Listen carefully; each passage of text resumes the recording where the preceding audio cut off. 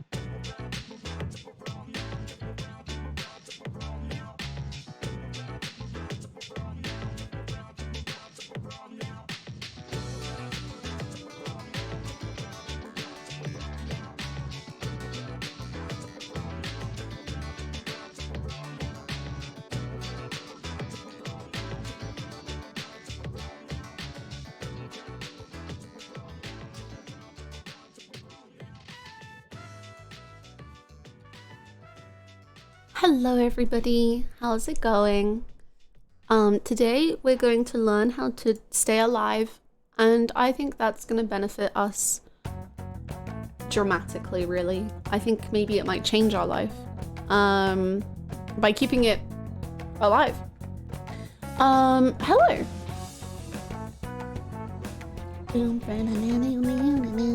Really like this game, me too. It's got me thinking. Delthalia, thank you so much for the 15 months. Thank you. It's so cold, I wish I could exist in bed for the rest of the time. Right? So true. Shut. I'm enjoying Yu-Gi-Oh! A normal amount. Anyway, it made me cry this one.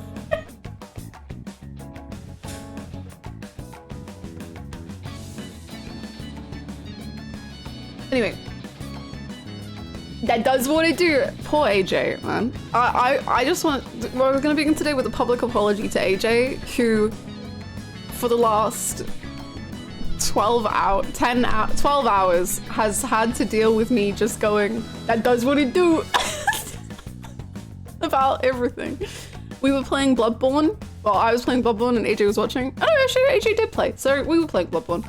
And then every single time I would dodge past an enemy, I would go, that does what it do. That does what it do. So anyway, what does he expect? That does what it do. I condemn myself to it when gifting you this shirt. It's all part of the process. That does what it do. Yes, AJ did give me the shirt. Isn't it amazing? It says Yu-Gi-Oh! Yugs! Kuna Wachai! Hey, hello everyone! Sorry, we've gotten distracted already. Hannah, did you see Chibi Jin with Bug? Provide me link, please. I must see Chibi Jin. Please, can I have him, please? Please, does anyone have a link to Chibi Jin, please? Please, please? May I? Jin, please? I feel fine about him. Anyway, hello, Autistic. Is the music kind of loud? I don't know, it's a bit loud for me. Hello, Autician, Random Person, Batman, Giratina, Mike, Tristan, Siren, Indy, Grey, Lycan, Chrissy, Win, Kaki, Wizard Styles, Troival, Movemeister, Wingon, hello, Jimbo, hello. Rahul Saraj, Leo, Goose, Regplate, hello. Leo, hello. Fermentus, hello. AJ, hello. Mega, hello. Great Gatsby, hello. Caribou, hello. Shalokian, hello. Link.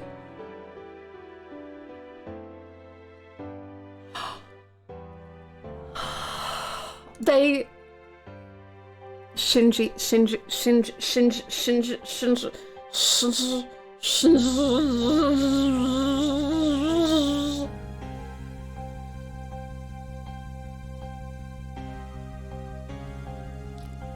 Okay, that's cool. I feel fine about that. I'm just gonna quickly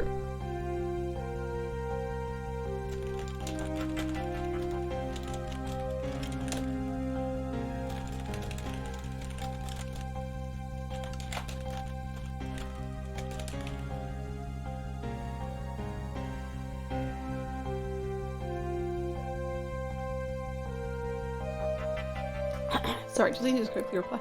Hello Luxury, thank you so much. Hello Maxstar.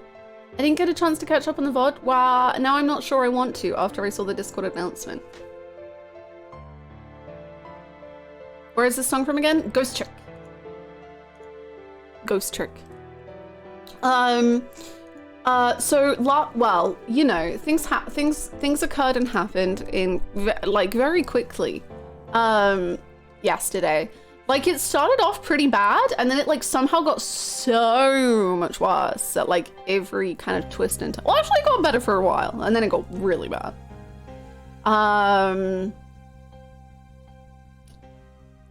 That's why I recognized it. Indeed, indeed. The best game of 2023. Confirmed. It won Game of the Year, in my opinion.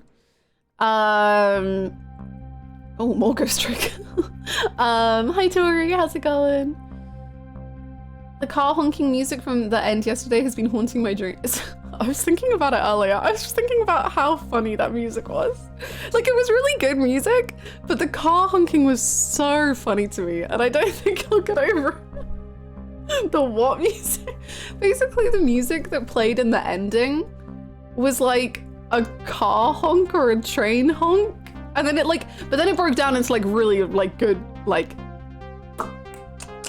banging music. That was really good. But there was just like this like beat, and the beat was a car honk, so it was just like honk, honk, honk, honk, honk, honk, honk. And I was like, I just found it very funny. It just made me giggle because I was just like, why is there a car playing music to me right now as everyone's being murdered? Things were honestly the best they could possibly be with Snunks, true. True. Does anyone know what that OST is called? True, I want to play it so that you could, if you weren't there for the honk music, that I can play you the honk music. Is that the premiere stream at one of the fun? I'm going. I need to leave. Stream's over. Luxury, how dare you? Takaya with a shirt, but he covered up because he can't let anyone know he put a shirt on. Hi Sota, how are you? I have to reiterate though that I really love how the game encourages you to try different routes. I never really like multiple endings where you could potentially get the bad ending.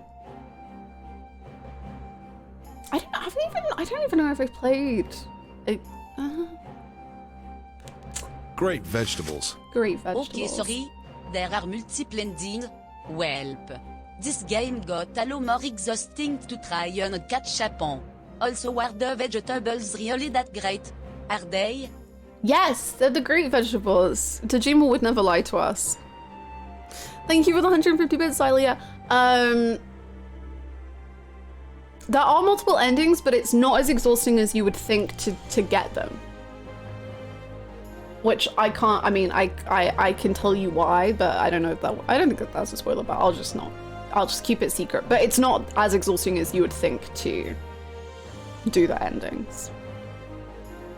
Found it. Are you ready for car honking? Or train honking?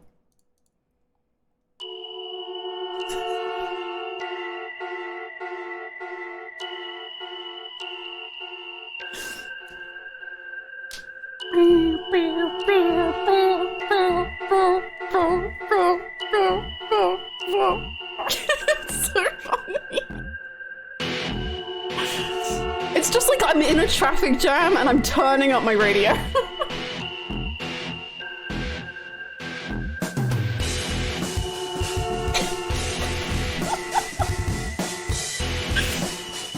This is the music. This is, okay. Close your eyes. Go on a journey with me, okay?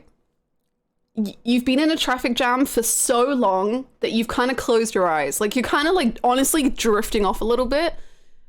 Are you? No, you're not. Okay, forget that one. Come on, close your eyes again. Let's go on a journey. You're in a traffic jam and you've been stuck in this traffic jam for like hours. So at this point, you have got only your own music for entertainment. That's it. That's all you've got.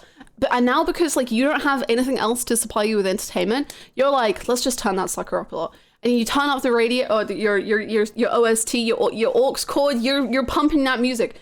And because you're so into the music, you don't realize that the cars in front of you have actually started to move on. The traffic jam is clearing, but you're sat still. You're still there, just... All the cars around you are like, move! But you're just stuck in the source. You're lost in the source, and you're just like... And then everyone else around you is going to kill you. Anyway, there you go. That's what that music makes me think of. Anyway, I'm back from my mind palace. Seek way out of this backed up traffic on the interstate. Oh dear. Hi TJ, hi Sunfish. What did I just arrive to? ASMR story time. Hi Naz, how's it going? In the DS version, because you cannot skip anything. The number of times I heard this song and the first puzzle song, I can't. I have so much trauma. I literally get a visceral reaction. Oh no. Oh no. That does sound pretty painful. I love the shirt. Thank you so much. I love it too. I was crying over Yu-Gi-Oh this morning. It was quite dramatic. The guitar is so random, yeah, because the sub-story that goes way too hard. True. Also, hello Downpour, how are you? Yeah, no it is. Now I'm just imagining a sub-story where Kiryu has to sort out traffic. What a day. Did Tristan lose? One of the 5 guys. Sadly, the 5 guys have moved on. They've been sucked into cyberspace or something. I don't really know.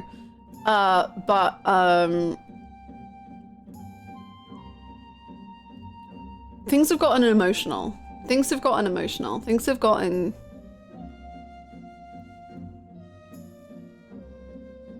Wait, sorry, what? I don't...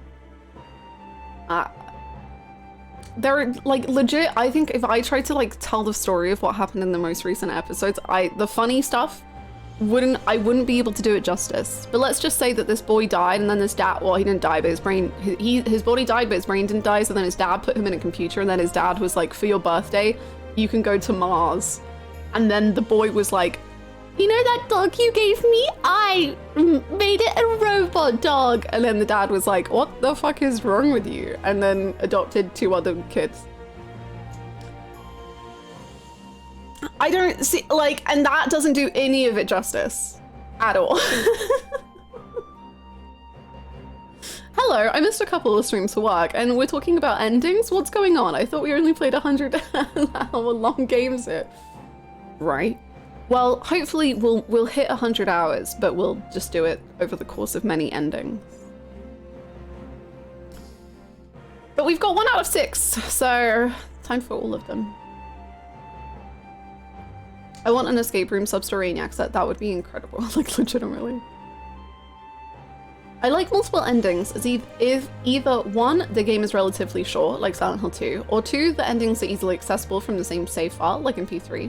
I guess what I don't like is if you've spent like 50 hours on a game and accidentally lock yourself into an ending you don't want, or worse, an ending that shortens the game by a lot, looking at you, P4.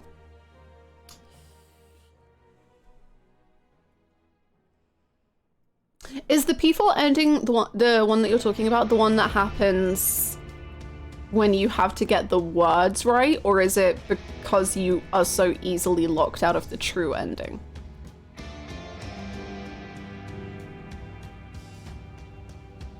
100 hours of Golem, yippee! 100 hours of Golem, yeah! I think we should get all the endings and then play it again for fun. Let's just keep playing until we hit 100 hours. It's always a trip when you zone out for a little bit and then suddenly your consciousness catches a strongly out of context line and the streamer wonder, what the hell is going on here now? So sorry. I'm so sorry.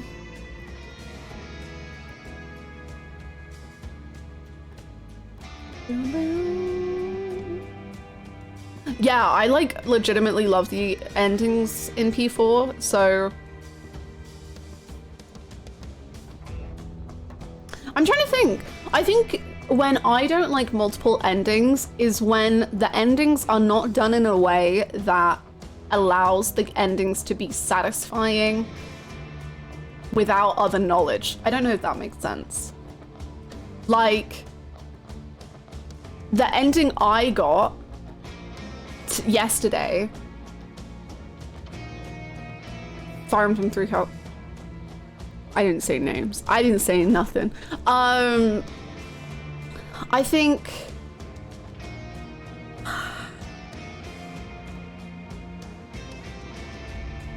the end, like, I don't know how to say it. I'm trying to, there's an example that I have, but I don't remember what it is. I think you need, like, so like, okay, so the ending of literally everybody dying could be so unsatisfying. Like, if they had not left enough mystery there and just everybody died, I think that that could be a genuinely really bad ending. Like, I think it could be so like, oh, okay, how was I meant to know? Like, that's really shitty. And like, how was I meant to have gotten out of that? And how was I meant to, you know, like, I think that could be really annoying.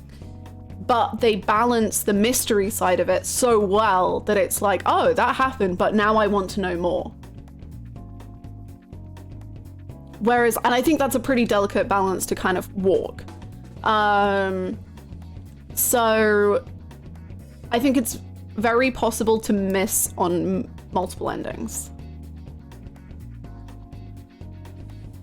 I love this community and how much we love to bash Fire Emblem 3 Houses. Y'all are truly my people. And I love it because it's like, most of the time it's people who are fans of Fire Emblem 3 Houses.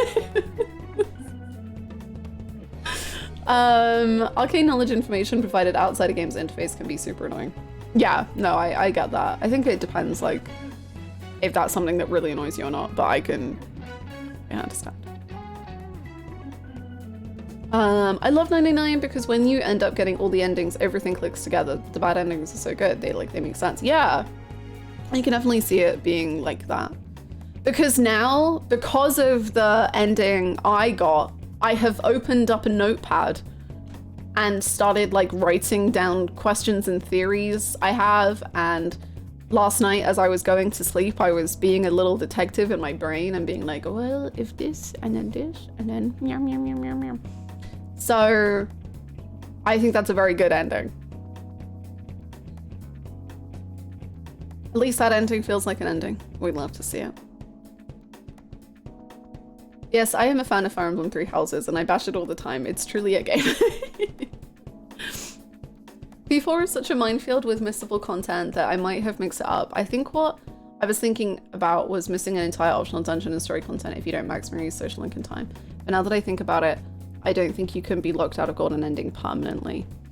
I think you can. I think it's like, breaking it to you now for when you play P5, you have to get certain people to certain social links. And like, I do, like, that's the only reason I did Marie, you know, like I was just like, okay, I guess I go keep going. And that's a little, yeah, but.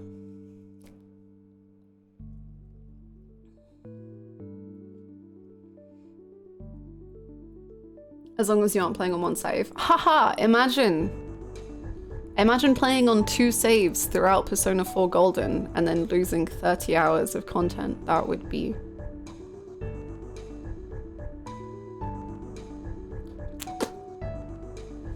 Anywho, what a fun time I had playing Persona 4 content. Who would do that?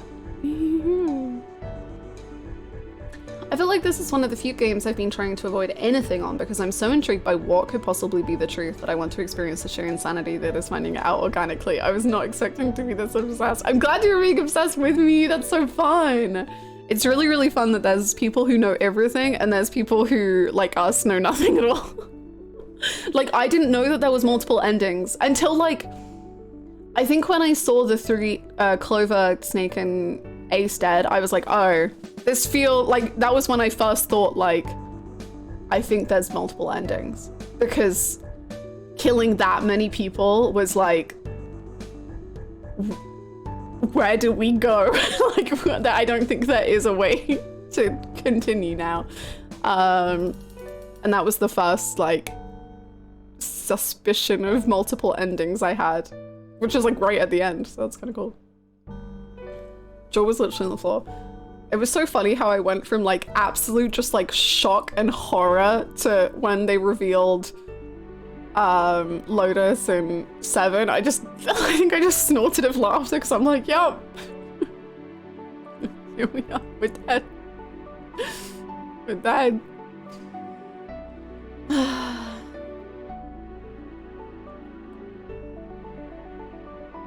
Losing 30 hours of progress in Persona 4 could never be me. I definitely didn't have to do 2 whole dungeons over again because I misclicked. Oh no. I'm so sorry. I don't know a single thing aside from what we've seen on stream. You and me, Siren, we're in this together. I'm scared. Ooh. Me playing normal P4 back in the day and not Golden. What? Wait, huh? P4 is so beautiful. Brutiful? You know what? It is actually. Persona 4 is beautiful. How far back are we going in the timeline? Right to the very first door, baby. Well, technically the second, I think. I think the first door counts as the one that you escape from. So the second one.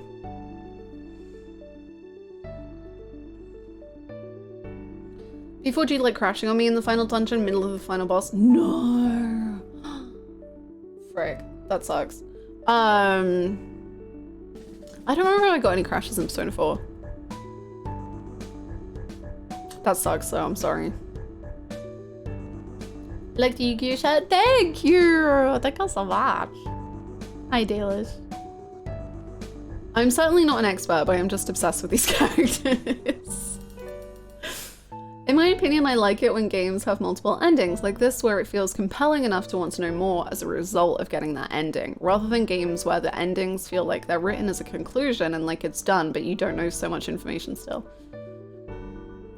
Yeah, and that really do be that game that I would never throw under the bus at a moment's notice.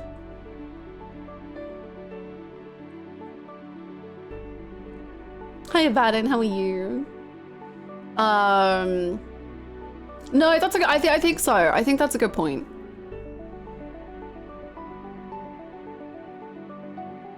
Yeah. And then I also think even if it is kind of, well, I think it can be written with the idea of a conclusion in mind, but showing you different sides of it. So like Silent Hill 2's endings are incredible.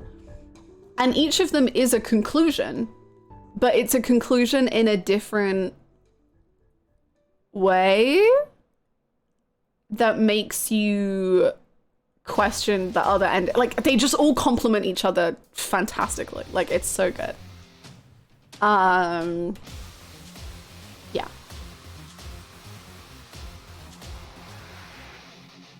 The flowchart is so fantastic and I love it so much as a mechanic that I've got an entire browser tab open for a list of games with flow. Really? That's so cool.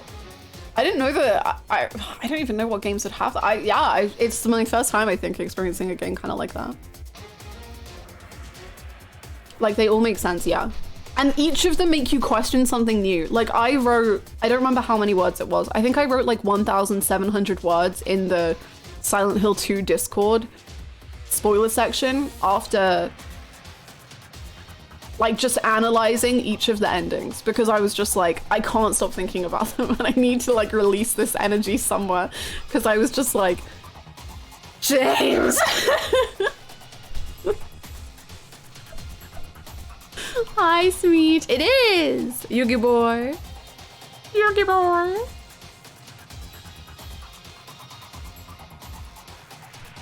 Silent Hill 2 remake should remove all endings except Dog. I agree. Each part is so revealing and additive to James's character and the themes of the story is honestly unbelievable. Yeah. Is Junpei the new James? Yeah. You think he's a good boy and then he's suddenly psychotic and you're like, Junpei James?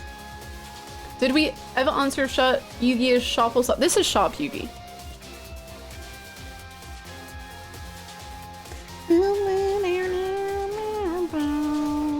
Soft Yugi is a lot more soft. He has like round eyes and yeah.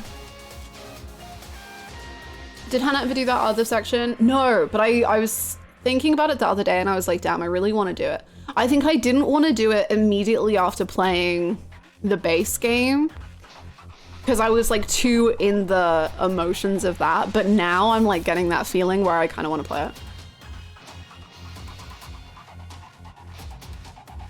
Any news as to when Silent Hill 2 is coming out? It's played the one that's already out. Don't ignore the other. No. Loves to make endings that give you more information, which just makes you want to figure out more.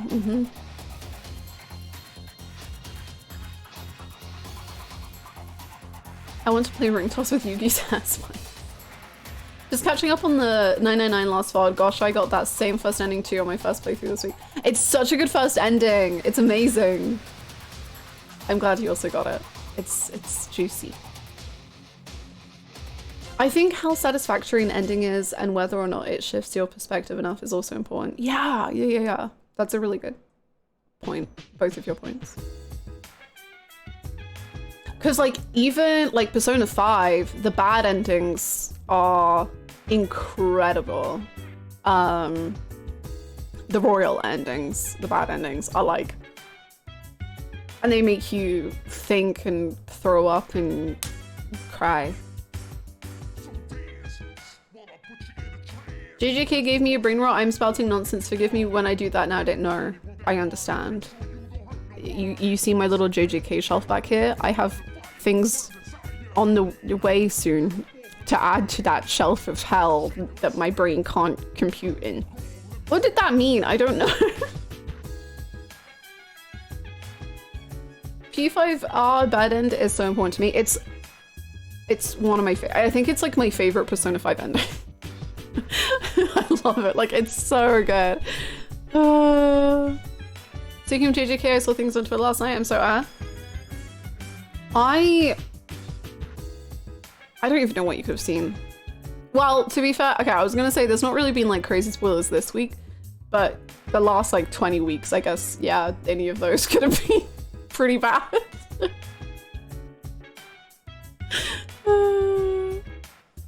I've never really been that impressed with Persona bad endings. Really? I think the Persona 3 bad ending and the Persona 5 Royal bad ending are like incredible and add to the story in such beautiful ways.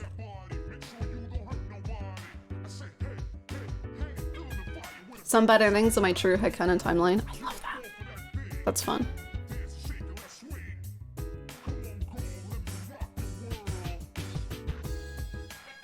You can still see the influences it had on 999 style of writing. Oh, that's cool.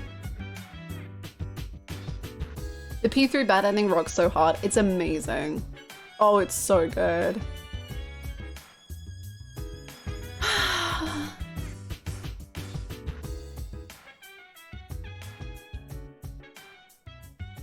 P4G Accomplice ending is still one of my favorites ever. I think it's... I love it. I love it so much. It was the first like ending I got in... Well, it's weird because for some reason I just don't see the November-ish ending as an ending in my brain. But I should. But the Accomplice ending, oh my god, I love it. It was my first like, yeah, it was how I found out everything. And Oh boy, it was amazing. I love it.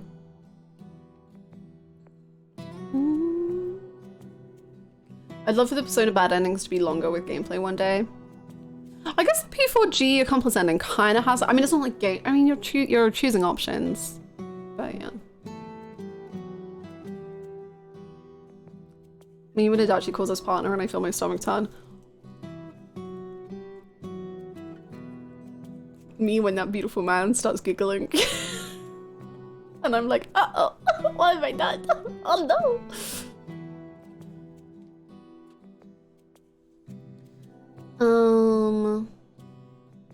Some of the game overs in that game are incredible. Outer Worlds is one that I know literally nothing about because all I've ever been told about it is know nothing. So I know nothing.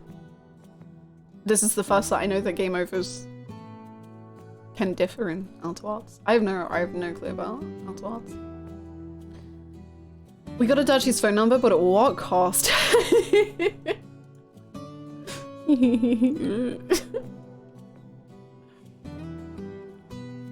God, some people do fanfiction so well with like the Adachi, man. Like, they're like, I read them and I'm like, I'm gonna throw up. This is awful. And it's like written so well and I'm like, can we see? And then I keep reading.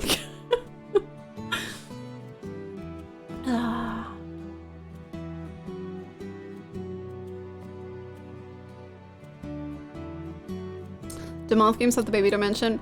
Let's not get too into spoilers about Fire Emblem games. I'm too afraid to be spoiled.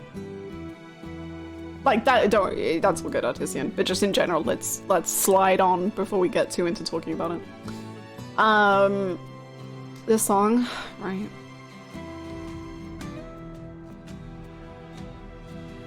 Adachi is the equivalent to easy to draw people.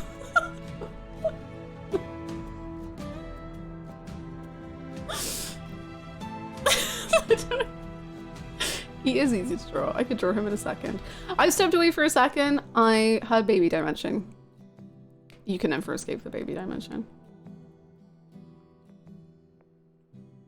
Even more so, my beloved, after your replay. I was literally about to say, AJ, are you ready for the replay? I'm gonna be Orphan of Kos, and then I'm gonna first try German, and then we're gonna play. And it's gonna be incredible. Lives will be changed. Bam bam easy, true. True.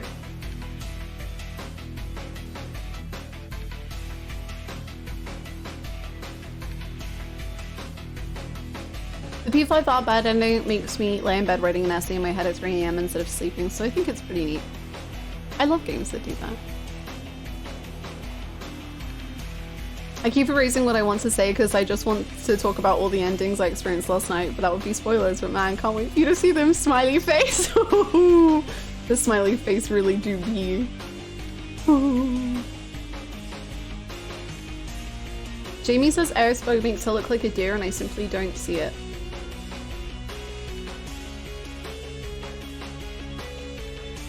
Sorry, I was looking at my Eris figurine. I also don't think I see it. But I think she has like deer features, I guess.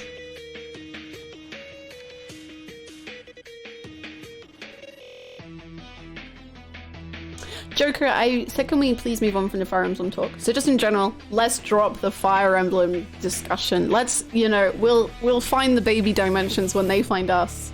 You know? Let's move on from talking about it. This music's awesome. This is Yakuza 0.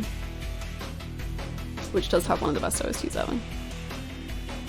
How was your tier list by the end of the stream yesterday? We need to update it. What exactly constitutes deer features? I feel like there's like trends on TikTok where they're like, you have like deer eye, like fox eye, deer eye. I don't really know. Like that's the whole thing. So I think her like slightly rounded eyes are like deer eyes. I don't know that. I don't know. It makes sense to me. Maybe that's just my side of TikTok. Where people are like, the makeup that suits you best is bada bada bada.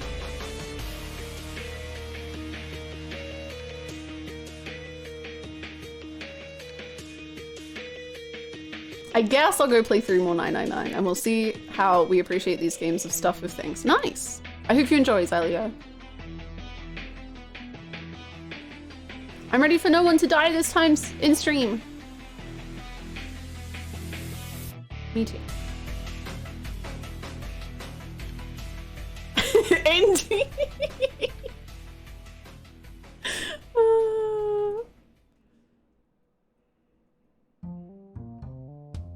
Yes, I've played Yakuza 0. I've played Yakuza 1, 2, 3, 4, 5. Maybe one day. Maybe.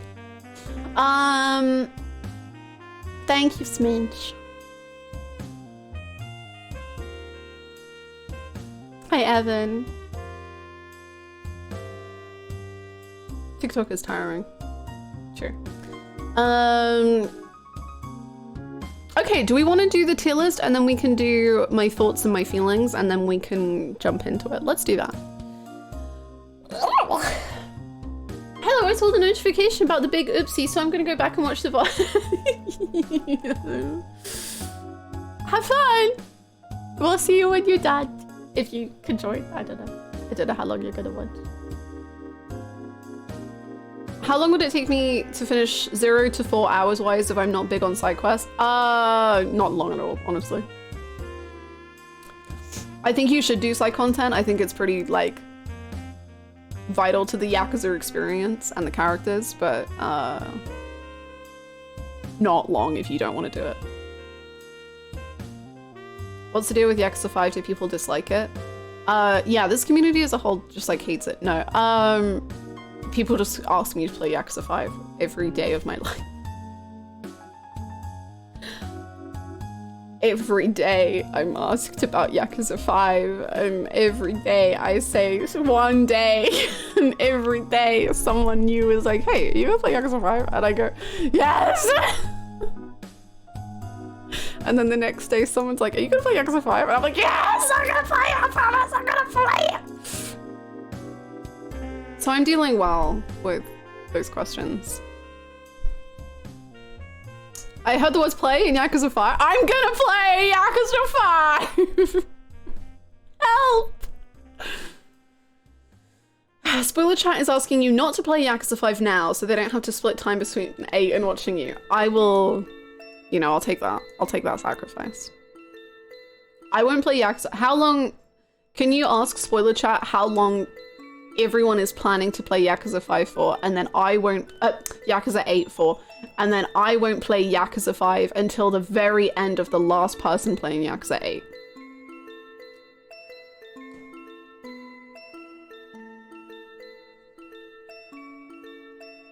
Hi, Megan. No! No!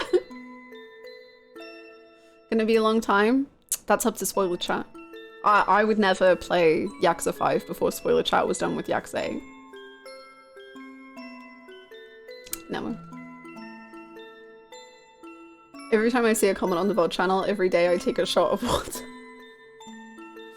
Me uploading. No! I will unpin that! How dare you! Rude! No! No! No! No! No! No! My mods have too much power. God, no!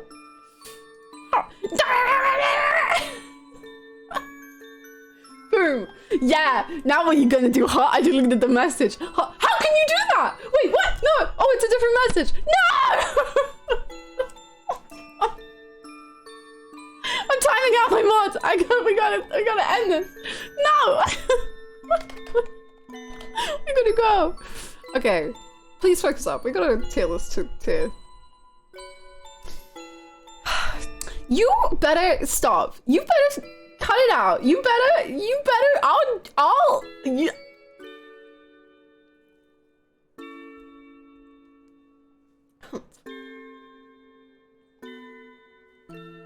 Hannah was like Yakuza 5 in that she's extremely funny. Is Yakuza 5, spoilers, Yakuza 5 has humor. No, Peggle 2, calm down. Okay, I don't know what my tier list is. No! Cease! Stop!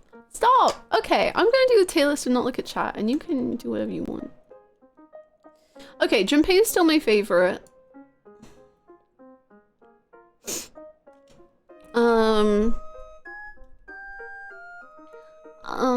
Boy. No, cœur, Anna is in fact the funniest, most entertaining Uber and a delight to talk to, Louise Cozy.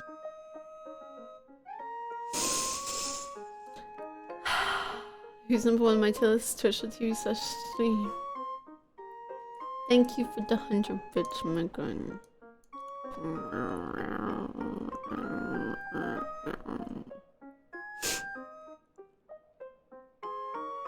Humph.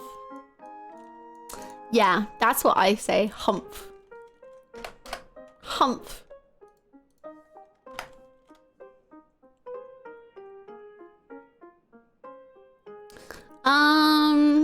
Okay, Junpei's first. I think Lotus is second.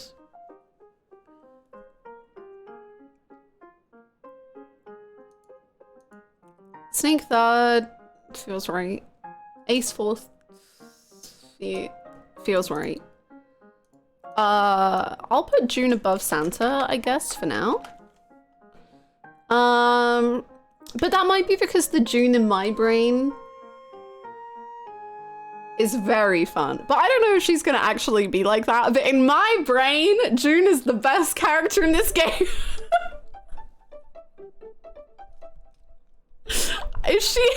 If she's gonna be the best game once best character once I'm done, I don't know. But in my brain, June is the greatest character in this video game. The writing that I have given June is incredible. But we'll see what happens once I actually see the writing. Yeah, I think honestly that's kind of it. I think I'm happy with that. If you want like tiers, we have like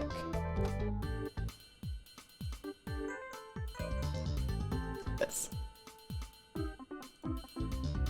Me talking about the DILF from Disney versus what we got. Hannah Zero is at the bottom, but it says 0, and that's above 1. Hannah is beyond the tier list. That's how great. No. I am the bottom of the tier list because I'm the worst. How dare you? Lotus overtook Snake? Yeah. To be fair, Snake did die. So it kind of like took him out of getting content. Whereas Lotus got a lot of content. So, you know, that's what that does what it do. Clover not top. Again, Clover has had like 5 lines in my first playthrough of this game, so it's kind of hard for her to be anywhere higher because she's not done anything. So, you know, everything could change. I will say there isn't a character that I don't like, so these are all nice characters. I like all of them. They're all like lovely. My tier list is ace in all places, as he deserves. Hannah means healer in 14, which means we collectively owe her our lives. No, okay, I don't know. We'll see after tonight's raid session. We could all die, and that could be my fault.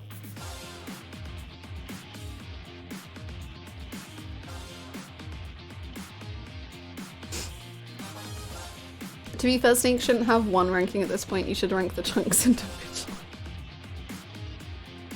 Hypothetical Brain June winning. Legitimately, I'm like, okay, here's the thing.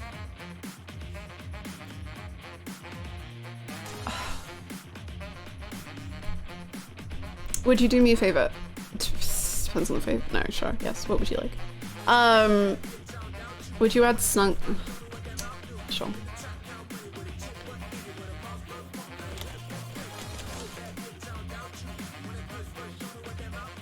Okay, here's the thing. I don't really know how to put my thoughts into words, so I'm just gonna ramble and then you can try and like figure out what I'm saying. I want June to be more than what I feel like most games would do with her. In my head, June is insane, like in a really good way. Like she is just like, she is in on this. She's causing problems. She probably killed those rabbits. Like she is, like there's something up. What is wrong with June? You know, what is up? What's going wrong? Probably something crazy. And it could be like I'm so down with like Yandere June. Like she can go killing. I don't mind, that's fine. I'm down with that.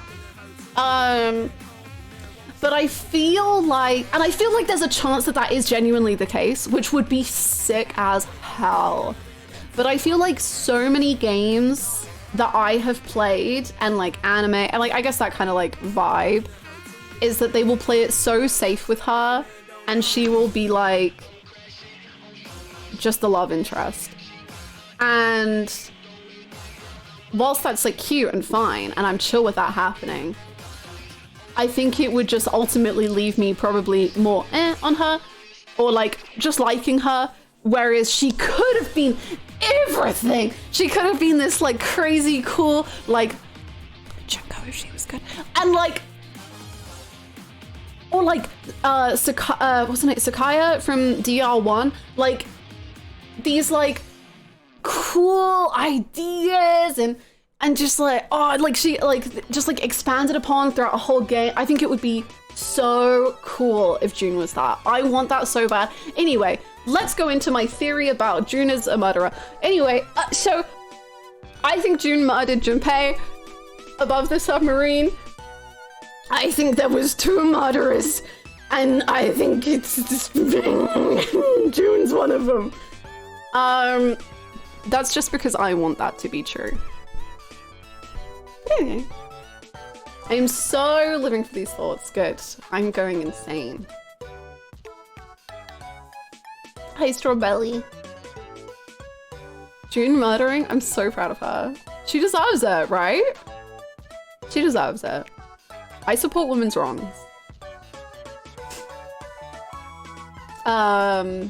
Okay. Once again, I'm so sorry. Just in case you don't know, we have a Discord spoiler chat for this game and every game I play. If you wish to talk about the theories that I'm putting out in like actual ways, it's definitely best to do it there. Because I'm just gonna ramble and go and run away with my mouth, and then no one can say anything. Other than June, who would you like to be Zero? I don't necessarily even think June's Zero. But that's a little teaser for my biggest theory. You mean I shouldn't confirm or deny your theories live on stream? You should not confirm nor deny my theories live on stream. Correct. Who would you want to be innocent? Ooh, that's a good question. Remind me of that if you'd like when I'm done with my initial theory rambles. Because that's cool. Okay, so I think... Okay.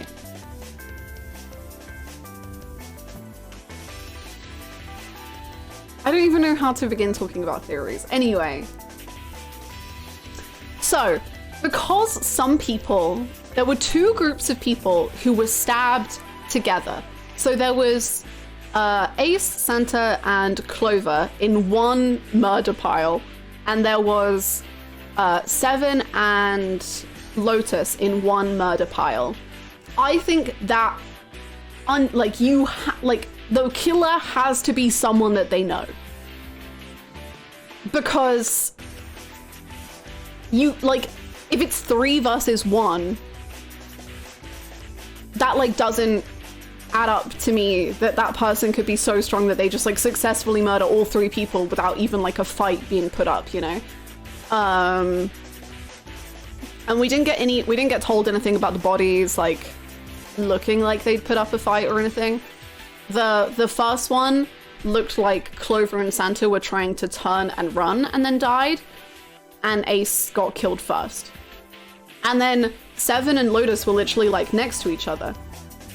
So to me, that would suggest that the killer, everyone knows who the killer is. And the killer didn't give them that much of like a shock or like a, you know. So, hi Callis, how's it going? So the killer has to be someone that they know. I would then posit that it's June because June was the one left alone. However, that doesn't work for Lotus and Seven because Lotus and Seven died whilst Junpei was talking to June. Perfect music. Because Lotus and Seven died whilst June and Junpei were talking. However, June was stabbed in the back, which could be that she was just running away. Like, we don't know the angle of the stab or anything, but I think it could also be, you know, like Scream, the movie Scream. You know the vibe I'm talking about. Like, I feel like one of the murderers could have like just stabbed June to like make it look like, or maybe they could have been double crossing her, but they could have just stabbed her to like make it look like she was innocent. And then June like isn't like pretends to die and then potentially either then stabs Junpei also in the back, or she actually did get double crossed and then the killer kills Junpei as well. But I think it's really weird that Junpei, I mean, he is like losing his mind and is like falling apart and is crumbling to dust inside his own little brain. But he doesn't see any killer when he leaves the room. So like I don't know where the killer would have gone to have like run away and then sneak in behind him at the exact same, like, I think it just doesn't quite, like, I don't know, it just doesn't quite work as well in my brain as if it's just June. Like, I think June just makes more sense. Occam's razor. So that's my, like, there's two murderers theory.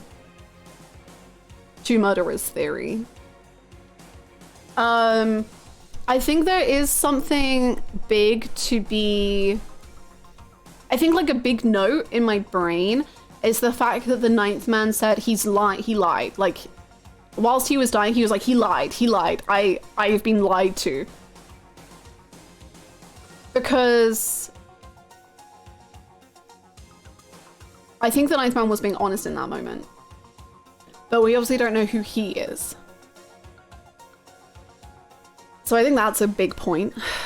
Also, the watches were missing from dead bodies.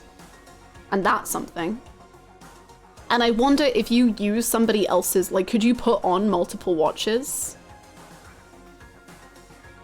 Or like use multiple watches? If you figured out how to get them on and off, could you use someone else's watch to get through?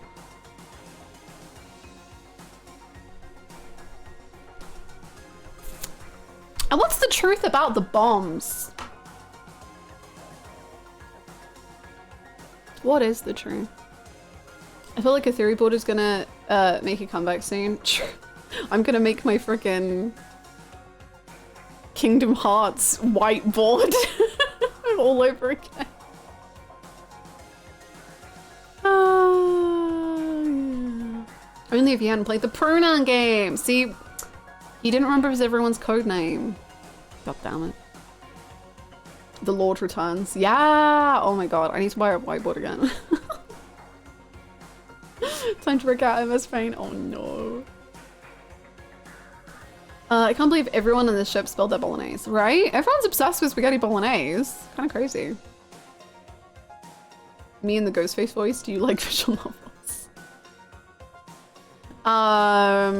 Junpei having a normal one. Always.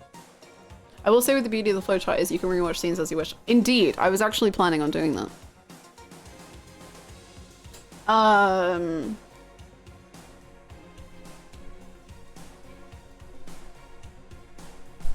Anyway, as to who I think could be murderers and who I want to be innocent, I think June, Snake, Ace, Ninth Man could be murderers.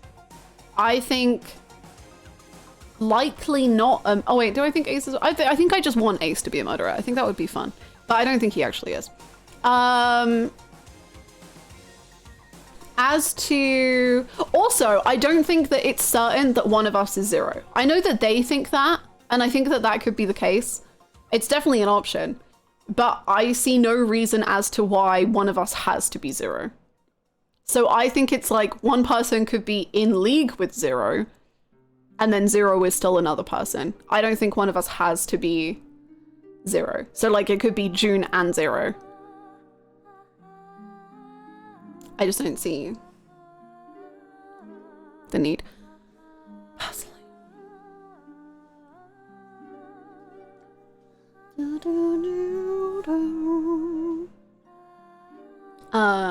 Hannah looking at her faves, begging them to murder someone. I think they would just like become my faves if they murdered someone. Just figure out your favorite character and assume they're the killer. It's always hard. Oh, yo, Junpei would never murder anyone, and he's my favorite. Didn't Junpei point out why 0 is possibly one of them? He did, and 0 could be possibly one of them, but I don't think that that means he's right. Ooh, boy. There's definitely a chance, but I don't think it's Can I tell you confirmed. something, Snake? Asked Junpei. Snake nodded silently before Junpei added you've got very nice nunks.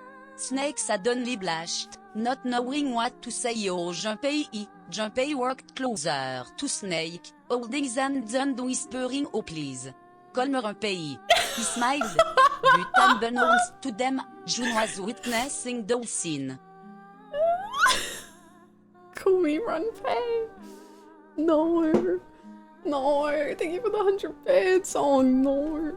Not Runpei. I'll never get over the right and left incident, man. I'll never get over it. Kalos, this was incredible. I'm honored. Thank you so much for the 100 bits. Thank you. Truly incredible work. Please put this up on AO3. I will bookmark. I will kudos. I will comment. Ace gives me really comforting vibes. He just makes me feel calm and happy, so I feel like from that he might be a killer. That's exactly what I'm feeling, is that I'm like, Ace is so good that I'm like, potential killer. Whereas 7 is like, good, but like kind of weird. Like, he just doesn't give me killer vibes. He's more of like he's the lore dump. The people I think I would like to be innocent, or I think are innocent, is Lotus, 7, Santa. I think those 3 have the biggest chance of being innocent. Unless no one's innocent. Have we thought about that? Have we thought about that? I think no one's innocent in life. I think everyone is here for a reason. Hi, Big Star! But I also think 0 could be doing like the whole like, you all have had interference with the chemical, no, what are they called? Cradle Pharmaceuticals. Crazy name, by the way. I don't think I ever went into it. Cradle Pharmaceuticals kidnapping children. Cradle Pharmacy.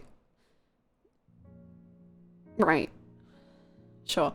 The Garfield experiment. I love subtlety.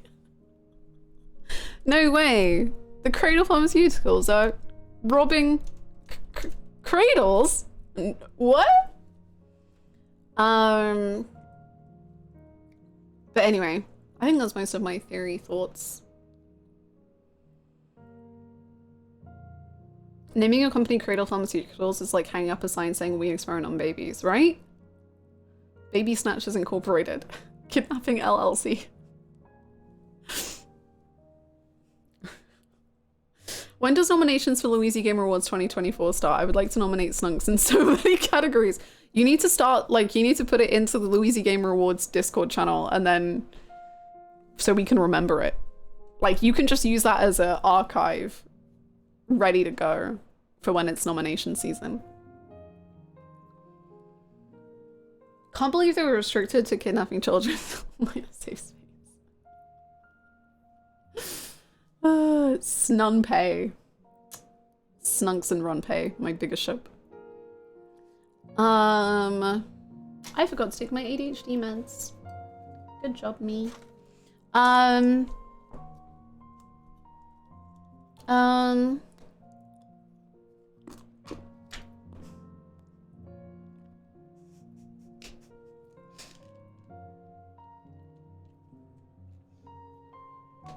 That's so bad.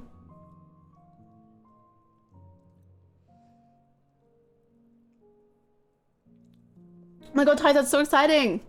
I hope you get them. I hope yours taste nicer than mine. Actually, no. It's genuinely really helpful that they taste really bad.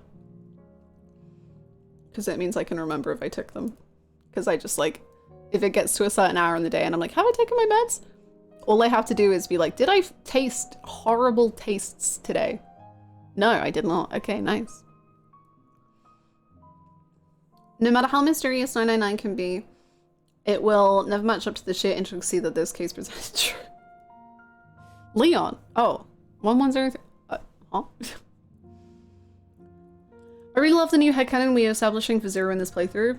What is the headcanon? I don't think I even know what the headcanon is.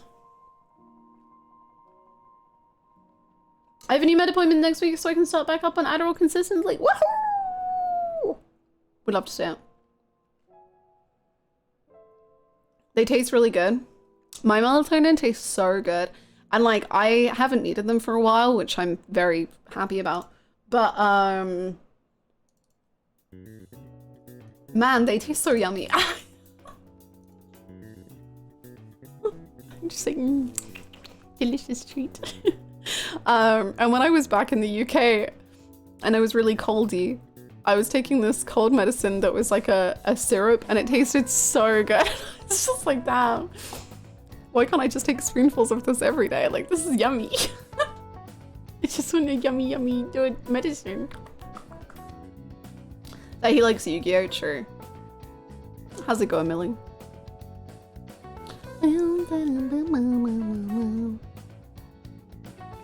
Just one more won't hurt. Then I just start shaking. You remember banana medicine? That shit fucks severely. You liked banana medicine? I hated banana medicine. I had so many ear infections as a kid, and whenever I would get an ear infection, I would be in part crying because of how much pain I was in, and in part I would be crying because I would be like, I don't want to take banana medicine again. I hate it so much. And my mom would be like, I'm sorry. I'm so sorry. And I was like, I don't want to take the banana medicine. What is banana medicine? It's just medicine that has that like fake artificial banana flavoring. Like, you know, banana candy when they have like, it's banana, but it has that like fake. It's gross. I'm here to backseat and chew gum. I'm all out of gum. Oh no. Someone, we gotta get you gum stat, or else it's gonna be a short time here. Whew. I love how all the mods were just immediately like, do not. Do not.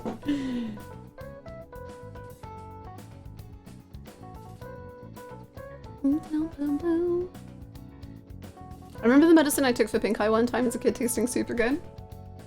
I don't think I've ever had pink eyes take it, sadly. Damn, I wish I could try.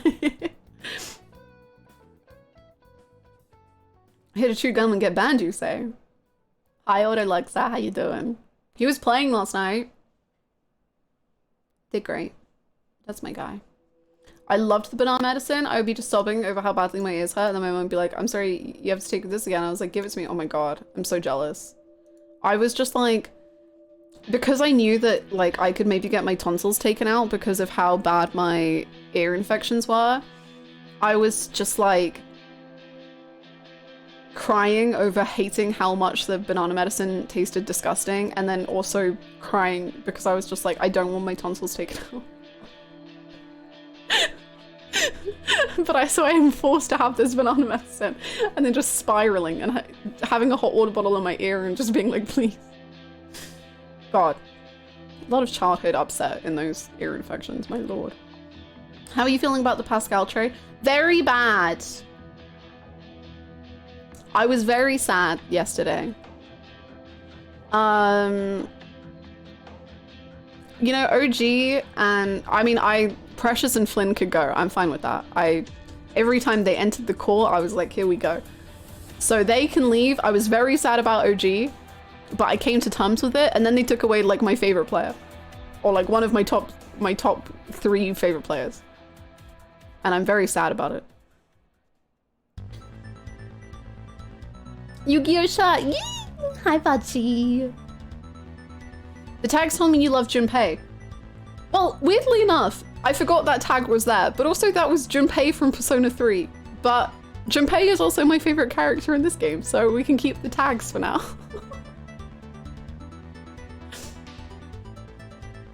Thank you, Final Moves. We're gonna jump into it in a second. I'm excited.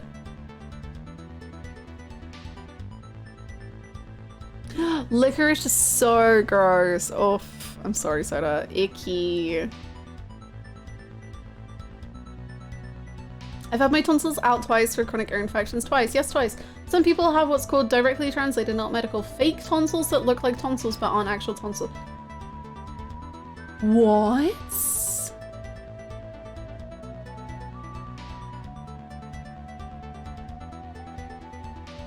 I think the human body was a mistake. I got really sick when I was a kid and I don't remember what the sickness was, but I had to take this god-awful medicine that tasted like peppermint and rubbing alcohol and it looked like milk, and I remember thinking, yo, this illness can just kill me actually. What the hell? Oh, thank you, Windows Security. I don't know why you're yelling at me, but thank you. Jeez. Gritty? Gritty medicine? I don't even know what that is, but I hate it. I'm so sorry. That sounds awful. Gritty medicine. Texture-wise, I couldn't deal with that. Ugh. I got strep when I was little and it ended up attacking my kidneys real bad. So now whenever I'm exposed to strep, I have to start on amoxicillin, and since antibiotics get rid of your good gut bacteria, I had to eat so much yogurt I can't. Oh my god. I am so sorry. Gritty medicine by syringe. Gritty liquid in a syringe? I'm so unhappy for that you having to experience these things. I'm sorry. Oh. I don't like it. I don't understand. Where does this? I don't want to ask. Never mind. Let's play 999. Actually, I'm gonna go to the bathroom. No, am I? Do I need the bathroom? Kinda. Fine. I'll go to the bathroom. Don't drown. Thank you. I will not be like him. And then we will play. I'll be right back.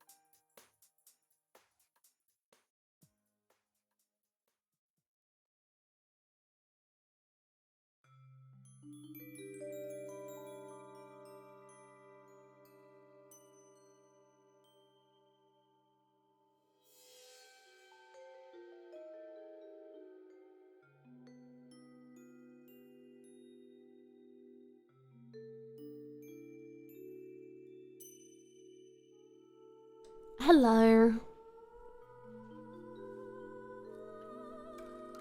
Are we ready to escape for real this time? Like this time, it's happening. Maybe. Hannah survived. I didn't drown this time. I hope you're proud of me. For real, on God? On God. Bible. Like, it's happening. Maybe. God? On. Let me tell you one thing. God? On. But did you find this small waterfall? It was kind of cool. Like, I pressed this button and then a small waterfall happened. And I was like, wow. Let's just load this. Oh, yeah. We're good. Okay. I thought we were finished with that topic. Was the toilet toilety? The toilet was as toitely as a chandelier is chandelier, like as a chair is cherry, as a ceiling is a ceiling, as being depressed is as simple as being depressed.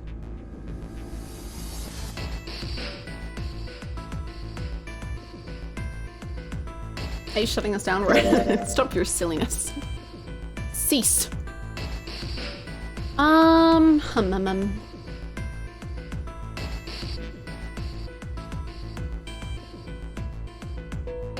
Hannah, what?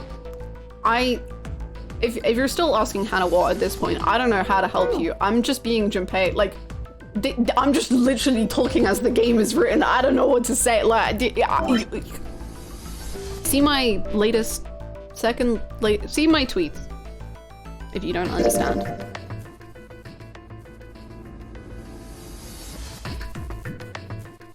I don't know where in the novel it is, man. I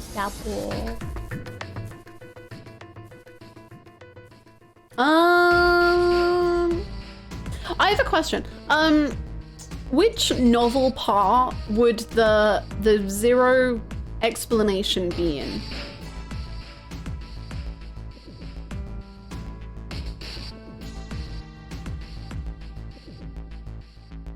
Because I'm guessing this is deciding the doors, so maybe this would be meeting up with people, and then this would be the search the ship outside the cabin. This is unhelpful.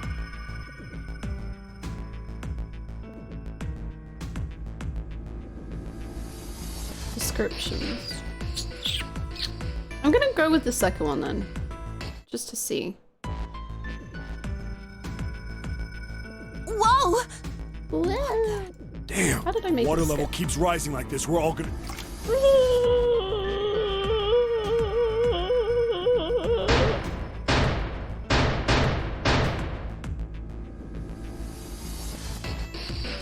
Now this is gameplay.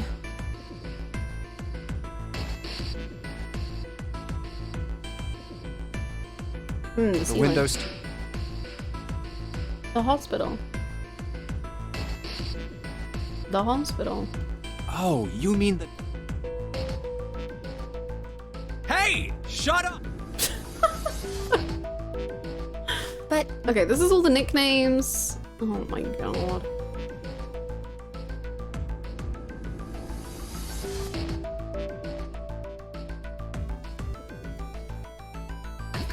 yeah. So this is how every. 2 is.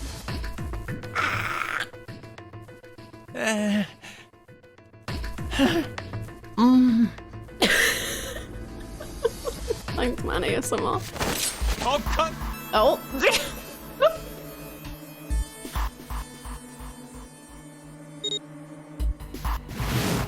Should you total the numbers on your numbered bracelets?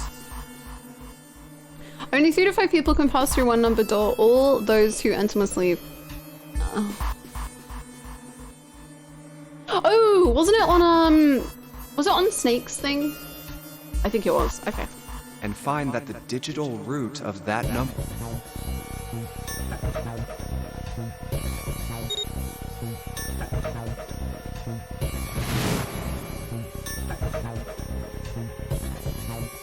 Hank.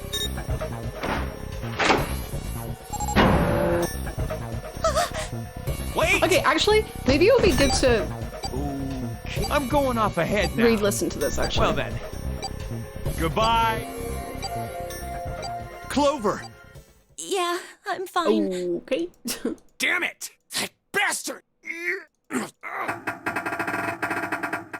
See ya. Shit! Beep, beep, beep, beep, beep, beep, beep. Like, what?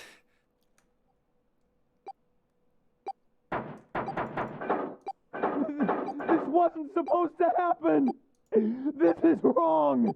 This is wrong. See, this is like saying, okay, I don't know if I'm just going crazy analysis mode, but saying this is wrong is like a weird way to phrase it. This is wrong sounds like this isn't what I was told it was gonna be like. This is wrong. Like, but like, it's not saying like this is wrong of you to do because he doesn't know what's gonna happen. Like, we don't know the explosion thing yet. So he's saying like, this is wrong. Like, this isn't what I was told was gonna happen. What is happening in there? Open the door, please. I'm begging, help me. Ah, God! Why? Engage! Oh my god, oh my god. There's no time left. Or maybe he does know. Because he says there's no time left. Listen, I was lied to. He lied to me. He put me in here. What does it mean? Him. He killed me. It was him. He killed me. Who? Say the name. You know? Like, he killed me. It was him. Like, I got tricked. Who? Okay,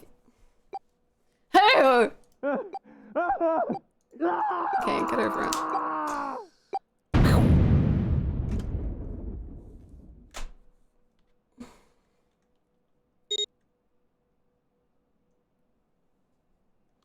Oh, I don't remember. Ace, Lotus, you think you could give me a hand here?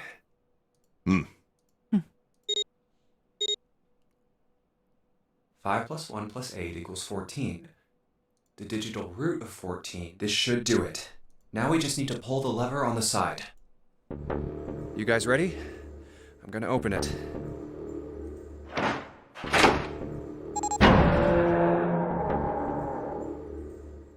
Remember, kids, always use proper nouns when identifying your killer. Good God. Whoa, that's pretty bad. He blew up. I love the trope of screaming so many things as you're about to die, but not the name of the person you know did it. I mean, I also have feelings about that regarding June. Because June was talking a lot and she was saying very little. I mean, yeah, I get it. If you're like dying, you want to share your last thoughts. But like, let's keep the yapping down and start giving the facts.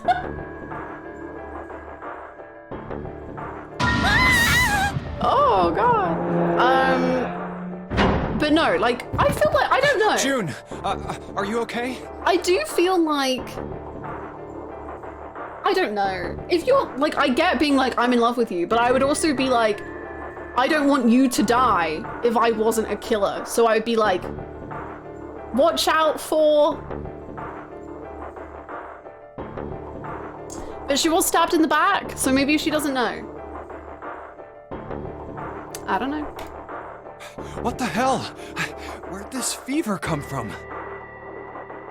All right, She's got heat inside her. here we go.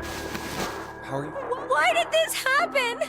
Hands covering her face because she's giggling. Do any of you know what the fuck is going on here? Who's Zero? What's this known? What the hell is June, she's like, yes, I'm crying. It's 10 o'clock. Just saying. I'm on to you, June. I think I just want June to be cool. I just want it to be a murderer. No, Not that you're cool I if you're a refuse. murderer. I'm not gonna end up like him. Of course. blood. Ugh. Murdering isn't cool, just in case anyone's...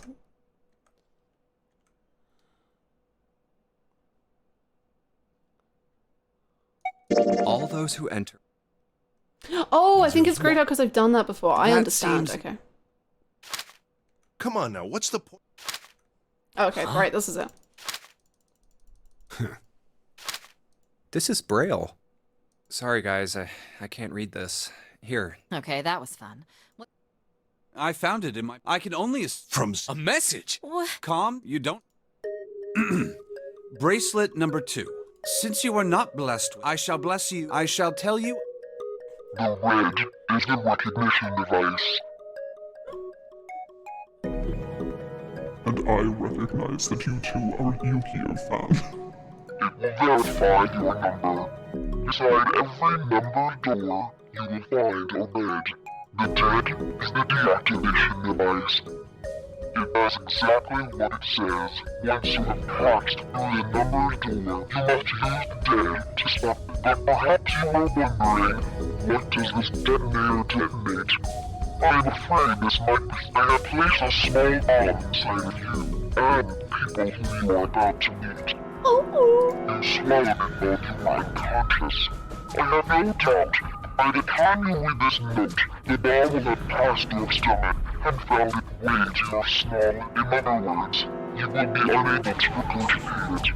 I suggest you do not try. Literally, you could tell me it's Hannah and I would believe you. That does what it do. As I mentioned before, the bracelet on your left hand contains a detonator. The bracelet on your left hand contains a detonator. Think of it as a remote fuse, or timer, for God in your body. Bomb in your body. There is only one condition which will cause it to detonate. Uh-oh.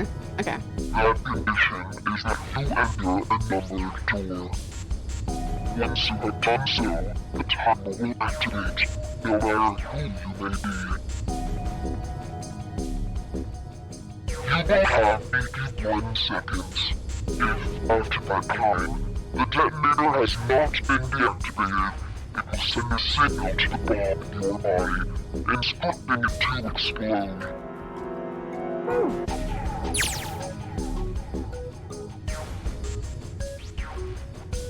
In order to deactivate the detonator, every person who verified their number at your bread must also verify once all numbers and then anyone that is...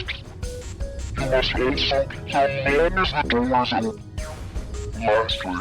Last, there are only 2 ways to do so. Oh, okay. 1, you escape. 2, your heart... Okay. So, it wasn't that you blow up if your Hari reaches 0, it's that the watch comes off. Okay, so... Oh, that's interesting. But then that means that you could kill someone to try and get their watch to get their number, right? Could you? I don't know. Oh, that's juicy. Okay.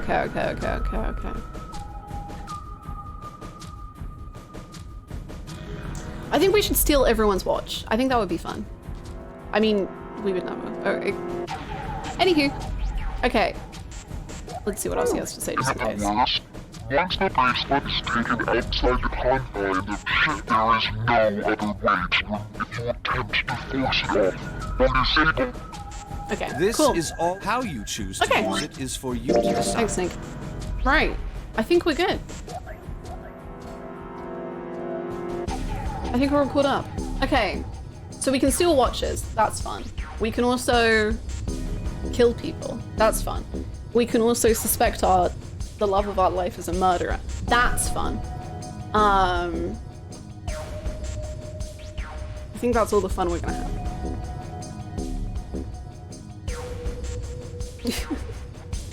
You activated my trap card, which summons the Titanic in defense mode. I think we should join hands with the killer. I'm just saying, we could like befriend them and then they won't kill us.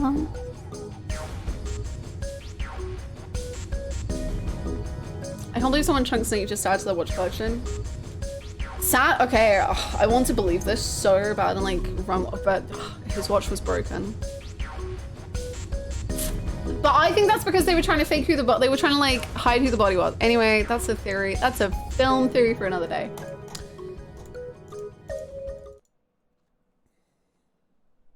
Even with the spectre, okay, get over it. It's just death, lol. Like it's fine.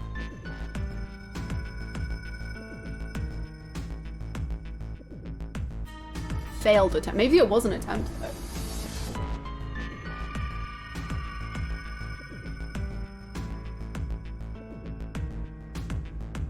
Huh? Lotus, Santa, June, and me. Our bracelet numbers are 8, 3, 6, and 5. 8, 3, 6, 5. What would our digital route be? Well, last time I went for 4, which I think was the right answer, so I'm just gonna lie. 3. It'd be 3. That means there's no way we can pass through door 4. Wait. Hold on a second. Something's off. Junpei ran the numbers again. 8 plus 3 plus 6 plus 5 is 22. So, the digital root of 22, 2 plus 2 equals 4. Did Junpei just correct my math? What the hell? He repeated what he determined. 4. Add up our 4 bracelet numbers and the digital root is 4. That's not what I said, but okay. Then we can go into door... Yeah. Huh. That worked out well. So the team assignments will be like this. 7, Snake, Clover, and Ace. They would go through door 5. Lotus, Santa, June, and me will go through door 4. Are these really the teams I want? Beyond door 5 is what remains of... I never want to see them. Of course, if I could bring June with me through door 5. Should I stay silent and go through door 4? Or should I stop them?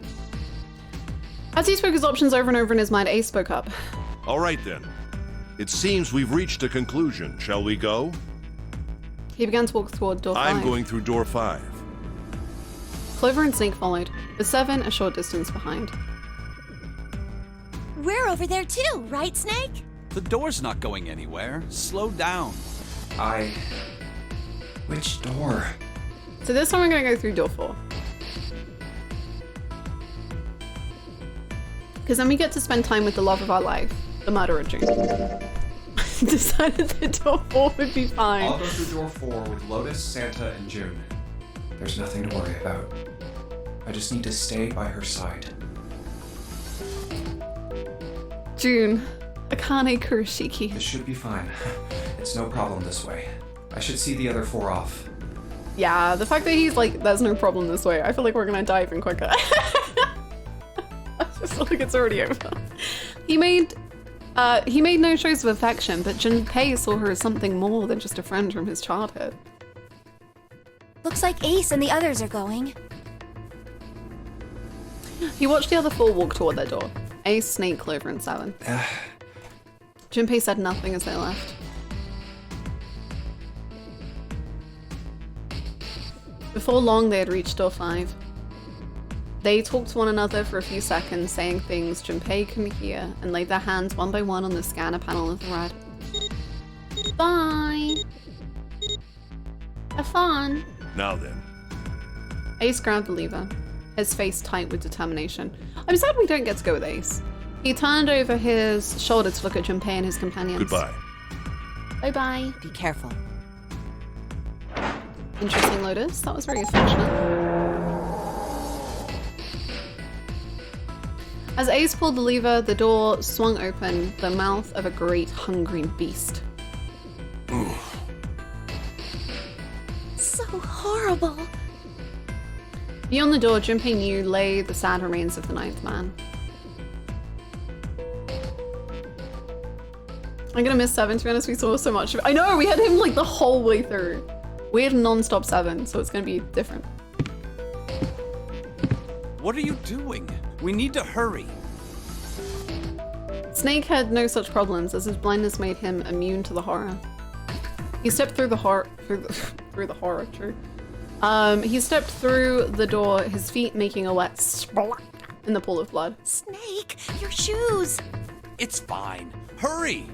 Or are you planning on dying with everyone else? I assume you haven't forgotten the door only remains open for 9 seconds, have you? It has been 9 seconds. Sorry, Snake! Let's go! The 3 remaining steeled themselves and stepped through the door.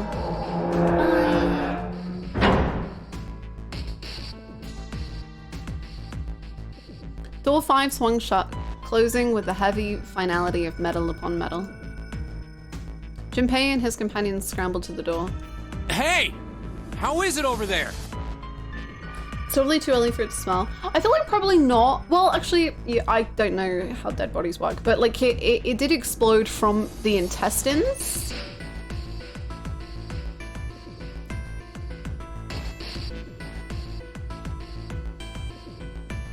So I feel like that would probably impact the smell quite dramatically.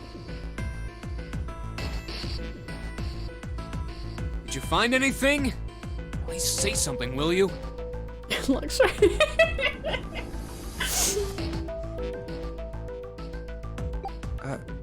Something's beeping. Okay, but they're gonna find. It's What just if like they all before. blow up? Please find the thingy. Probably the sound of the detonator on the bracelet. Do you think they're okay? June's face showed her concern more plainly than her words ever could. This is gonna be awkward. Almost as though in response to her question, a voice rang out from the other side of the door. It was 7. Hey, there it is! Okay, That's gotta be that dead thing! thank God. Come on, get over here! We gotta authenticate! Nice. Good job, team. The beeping stopped. The sighs of relief were audible even through the heavy door. Whew. Looks like it stopped. The sighs of relief were audible even. Woo!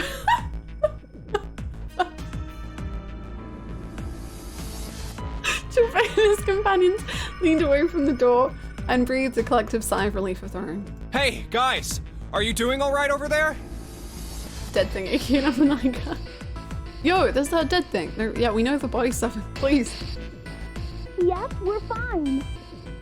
Despite the recent danger, Clover's voice was as bubbly as ever. Oh, hey, I'm gonna tell you about this whole dead thing, okay? The dead is just like the red, but the color's different. What?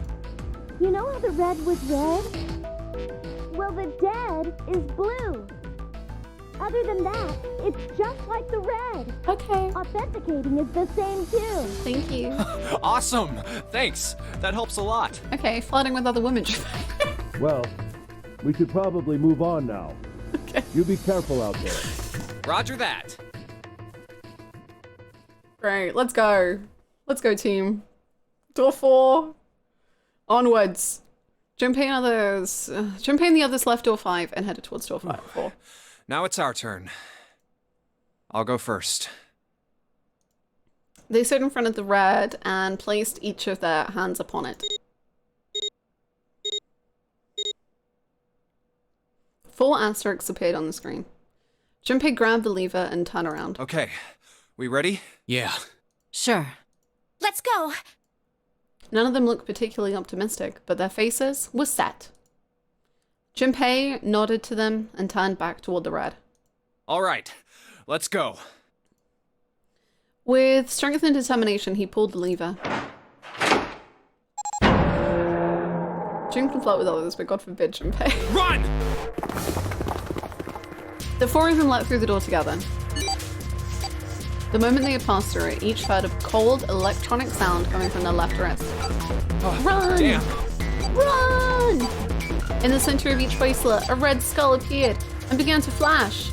I love the collection of different running emotes. It's counting down. The detonator's countdown had begun. In the long moment that each of them spent staring at their wrists.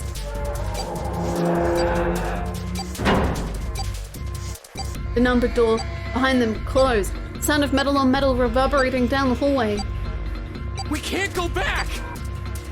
We need to hurry and find the device! Hey! Where the hell is the dead? How would I know? Don't give me that crap! Start looking! I already am! Oh no. They began to run. They began to run, eyes looking frantically for the device that was the key to their salvation. The hallway they found themselves running down was a long one, easily 300 feet in length. On the right side of it stood a series of wooden doors, all nearly identical. If they had taken time to think, they would have likely discerned that the doors led to cabins. Don't tell me the dead is in one of those rooms. Oh no! How many rooms do you think there are? Junpei was too frightened to count properly. But at his best guess, there were 7 or 8. Ah, fuck! Whoa! We don't have time to count. Junpei ran to the nearest door. We just need to open them all. He grabbed the knob and shook it hard. It won't open. It didn't feel locked. More like someone had hammered an iron plate over the other side of the door. Junpei turned around to find another door and saw that his companions had already run to doors of their own. They did not seem to be having any more success than he had. Their own words confirmed his fears. Shit, this one's so good. Same here. It's not moving! This is a lot more stressful than the other room. June was the last to speak up. As Junpei looked in her direction, his eyes caught something he hadn't noticed before. A small red blinking light. There it is! At the end of the hallway. Run! Run! Even as he yelled, he ran! He grabbed Santa, Lotus, and June and pulled them toward the light. Santa called out to them as he ran. Hey, how many more seconds do we have? How would I know? Oh no. Need you stop Our fighting. time limit is 81 seconds! I know that, goddammit! I'm asking you how many seconds we have left! Okay. In all likelihood, Junpei figured nearly a minute had already passed since the door had closed behind them. If that was true, urgency foremost in all of their minds, they arrived at the end of the hallway. The dead sat on the left wall, blinking almost tauntingly at them. Hurry! It's the dead!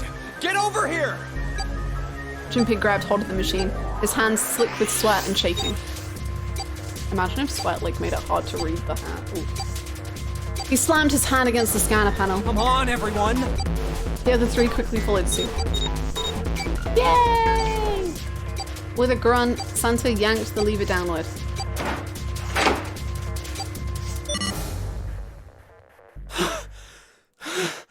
That was fun.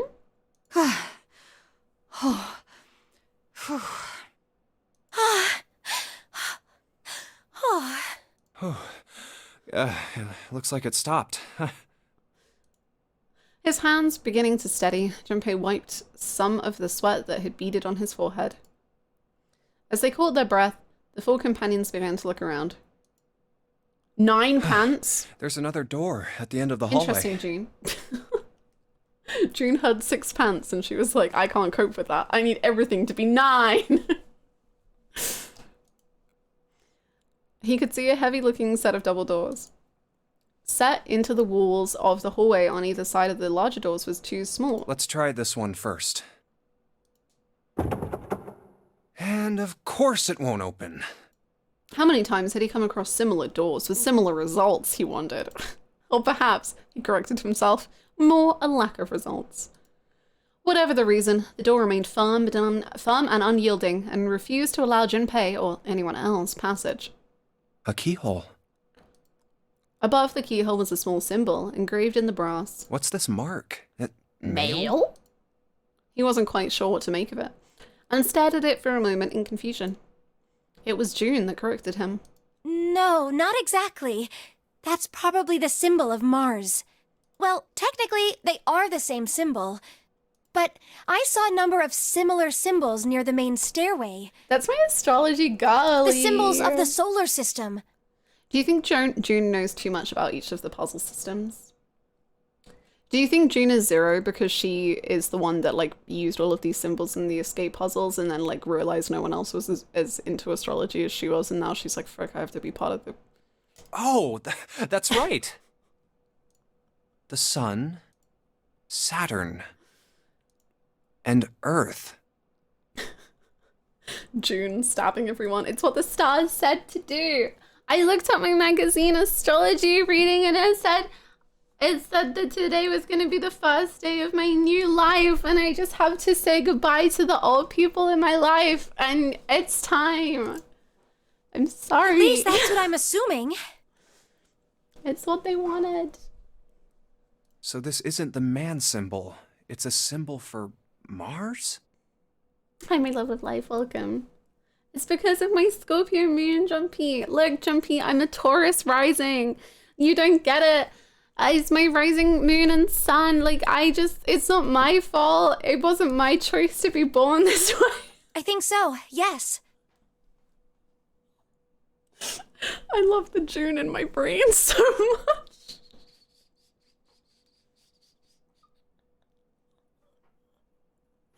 You don't get it, Jumpy. I'm a Pisces, which means I'm at the end of the astrological year, so I have all of the emotions of all of the previous, and like it really builds up, and I just need an outlet. Like, you're an Aries, you wouldn't get it. You're at the start of the astrological year.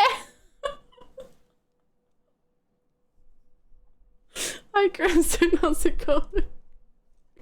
I see. You're an Aries, Jumpy. I'm a Pisces. I'm very emotional. Wait, where's Santa? While Junpei and June talk, Santa had disappeared. They turned to find him some distance down the hallway. He had gone to check the other doors. Eventually, he reached the last of them and jogged back. It took him only a moment to catch his breath again. Yeah, so I looked the place over. Here's the deal. None of the other doors open. Right. Hi, Stara. The shot, right? It's pretty cool, huh? Pretty cool. Then that must mean Santa disappeared. What is Sagittarius? Jimpy, I'm so sad that Pluto isn't a planet anymore. That was Scorpio's planet. Now Scorpio has Mars. How is Scorpio girlies gonna live without the underworld?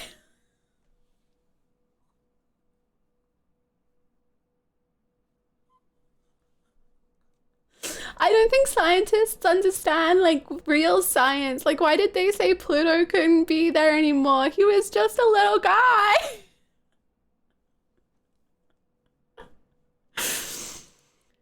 We only have 2 more doors.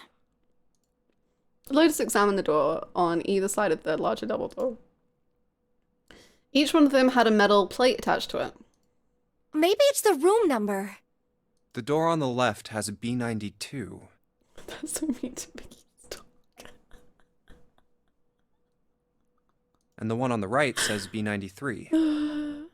All right, let's open them. I'll open B92. Okay, I'll get B93 then. Junpei put his hand on the doorknob, and Santa moved to the other door. They'd made it through the numbered door alive. There was nothing more to be afraid of. Junpei and Santa looked at each other and nodded. 1, 2, 3! In unison, they pushed against their respective doors and promptly found themselves in a new room. June followed Junpei as he threw open his door. They turned around and saw the door on the other side was open as well. Through the door was another person, his mouth agape. It was Santa. Why did they phrase it like that? I was like, what?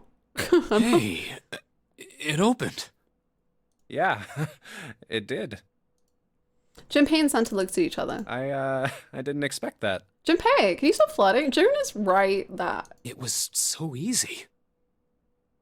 Are you guys falling in love? Lotus's calm voice broke into their thoughts. Maybe this is all part of Zero's plan. I can't say I enjoy being treated like someone's puppet. As she headed for room 93, Lotus continued. Well, now we have these 2 rooms. I'm sure there's something in there that will help us get out of here. Let's find it. Santa and I will search this room. You 2 take the other one. All right. Okay. Ooh, these are nice cabins. Ooh. Whoa. Chico way out, mwahaha. Ooh.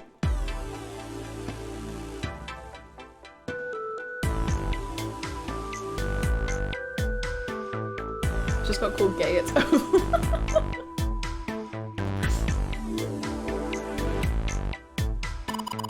This is kind of a weird looking picture. Do you think it's an abstract painting or something? It looks kind of like a demon with an elephant-like nose, sucking on a human being's brain.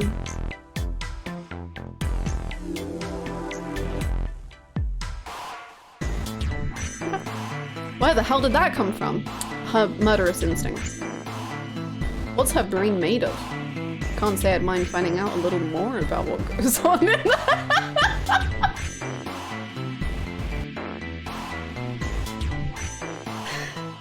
Oh, you're relatable, Junpei.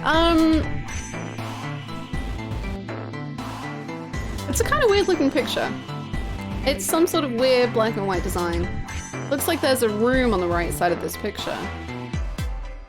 Oh, there's a room. What does that mean?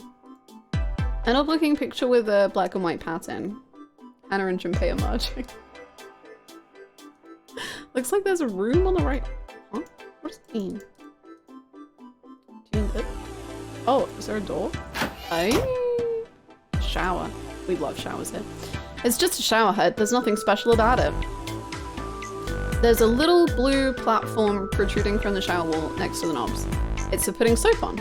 I used a shower. Once.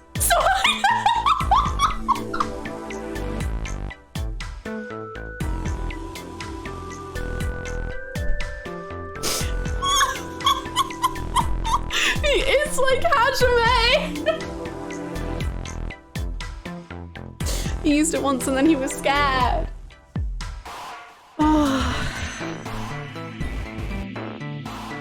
It's just a shower head, there's nothing special about it. It's just a shower head.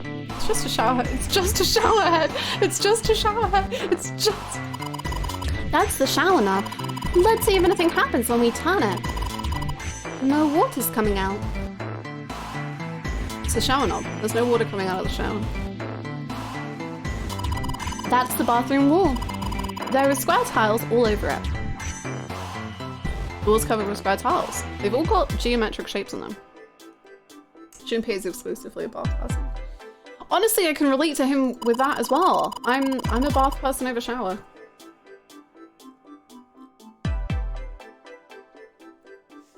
Hi Elliot, I hope you're doing good. Adding this to my fanfic's next chapter, Callus, I await eagerly. Sometimes Hannah's OTP is a psychotic astrology bitch and her stinky as hell boyfriend. Hajime and Nagito, true.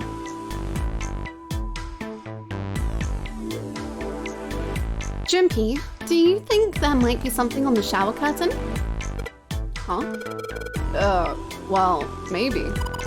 You want to try closing it? Bye, June.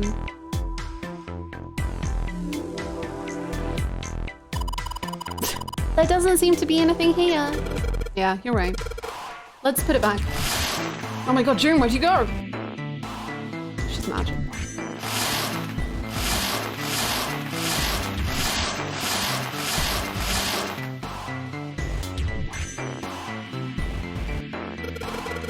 Now let's check the toilet. There's nothing there. The tank's empty too. There isn't even any water in it. The toilet, it's completely dry. A collection of full and partially depleted rolls of toilet paper. Someone was well prepared. There's nothing too suspicious about it. A collection of full and partially depleted rolls of toilet paper. Someone was well prepared. Okay. Have thoughts of your own, King. Shower curtains, huh? Let's try closing it. Now I can see the full expanse of the shower curtain in all its waterproof glory. There's nothing.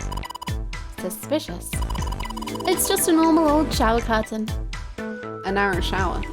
And I'm standing in it with June. Ugh. This is awkward. Time to open the curtain.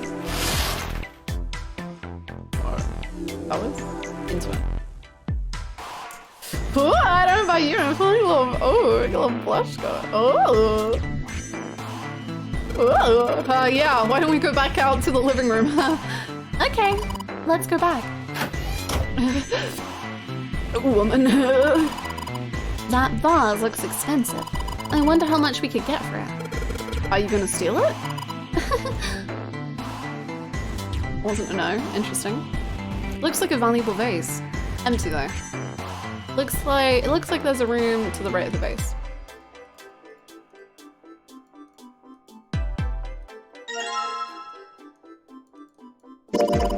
It's a box of matches. There are matches inside, obviously. What if we set fire to the whole ship, Junpei? Hey, do you think we could burn down that Okay, not quite what I expected, but sure.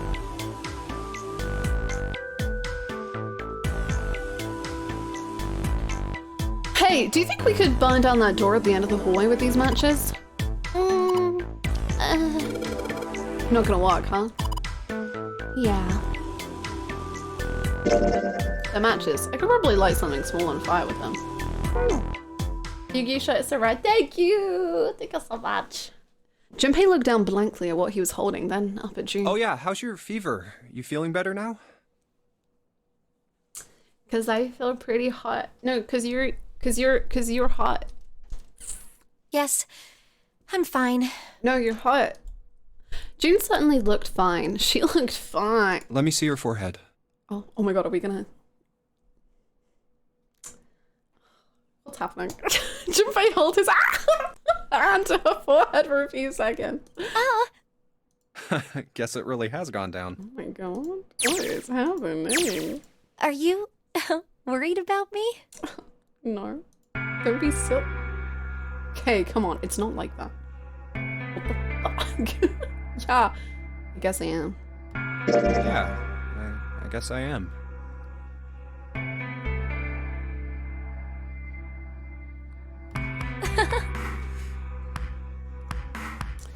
June blushed and giggled. By the way, Jumpy? Yeah? How did you end up here? Oh, well, you know, I was in my $630 a month apartment that I've been in for 2 years and 7 months. And then I was gassed. What do you mean? I told you earlier, didn't I? Thingy, and then I'm here now. There was a man with a gas mask when you got home at night. You inhaled some white smoke and passed out. When you woke up, you were on D-Deck. Damn straight. Just like me. I'm in love with you, June. But is that really the truth? June. What? Jumpy, are you hiding something from me? Golly, where's this coming from? Huh? No, why would I? Well, if you think about it, this is awfully suspicious. I mean, why would two childhood friends bump into each other in a place like this? Well, then how did you get here, huh? Hey, I could ask you the same thing. Stop, Junpei. Are you hiding something? What would I hide? Yeah, what would I hide? Well, I don't know. Anything. I mean, you're hiding it. How would I know? You mean like the number of men I've dated?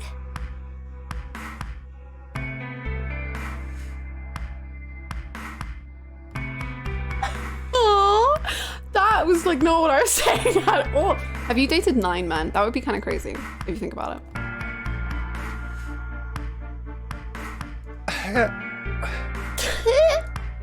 Junpei's heart stumbled over itself. Do you want to know? He had to admit, he was a little curious. Don't worry. She smiled at him. Only 18. That's 9 times 2 and 2 Snake and June are the killers.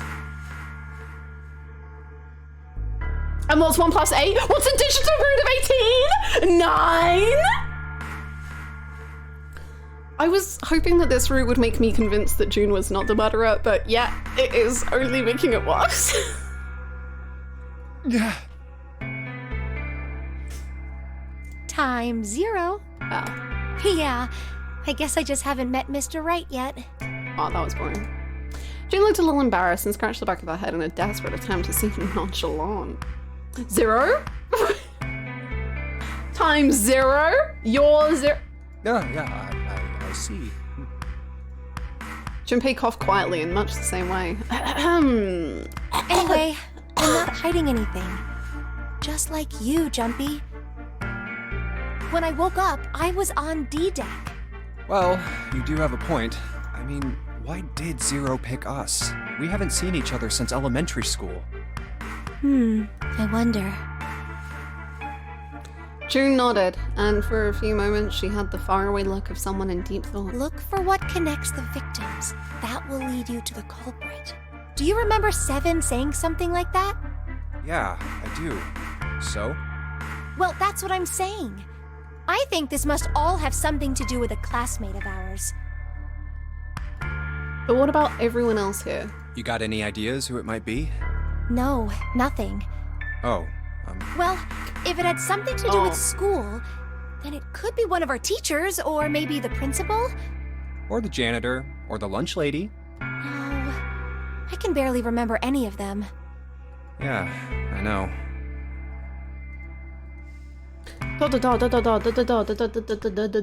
Junpei went back to searching, feeling unpleasant and confused. Elementary school. Elementary school. Was there anything strange that happened in elementary school? As he searched the room, he continued to rack his brain. The bunnies that got murdered. That was pretty unfun, probably. Ah. Jumpy, what are you doing? We don't have the time to be relaxing on a sofa. It's a sofa. Maybe I shouldn't sit on it. June will get mad again. A sofa. A miridu. Oh no, my mistake. It's a sofa.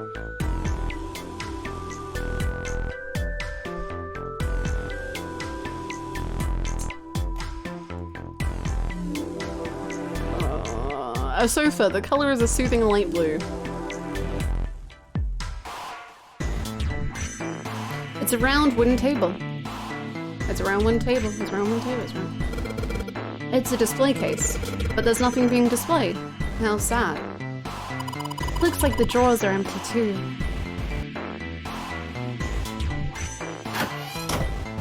Oh, a bedroom. And me and Juno together inside it. Oh! It's light. Even if it's heavy? That's light. It's a light. Thanks to it, we can see. Great. It's a bottle with water in it. This is a bedroom. They probably have it here because your throat always feels dry when you wake up, you know? My throat's dry, but I think that's because I'm a little nervous right now. Well, we did run a lot, so we're kind of sweaty. Hey, Jimpy, did you want to take a shower together?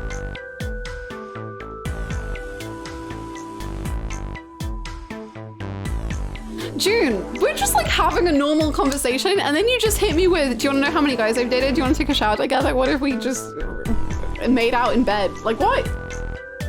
What's going on, June? These are the words of it. What? No, not really.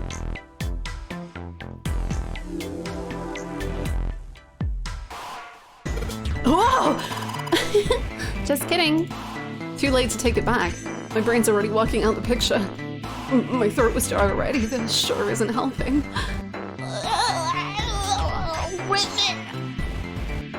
It's a light blue blanket with some designs on it. Someone's made the bed, or at least never unmade it. Hey. Hey, Jimpy, want to unmake the bed? There's only bed sheets under the blanket. Nothing exciting. Look, there's two pillows right next to each other. Guess it's a double. Where's this going? I can't wait. Huh? What's up? You're turning red. Oh man, is her fever back? Hey, are you alright? Do you need to lay down for a minute? I'm fine. I think it's still a little early for that. Huh? Hey, seriously, are you really okay? A bed frame. Now we don't have to worry about falling off. I toss and turn when I sleep. She's blushing again. What the hell is she thinking about? I don't know, Junpei. I'm very overwhelmed right now. There are two pillows next to each other. Blanket. Should we take another look at this blanket? No, I think we've covered it pretty well. Looks like that one was lame enough to get her to blush a little. A bed frame, a blanket. It's so well made that it for sure won't fly off.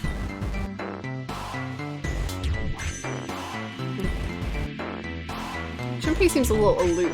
He's feeling a little aloof. He's definitely something. This isn't a painting. Is it a map? Everything is making her blush, Junpei. She's gonna blush over the map, Junpei. Hold on. It looks like a map of the ship's interior.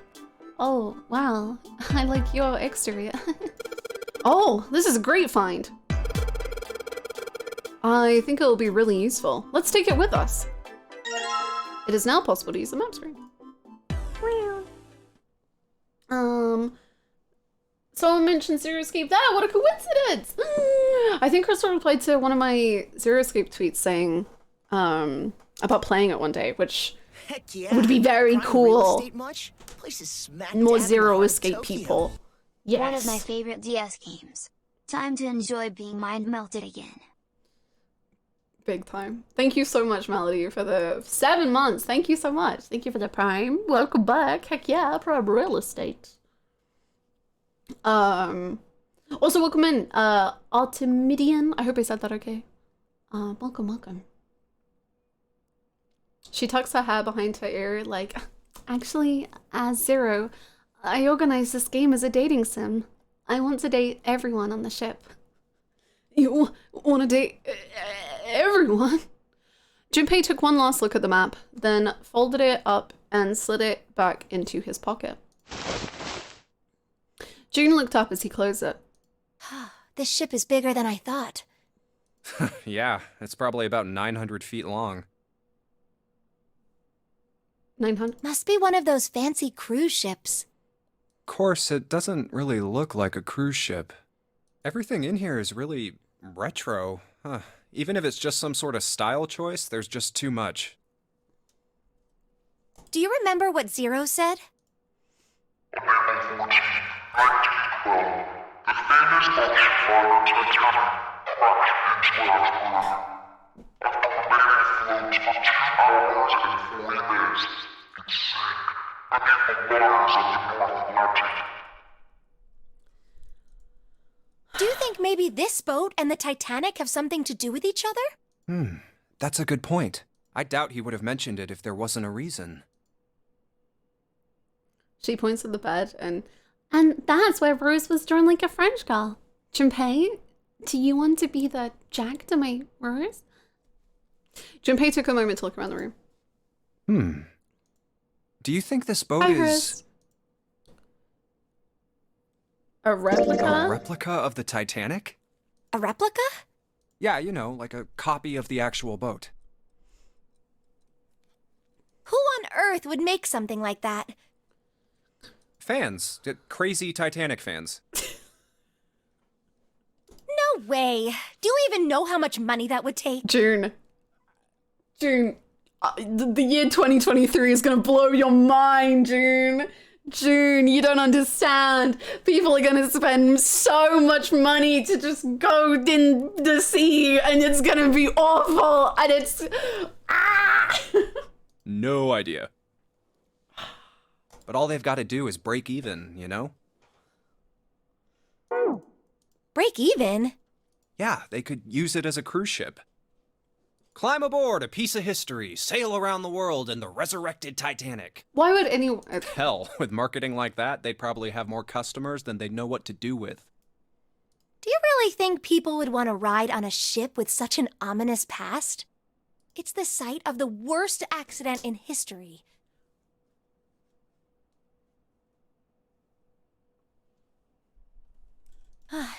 Over 1,500 people died. I wouldn't be surprised if you'd get cursed just for going. A curse, huh? The worst, most tragic event in human history. Titanic. Jumpy, do you believe in that sort of thing? You know, curses and stuff? No, they're a load of crap. I think June believes in it. Actually, it'd be kind of fun if she didn't. I don't know. I do. Yeah, well, I guess so. To a certain extent. Junpei scratched his temple. What about you? No, I guess that's kind of a dumb question. Yes, I do believe in curses.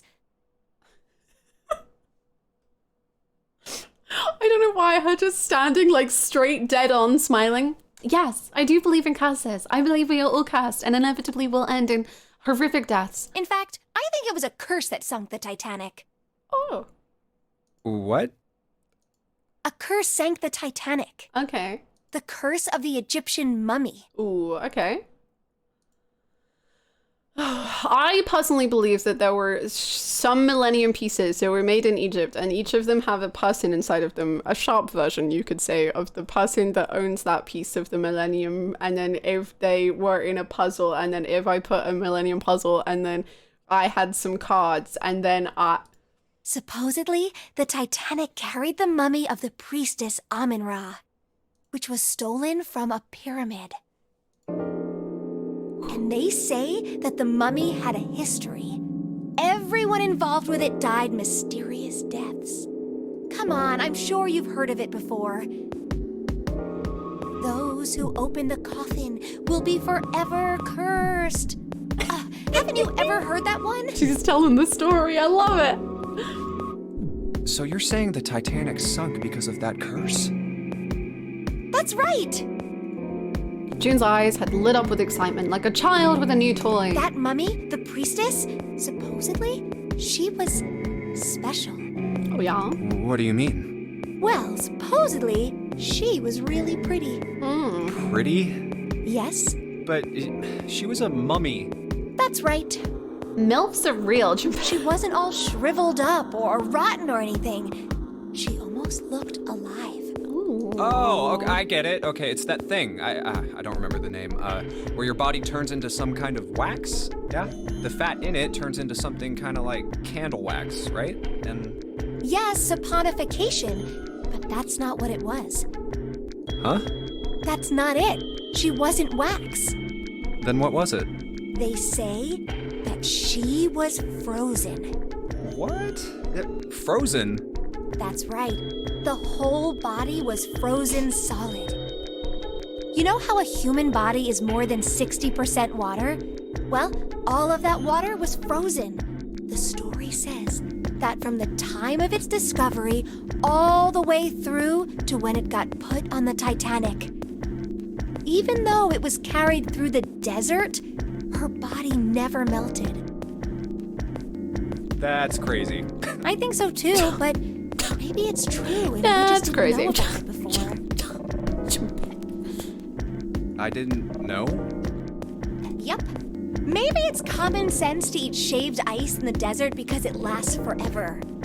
Huh? Nah, that seems too silly to be true. God, I love Junpei's voice actor so much. But maybe it isn't.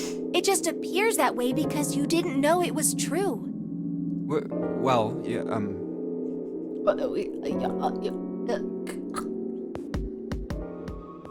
June and Junpei talked a little more and then went back to their investigation. But even as they did, his mind went back to what she told him. Ice that doesn't melt, even in the desert? Does something like that really exist? Like the way his voice actor is so, like the way he like does that, like, I don't know, it just adds so much flavor. It's No, great. even if it did, it wouldn't really be ice anymore, would it? The more he thought about it, the more his head hurt. Like he'd eaten his ice cream too fast. True, kid, true. A wooden cupboard. There are cups inside, surprising no one. A wooden cupboard. There's nothing useful in there. I don't know if that's true. There's nothing left in the frame. But is there something? There could be something under the bed. Okay. Oh. A key. Do you think it's the key to the dresser? It's a key we found in the dresser. Maybe I can use it on another similar dresser. This is the mirror for the dresser. And now she's playing with her hair. Does she even realize she's doing that? God, do you ever think about how women, when they look in the vanity, do you ever think about how the word vanity means narcissism and how you're just like a vain woman and how women suck? Anyway, my name's Snake. Hi, Paladin. We really just let Snake say that and then just went, yeah, I think you're right.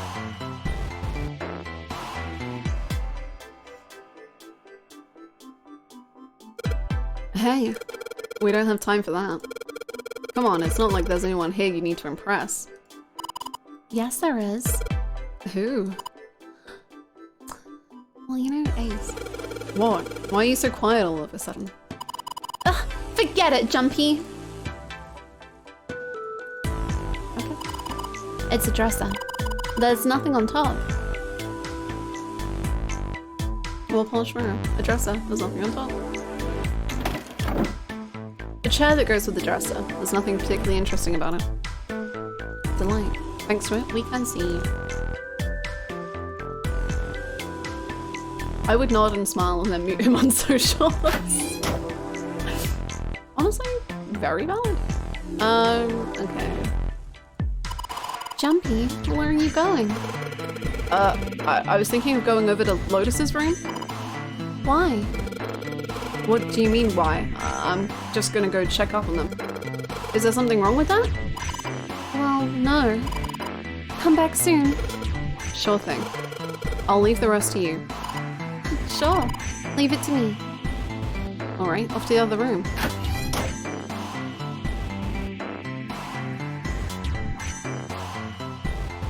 Okay. It's a tile with a black and white pattern on it. There's a square tile in this frame.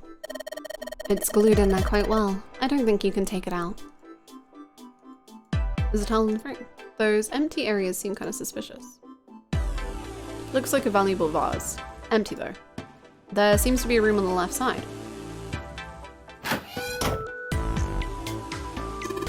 Whoa, look! Junpei! There's a mushroom growing out of the wall! That's a shower head. Santa... What? A shower head. It's dry and it doesn't look like it's been used in a while. Just in case you don't know what... That's what the shower head looks like. I mean, I guess I can see the mushrooms, I guess. See, Junpei has showered once. Santa has never showered. Maybe we should show Santa how to shower. This thing's a little shelf for putting soap on. Nothing that special about it. That's the shower knob. I tried turning it, but no water comes out. This is the bathroom wall. The whole wall is covered in these square tiles. All three of us! Oh my god, cute! I mean, Junpei's gonna... Jun's gonna be mad, but that's fine. She can join us too! Wow, cute. They've all got geometric shapes on them. Okay, what about this shower curtain? How do we do that? Can we do that? Is there no shower curtain? Oh no! Okay. Is there anything in the toilet? Guess not. The tank's empty too. Put your hand in it, Santa. Some toilet paper. We've got 2 rolls, I guess. Oh, there is no shower curtain. This room doesn't have a shower curtain. This room? Well, there were shower curtains in the bathroom that June was checking out. But you're saying this bathroom doesn't have any. Yeah, that's right. Huh. There's probably a reason why. Huh. No curtains though. Interesting. One for business and one for fun? You're mine, Junpei. You're mine. What goes on in it? I do not know.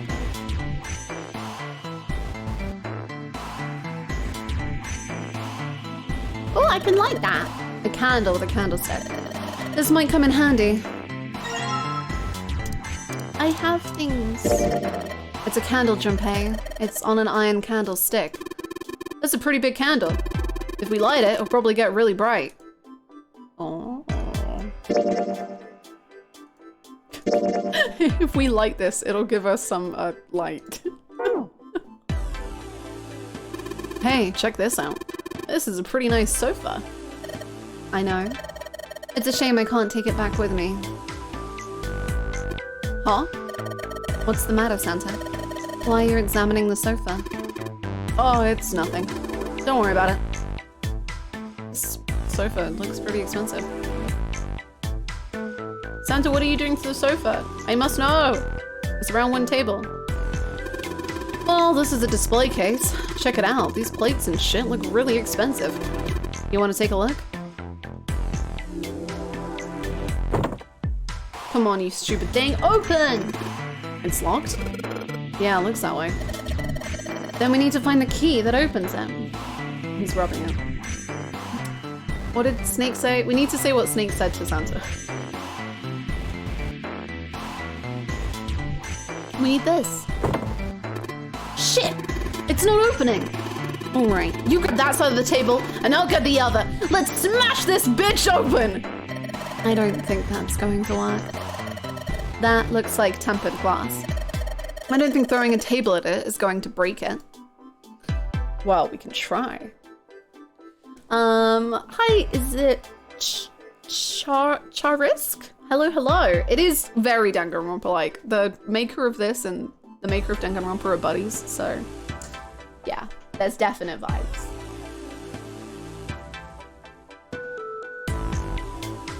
Maybe this whole thing would have been resolved with a little more violence. Good point, good point. I think we should try. Hey, Junpei. That room's pretty dark. Don't you have something that'll give us some light? Something that'll give us some light. I can do that. I have things that work together to produce. I know. If I use these matches to light the candle. So you lit the candle. I'm sure it'll be a light in dark places when all the other lights go out. Nice. Awesome. With the light from the candle, maybe we can take a look around over there. But it gets so hot when I hold it. I want to put it down. Well, why don't you set it on top of the dresser? It's flat there, at least it won't fall over. Oh yeah, good idea. Wow. He's learning so many things. Hey, it got pretty bright. Now we can look around a little. The dresser drawer, it's locked. Unless... Oh. Then maybe that means... Yes! Yes, it worked. Boom! Plate. That's a strange design. Is it ceramic? It doesn't look like there are any puzzles in it. There was a tile inside this drawer. Nothing else besides the tile, though. This is the mirror for the dresser. Damn straight. Nothing weird about it, though. Mirror, mirror on the wall, who's the fairest of them all? That would, of course, be Lotus. Oh, crazy old bat. Guess the stress was just too much for her. Did you say something? No, nothing. The mirror on the dresser. It doesn't respond when I talk to it. Very rude for a mirror. You're all insane. I love you all. It's a chair for the dresser. It's a light, man. Can't you figure that out on your own? I'd like to put my vertical. Your 1 whole year subscription? All 12 months were all towards Gollum. How beautiful. Thank you so much, Indy. Thank you for the whole year. Quite good voices. Are you a voice actor? I'm not. I have voice acted in a game, but I wouldn't consider myself a voice actor. I apologetically love Lotus. I unapologetically love Lotus. I think she's great. She's currently my second favorite. She's great. It's a light, man. Can't you figure that out on your own? Hard to tell if it's burned out or not. Of course, now that we have the candle, I guess it doesn't really matter that much anymore. Spooky. There's a picture of an old cruise ship. Is it the Titanic? Wow! A curtain, huh? Well, it's got all those metal rings. Probably so you can hang it from something, you know? Yes, but it doesn't look like a normal curtain. The way it feels, I think it's probably waterproof. Which would make this a shower curtain. Shower curtain, huh? Another vote? Just to mean, yes, don't worry. Gollum is already locked in. I'm playing Gollum no matter what. Thank goodness. Anything under the blanket? Nope, nothing suspicious here. 2 pillows in a pile. Oh. A pile of pillows. Is that supposed to be some kind of joke? Hey, calm down. There are 2 pillows, must be a double bed. Anything I like it? What? A girl with red eyes staring back? Ah, I'm just messing with you. There's nothing that...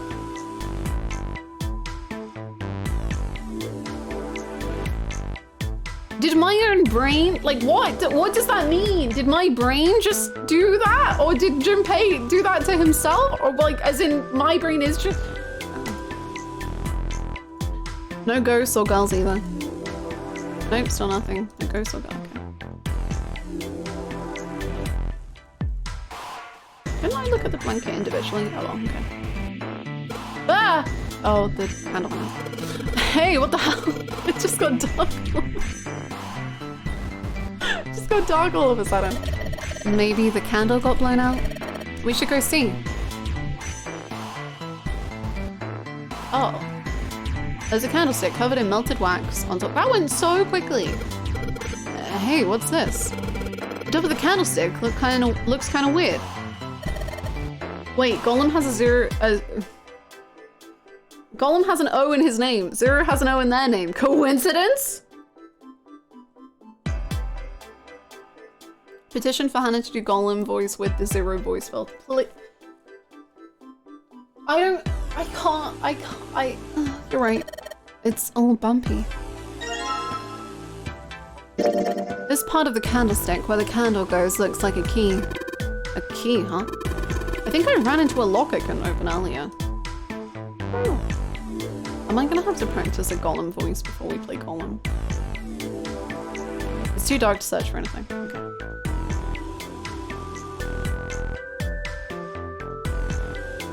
Let's see if this candlestick key will do anything. Yes, it opened. Alright, pull that shit open! Hannah, you can workshop the Golem voice at Raid tonight. Petition for Hannah to do the Golem, Zero, Ken, and Shinji voice all at the same time. Okay, a southern Golem, but he's southern with a cold, with the voice filter. A Golem voice is a good one to have in the back pocket for real.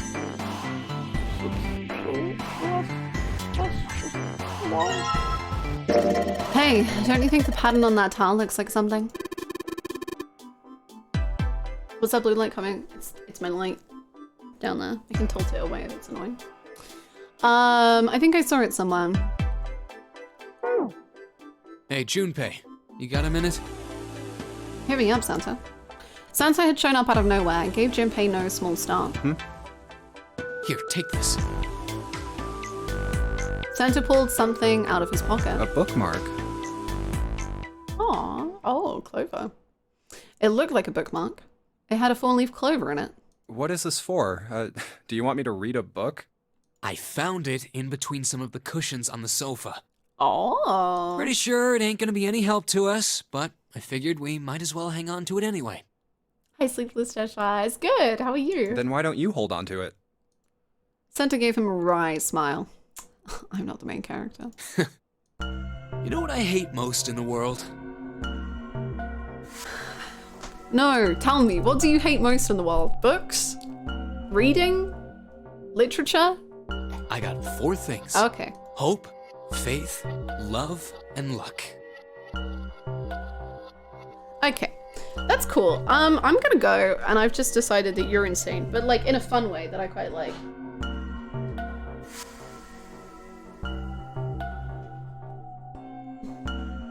Nagito sobbing. Oh, Hajime. Ashitaru Hajime. Hope, faith, love, and luck? Damn straight. And you hate these things? Yeah, you got a problem with that? No. Not really, but... I love it, it's just like, nah, I mean, you can do what you want. Is there a reason? Junpei tried to figure out how best to phrase what he wanted to say. What does a bookmark have to do with any of that? It has 4 leaves, and that reminded me of the number 4. And you know what I hate most? The number 4, because 4 represents hope, love, laugh, live, regret, run, pay. Santa scratched the back of his ear and looked awkward. Well, see, each leaf on the four-leaf clover has a meaning to it, okay? Right. And that meaning is pretty much those 4 words. Right. Do you hate clover too? It's like flower language. Do you like flowers? Oh wait, was that one of the things you hate? What do you hate? Hope, faith, love, and light. Okay. God, really? Just like the anti-Nagito? Well, I guess it's not a flower, is it? So, leaf language, I guess? Yeah, you could call them leaf words. Leaf words. Leaf words. Junpei, cease. Junpei looked at the bookmark. Hope, faith, love, and luck. Yeah. The meaning of the leaves on a 4-leaf clover. So, yeah, I want you to take it, okay? Thank you. Just touching it gives me the creeps. Take the damn thing, all right? Okay, okay. Santa pretended to shiver with disgust and shoved the bookmark into Junpei's confused hands. Here. What do you want to do? I'll take it, sure. Decided to take it. After all, why shouldn't All right, sure. I'll take it. he? He shoved the thing into his pocket and gave Santa a last confused look. Oh, man, I feel a lot better now. That thing was a real pain, you know? Do you really hate those 4 words that much? Yeah, well, they can all betray you, you know?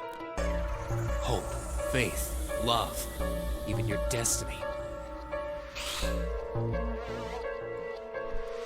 Has anyone ever called you dramatic, Santa? And I mean that in the nicest way possible. What had happened to Santa, Junpei wondered? How had he become such a bitter person? This is Hajime and Nagito. Apart from it's like opposite Nagito, but this is literally Hajime being like, God, there's no way that guy isn't traumatized. For a moment, they looked at each other. Well, that's not my only reason. Oh yeah? What else? What? That's not the only reason I hate the 4-leaf clover. Okay, hit me with it. I just can't bring myself to like the number 4. Okay. Any reason? What, worried about the 4 horsemen? Nah, come on, man. That's just silly. Yeah, okay, what's the real reason? Maybe back in the Dark Ages, that kind of crap scared people. But this is the 21st century, and I'm a 21st century guy. I'm a little insulted. Then why do you hate 4 so much? 'Cause it's a half-ass number. Not the best or the worst. That's why. You know, this is how I feel about the number 6. So like, kinda, I get it. You know, this one, I'm with him.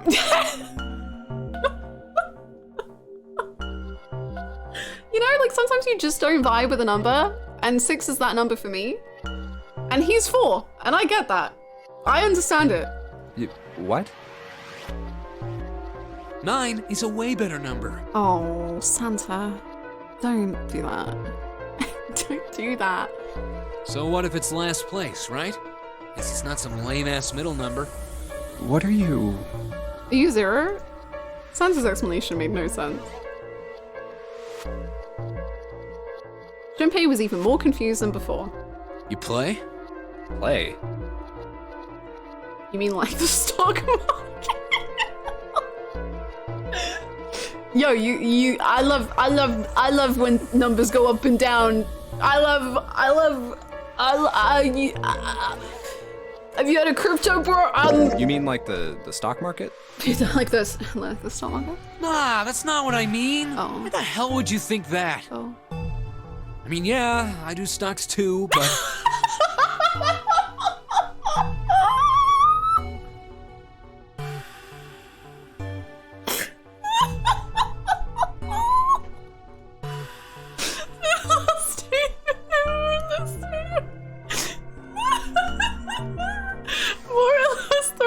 By Santa caught Junpei very much by surprise. You? A stockbroker? Yeah, got a problem with that? No, you don't look like the type. What, Junpei? What Junpei didn't say, of course, was that he didn't think Santa looked smart enough to be a stockbroker. What the fuck? Man, that stuff's just like gambling, you know?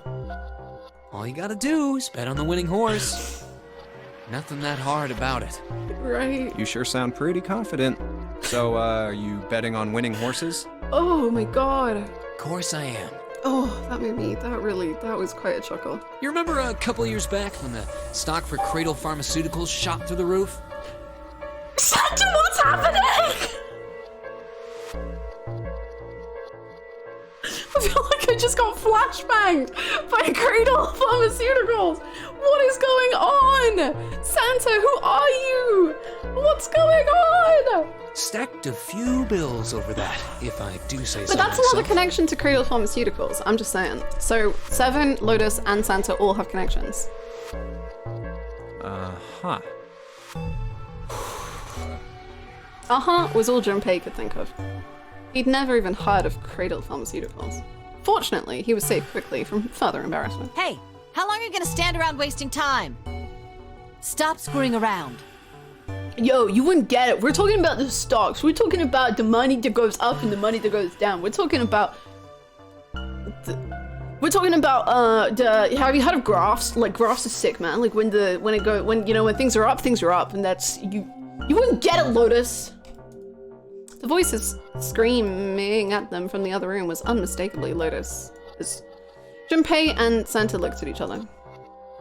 The lady has spoken. It's incredible. Santa sighed. We better get back to work before we really piss her off. What were Lotus and Seven's connections? Seven had been a policeman investigating Cradle Pharmaceuticals, and Lotus's children were taken by Cradle Pharmaceuticals. I don't want her beating me up. And with that, Santa walked off slowly. Hey, wait! We weren't done! Yo, have you heard of Bitcoin? He started after Santa, intended to catch him, but Lotus appeared from the next room, blocking his path. Her posture suggested she was not about to let him pass. There was nothing for it. He had lost. Okay, I'll get back to work. Damn it. A glare suggested any other choice would not have ended pleasantly for him. Junpei mumbled to himself under his breath and went back to his search. So that was things that happened. That vase looks pretty expensive. There are some pieces of expensive looking ceramic and porcelain in here. Okay, is that it?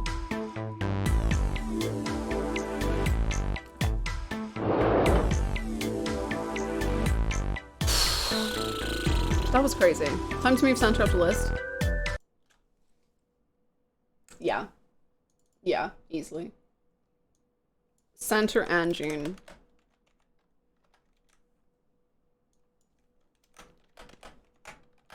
Actually, honestly, Santa has entered. Honestly, big things are happening.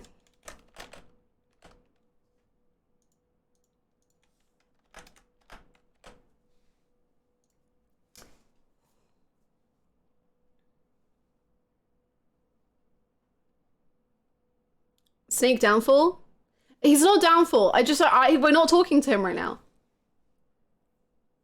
This is my, for every game I do like, my favorite characters in a list, and we see how it, like, changes over the game and stuff. It's very fun. Chunks falling down the chunks. Just like the stocks, man. When the... Hey, Junpei, that tile you've got. Oh man, can't wait for the trails list. Me too. I can't wait for every tier list I ever make. I don't think falling down the list is the biggest problem Snake's had this week.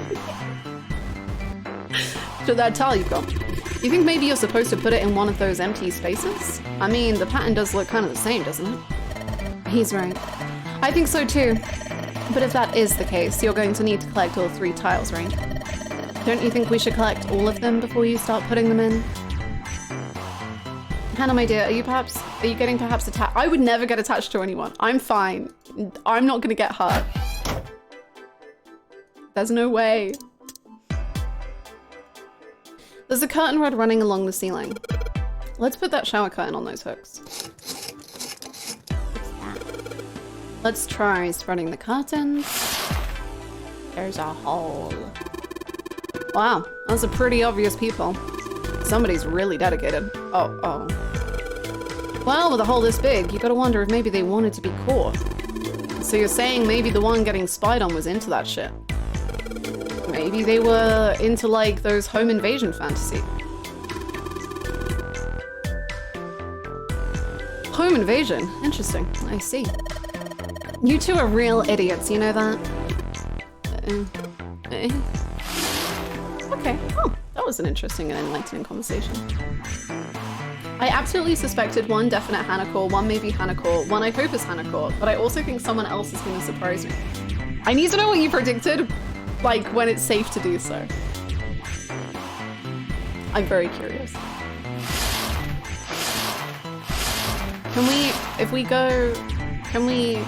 I want to go on the other side and, like, see if it's highlighting a tile. Are we not gonna Can we not? Let's try spreading the curtains. There we go. I don't know if that means anything. There's a hole in the curtain. If I look at it from a ways back, I can see a single tile. Alright, from here I can see what that tile is. Looks like it's 5th from the top, and I'm gonna write that down.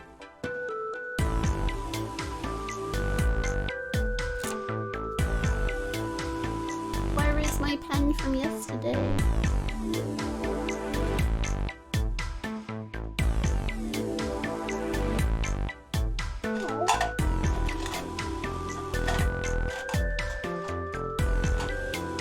I've lost my pen and I found it.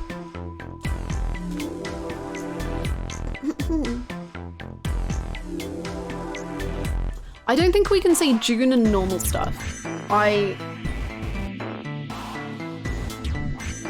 You know.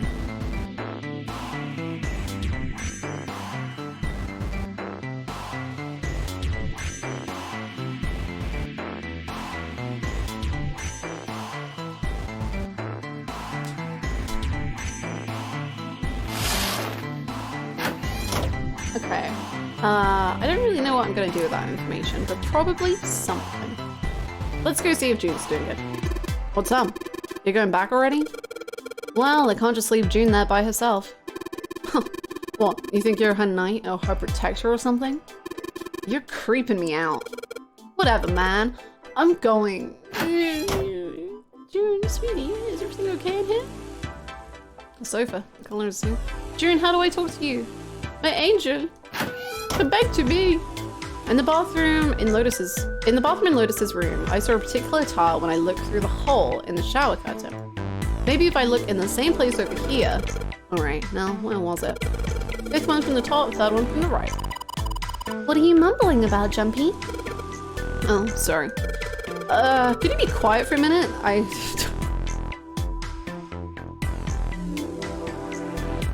None of these streams make me feel like you'd be absolutely insane in a good way to do an escape room with. Thank you. I love escape rooms, and I do feel like I go somewhat like bananas in an escape room, but in a very entertaining and fun way. The last time I did an escape room, it was me and Harley doing an escape room together, and we were in a cowboy themed escape room, and we both did cowboy accents the entire time, and our names were Mop and Bucket. And we would only refer to each other as Mop and Bucket in a cowboy. So it'd be like, howdy, Bucket, could you pass me the thing that's gonna get us out of this room? Yeah, that's how we did it. I don't know if that confirms your theories.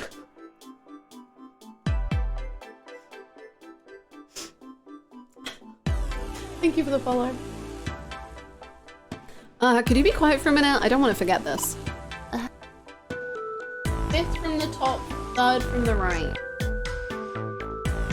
1, 2, 3, 4, 5. Here it is. Yes, this one's loose. I think I can get under this with my nails, and yes! Woohoo! Who would have thought this? Who would have thought this to be hidden in the bathroom, huh? You did a good job finding it. So one side had a design like the rest of the bathroom tiles. And the other side has the black and white design. I think I've seen that pattern somewhere before.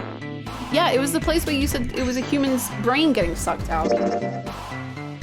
This is the tile I put off the bathroom wall. It looks like one of the bathroom tiles on one side and has that black and white pattern on the other. Okay, let's... This is why teammate, team, wait, me, work dream. Okay, so we've got the splodge here. Yeah, that's definitely memorized. The exit, Lotus and Santa on the room on the other side. I'm gonna go check up on them.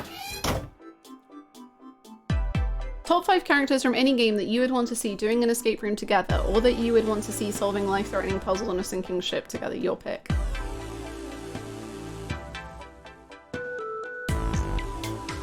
Ken Amada, Alice Levier, Nakito Komayada,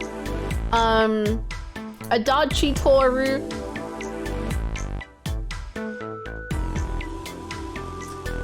Cinema Roll.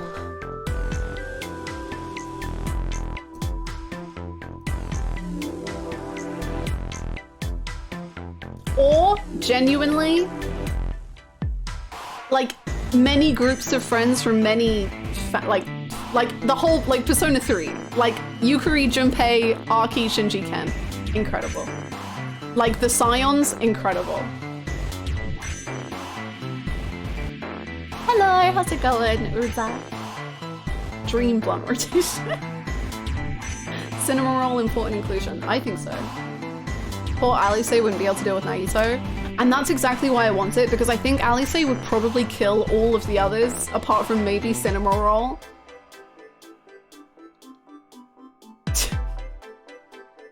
And that would be funny. Maybe not for her. Hi Blackie, how's it going? Hi Paragon. Cinnamoroll in the same room as those characters is insane. I don't even know if Cinnamoroll can talk. I just think it would be fun. Alice kills everyone in the room in 30 minutes and solves the room with the other 30 minutes. Honestly, yeah, a Yakuza Crew one would be great. Like Date, Majima, Kiryu, Nishiki,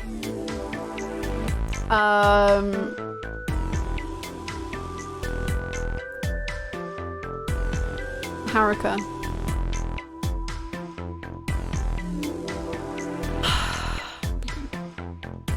Saitama. Oh, yeah, I know Saitama too. Yeah. There's a tile in the frame. So I guess I'm supposed to put tiles in the empty spaces. Alright, I'm gonna give it a shot. Oh, okay, good. I was like, I want to solve it.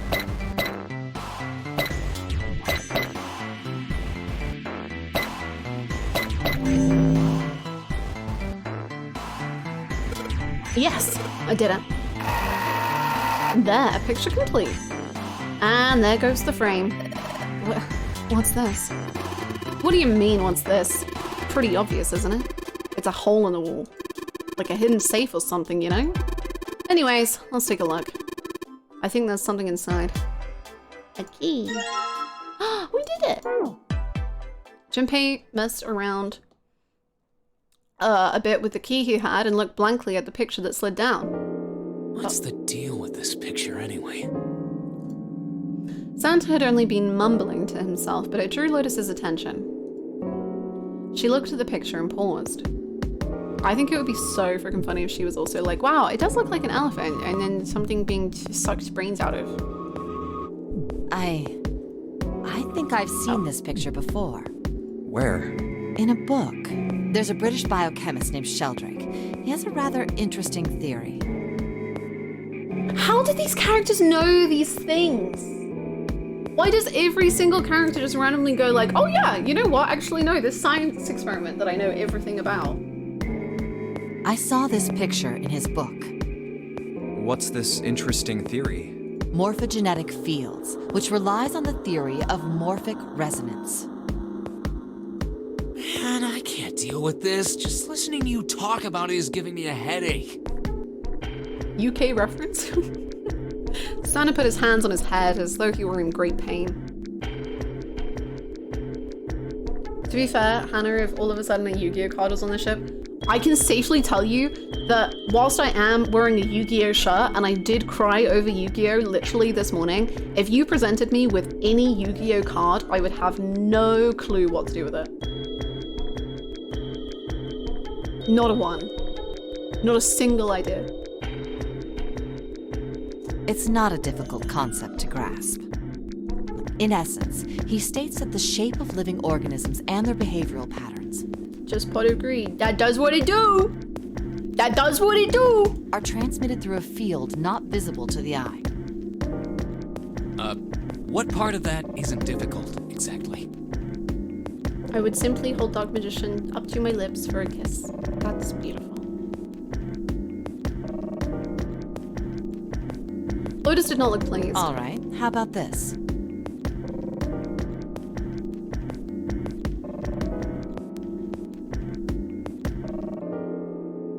Is this kind of what the Okay, I'll just let her finish. Theory of the telepathic mechanism. Yeah, prime real estate much? Place is smack dab in the heart of Tokyo. So it is that. Nice. Dakota, thank you so freaking much for the prime. Welcome on in. Thank you so freaking much. Thank you, thank you, thank you. I appreciate the support. Please enjoy all of your emotes. I hope you enjoy Gollum and the other better emotes that I own. Telepathy? Yes, telepathy. Well, perhaps not exactly telepathy, but it's close enough for a simple approximation. You know, it's crazy. I'm really, really glad I did the other door first. Because I feel like you get, I like that I'm finding out the information the way I am. I think I would not have liked it as much finding out this and then doing the other route. Maybe, I don't know. Obviously, I can't really ever do it, but I think it's kind of cool learning it this way. Santa suddenly burst into laughter. Are you serious? Telepathy? Who do you think we are? Kids from the 70s? I can't believe someone would actually do serious research on something like that. Yes, I agree. Lotus's response was surprisingly curt. Junpei had expected at least some conflict. I read the book, but I can hardly say I understood it. I'm in no position to defend or condemn anything it said. It was probably just someone latching onto a statistical outlier from some study and turning it into a ridiculous theory. There's no scientific merit to any of it, I'm sure. But even so, Anyway, I saw a picture like that one in his book. I like this emote so much. It's so cute and sparkly. Eee! I'm glad. Lotus indicated the picture they'd all been looking at. After a moment, she walked up to the strange picture, examined it, and then spoke.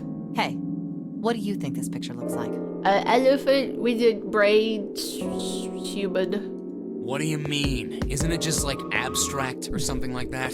It's just black and white scribbles. There's no meaning there. That's it. What about you, Junpei? Does it look like anything to you? I guess it looks like... A man's face, butterfly, koi, a dog, a boat. What's that? I don't know what that means. I'm gonna say it because I don't know what it is. Funya Rinpa. See? I mean, this totally looks like one. And here, and here.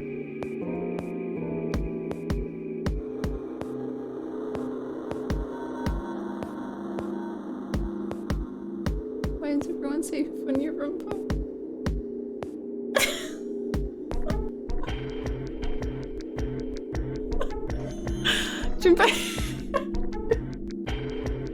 Junpei indicated parts of the picture that look exactly like the other parts. After 3 seconds of silence, Lotus looked at Junpei. What the hell is a Funya Rinpa? What do you mean? What the hell is a Funya Rinpa? You mean you don't know? Repulsor Raj, it looks like architecture Vash would pose on is actually the most correct statement out of any of them. Sorry. Anyway, what is a Funya... What? How the hell would I know? How could you not know? That's practically blasphemous. Junpei, are you being a little goober? Oh, say you're sorry! Apologize to the Funya-Rimpa! Goodness, you are such a rude woman. Another 3 seconds of awkward silence went by. Lotus opened her mouth as she shook. Junpei, are you just screwing around? Forget it. I'm just gonna tell you.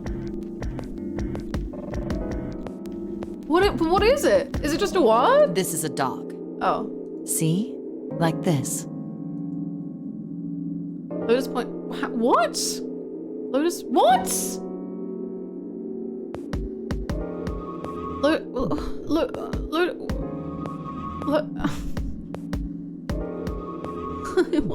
Lotus point. What? Lotus pointed out parts of the picture, and eventually a dog shape took shape in them.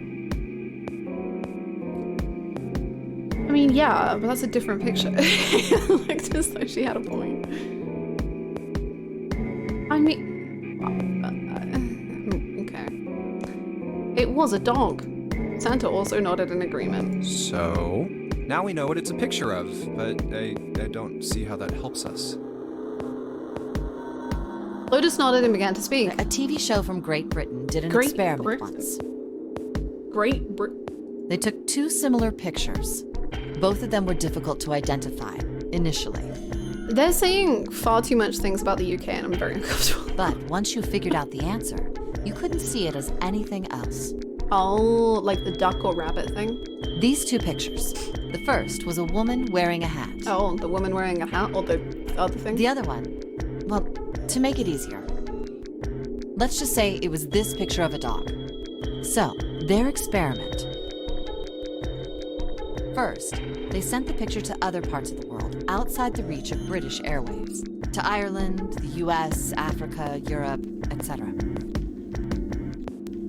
Sure. Then, in each country, they gathered a number of test subjects, roughly 1,000 people. They were shown the 2 pictures and asked, what does this picture look like to you? The results weren't really interesting on their own. 9.2% of the people saw the lady in the lady picture. 3.9% saw the dog in the dog picture. Then, 2 days later, they aired a new program on their show. During the 30-minute show, they broadcast the dog picture and its solution. The audience was estimated to be 200,000 people. After the broadcast, it was a safe bet that the number of people who knew the solution to the dog picture was at least that many. After another 2 days passed, they gathered more research subjects from areas outside the reach of British TV and radio. This time, they only found a sample of roughly 850 people. Naturally, none of them had participated in the first test. They were, however, given the same tests and the same 2 pictures. The results were startling. 10% of the people saw the lady in the lady picture. The previous test sat at a 9.2% success rate. Not much of a change statistically. The dog picture, however, produced a very different result. The percentage of people able to successfully find the dog, it went from 3.9% to 6.8%, a very significant increase. So do you understand? Do you realize the significance of this experiment? There was no way the second group could have seen the picture. They lived far away from Britain and couldn't have seen it. But even so, it was only the success rate for the dog picture that went up. Why? How did that happen? What does it mean?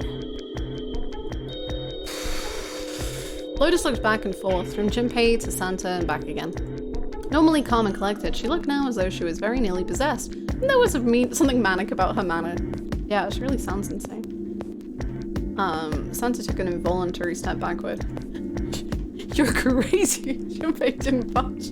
Instead, straight back into Lotus's eyes. Oh, wait, does this have something to do with that field? Or whatever it was that you were talking about earlier? A field not visible to the eye. So, if more people know the answer, then that information will pass through the field. Psych! Oh. Her manner suddenly shifted, and Lotus smiled broadly at Junpei and Santa. She waved her hand dismissively, doing her best to laugh the whole confrontation off. This was not a confrontation. I was just kidding. You really shouldn't take me seriously. Well, I mean, the things I just told you about are true. They really did happen. Okay. But the results of that experiment really aren't anything to go by. They could have easily falsified them. I mean, I was thinking that, but... In the end, I'm sure they were just in it for the ratings. They are a TV station, after all. I wish June was here. At least it seemed that Santa... At last, it seemed that Santa had gained control of his composure. Right! Man, I gotta admit, you had me there for a minute. I, really thought you were serious. Of course not. Like I told you before, I'm sure it's all just pseudoscience. Where is June? She's in the other room. Oh, okay, right. Santa, are you okay? Santa and Lotus laughed and gave one another jovial claps on the shoulder. Junpei, however, didn't feel so much like laughing. Something felt wrong, unclear. All right, enough nonsense. We've got the key. Let's get out of here. Word. Lotus and Santa walked away from the picture, but Junpei stayed, staring at the picture of the dog. Or is it a dog? Huh. A field not visible to the naked eye. Well, see, okay, we could test this, and we could say, well, I think it's the exact same one as the other room, but now we should be like, June, what do you see? Although, if she already sees something, does that mean that she... Maybe it wouldn't work. Morphogenetic field. The more he thought about it, the more his head hurt. June... all right. Let's go to the hallway. I'll go get June. You guys head to the door. Okay. Roger that. Yes, it unlocked. Good job, Junpei. Good, now we can get going. Come on, what are you guys standing around for? Let's get out of here. Come on, Junpei, let's go. All right, let's go.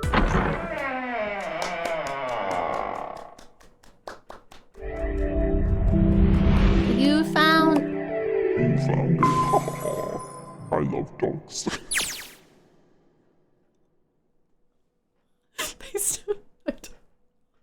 They stepped through the door to find themselves in a wide hallway. Another hallway. Junpei, June, Lotus, and Santa stopped for a moment and looked at their surroundings. A short distance away, a metal grate extended across the width of the hallway. Come on, open! It's not going to open because you rattled it, you know. Damn it! They took hold and shook, but it refused to move. Look over here! Nearby was a pair of elevators. Elevators. And the buttons... Of course they don't work.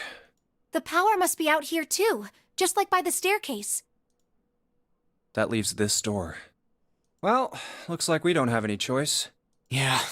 Sure does. Well then, let's open it. All right, here I go. Junpei grabbed hold of the knob and quietly pushed the door open. Oh. He entered slowly, trying to take in as much of his surroundings as he could. The others followed shortly. Oh, so it's a kitchen. Santa did not look pleased. What were you expecting? That's his fifth thing. He hates love. He hates faith. He hates hope. He hates luck. He hates kitchens. Isn't it obvious? The exit. I was hoping this would be the way out of here. Oh. You really think it'd be that easy? Yeah, I know. Still. As they talked, Lotus headed deeper into the room. Until at last she stood in front of a door. If we can just get through this door, we should come out on the other side of that grate we saw earlier. Junpei?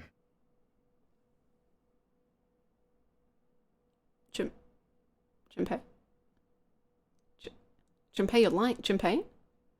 But don't we need a key for that? No good.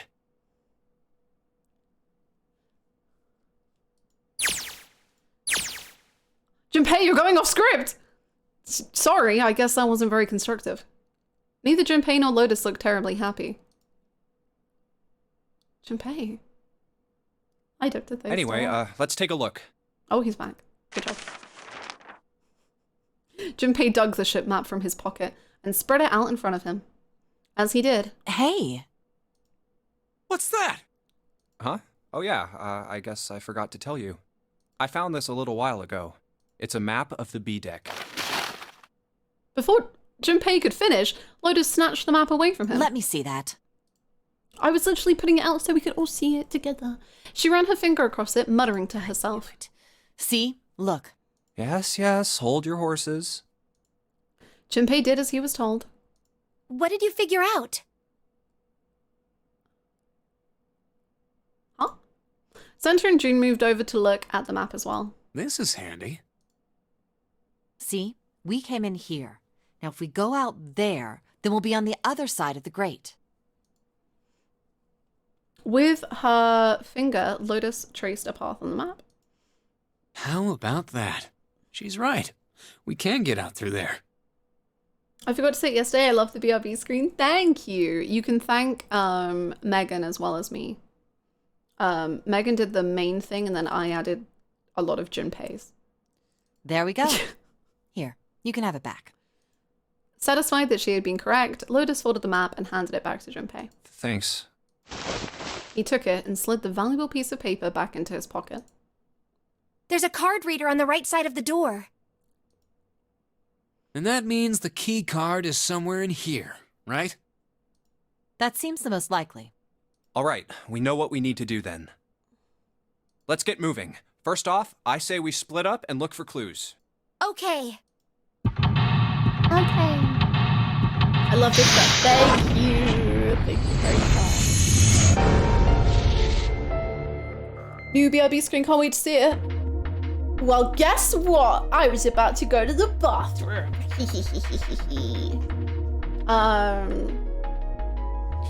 Oh, my legs. How have you been with maths in this game to this point? I don't know what maths is. I hate maths, so finding out that this game was about maths was a very stressful experience. Anyway, I'm gonna go to the bathroom. Be right back. Oh, hold on. The music will be back. Hold on.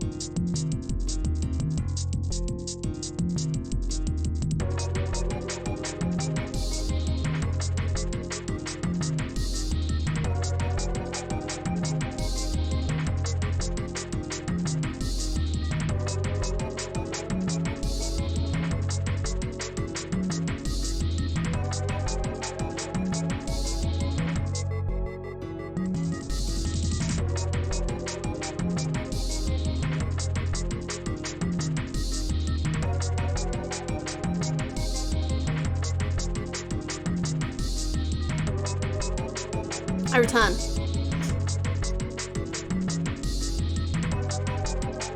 Are you ready to seek a way out?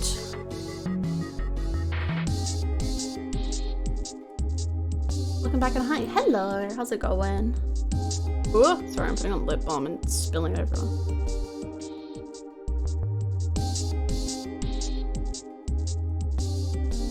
Can I say we found it when we escaped, or is that taking unfair credit?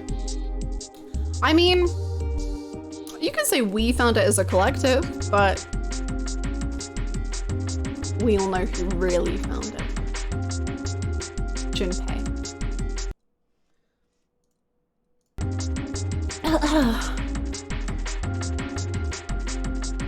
Best BRB screen for next Louise Gamer Awards category. Yeah, that's pretty fun. That's pretty fun. I like that idea. Me? You found the way out? Oh my gosh. I like the shot. Thank you.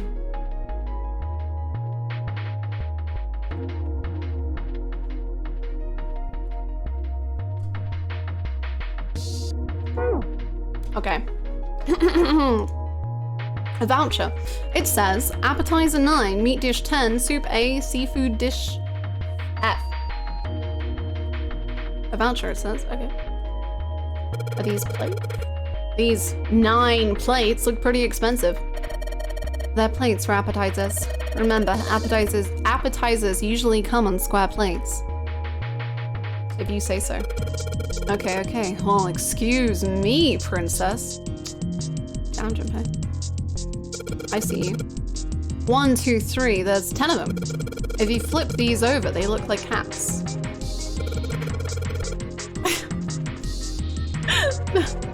The middle is super deep for a plate. They're soup plates. They're made that way so that the soup doesn't spill. If we ever get out of here, you should treat yourself to a nice dinner out. What makes you think a poor college student has the money to do something like that? I think there are 15 of these plates. I'm assuming they're for seafood. How the hell can you tell that? They look like any other plate from the 99-cent store. If you ever take a lady out to dinner, you're going to embarrass yourself. I feel sorry for June. What? Why the hell are you bringing up June? The lady doth protest too much, methinks. You are not terribly subtle. There's a bunch of little waving ridges on this plate. Those plates are for serving meat. Ugh, you really are ignorant, aren't you? Come on, it's not like I need to know this crap. Jeez. Jeez, don't disturb me. I'm sensitive. Hi, June. This table looks really old-fashioned. Probably means this is an old boat. Wow, this pot looks like it's made out of silver. I bet drinking tea from this pot would be really yummy. Spending a day off with June. Drinking tea. Could such a day ever happen for me? Jumpy? Oh, nothing. We don't really need hot water, so we should be moving on. Subtle. Subtle. Maybe this table is for preparing food. There are plates everywhere. A sink. It's still got water in it. There are a couple of plates in there, but I don't think they're gonna help us much. A whetstone. A whetstone? What are you planning on doing with that? Oh shit. Don't tell me you're gonna try and smash open the card reader. No, I'm gonna sharpen a knife. For June. Are you an idiot? If you do that, then we'll never get out of here. Oh. Yeah, I guess that would be bad, huh? This whetstone's only going to be useful if we need to sharpen something. There's a sink with water in it. Thank you for the hydrate. Junpei, you're a little cringe. There were a couple of plates in this water. In the water.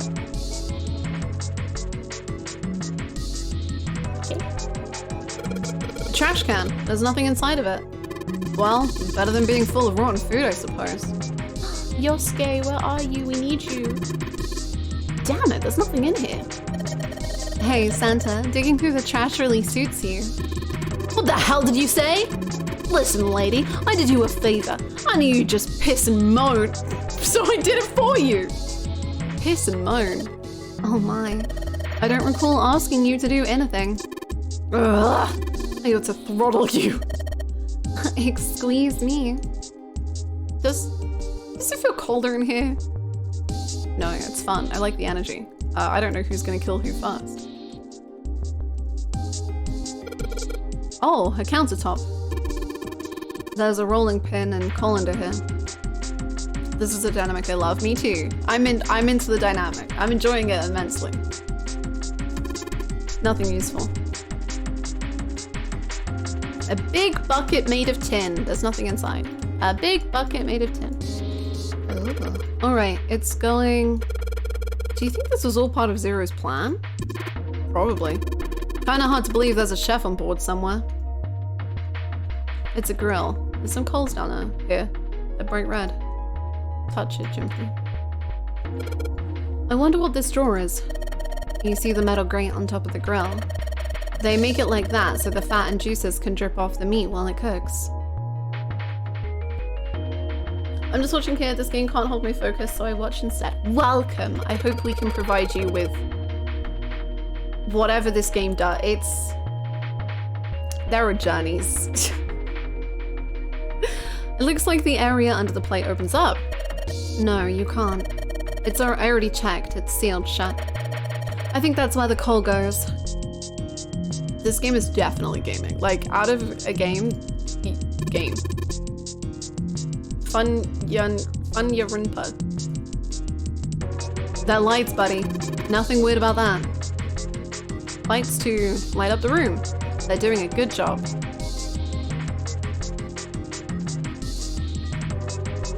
Oh, Junpei. All we've got here is a pot and frying pan. Oh, and a pressure cooker. Well, I guess we could use some of those as weapons. What kind of an idiot are you? You're gonna run around holding that thing while you're looking for the dead? Hey man, it was just a joke. What's the joke, Junpei? Echo and Humanistu, thank you for the follow. The stock market, UK references. For Narimpa, this game has everything. I understand all of it. Joking about murder weapons. Why so serious? Okay, Junpei. There are some bottles of seasoning in here. There's a pot on top of the stove. If there are some ingredients around here, I could cook something up for us. Lotus, you can actually cook? Who the hell do you think I am? You better believe I know how to boil hot water and put in my instant noodles. And I can boil eggs too. Nice. Gurren Lagann moment, sure. An iron oven. Looks pretty heavy duty. Welcome back, Megan. It's probably industrial quality. I bet you could cook anything with this. Anyway, let's have a look inside. Damn, I knew it. It's locked. It looks like you can enter numbers into this thing. Is it an oven timer? It's probably for entering a passcode. After all, the oven door is locked. My guess is that it'll open if we put in the correct code. These buttons are for entering a passcode. We don't have a passcode yet though. I should probably look for some hints before I start messing around with this thing. Fine. You're no fun. Damn it, didn't work. It doesn't matter how many times you try it. This door isn't gonna open until we've solved all the puzzles in this room. I'm sure this is all just part of Zero's plan. I just can't imagine what his motives could be.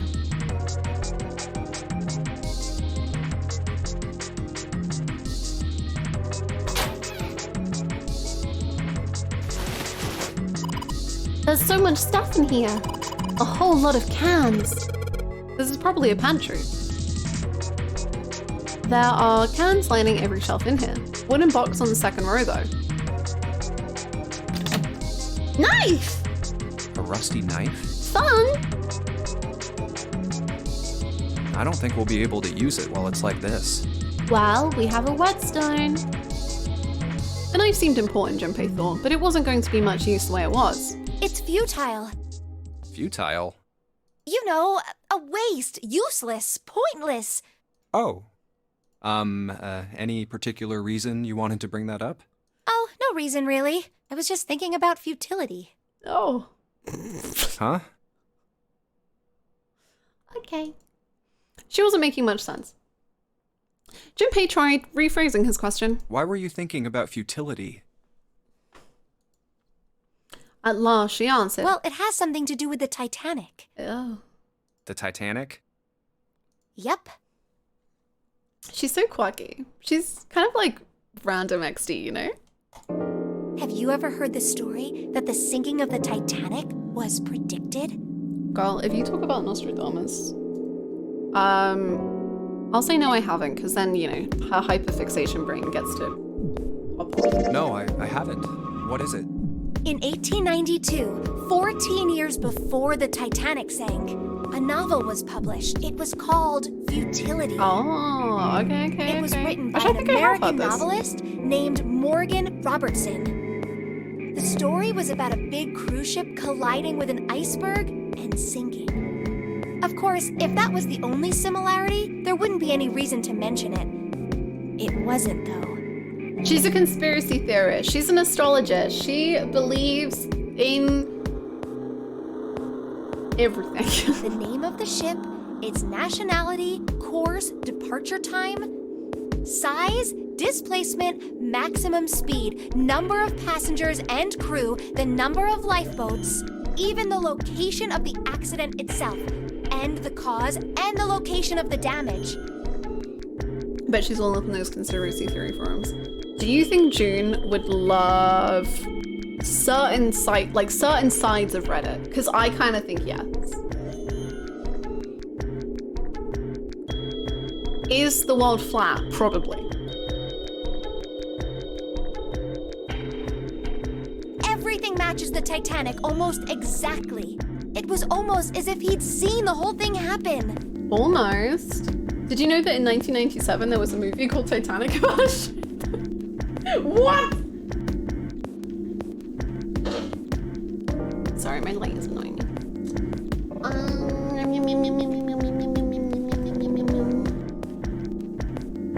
But this book was written 14 years before the Titanic sank. Whoa!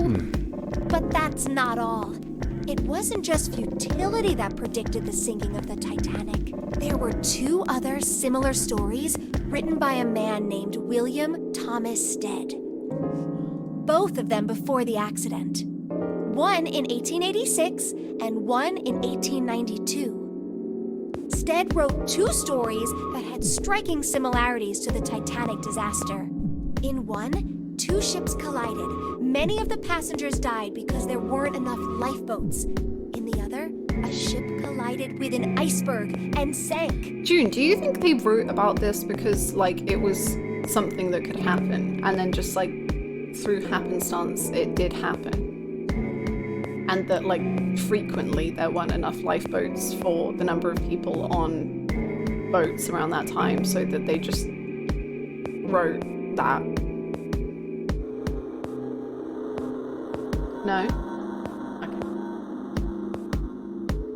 Might be. I don't know. I mean, I'll give you that it seems a little weird, but... No, this is definitely proof that prophets are real. Understood, I'm sorry. I'm pretty sure it wasn't too uncommon for ships to hit icebergs back in the day, or even other ships. Stop. Just go along with that. Right, I knew you'd say that. So, actually... But what if Stead had some sort of special powers? What if? To be more specific, what if he had the ability to do automatic writing? What if? What? Automatic writing? Wait, are you talking about when someone's possessed by a spirit and then they write a bunch of stuff without knowing what they're writing? Yes. What do you mean, yes? That stuff's a load of bull. But Jumpy, you said you believe in curses. Come on, that's totally different. Okay, let's say, hypothetically, that automatic writing isn't a total load. These guys still couldn't have predicted the sinking of the Titanic. When this Stead dude wrote his thing, nobody had died on the Titanic yet. Well, yeah, that's how it's predicting, Junpei. Come on now. So if automatic writing is about being possessed by dead people, who the hell possessed him so he could write that stuff? That's not it. What's not it? Stead wasn't possessed by a spirit. He was doing the possessing.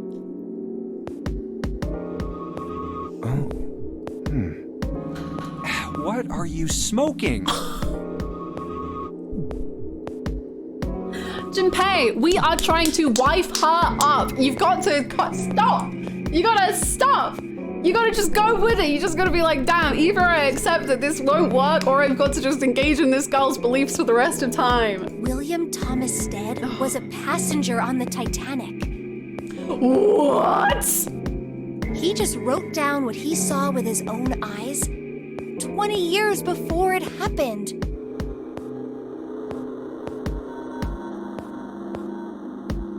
Maybe she's impressed by his steadfastness. True. Love a guy steadfast, you know. He decided it was probably best to say nothing. What June was saying was insane and utterly absurd. If he tried to take what she was saying seriously, he would go mad.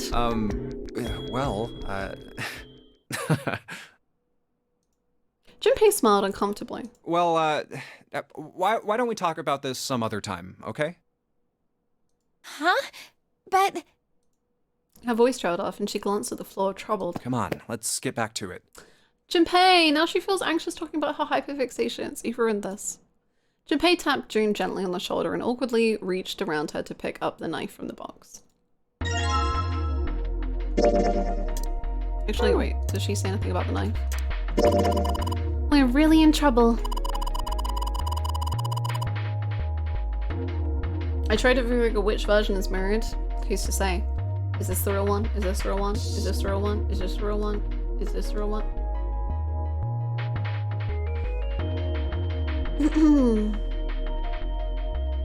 It's so funny that in the other timeline, Junpei is having a bisexual awakening, and in this one, he realizes his childhood crush is a conspiracy.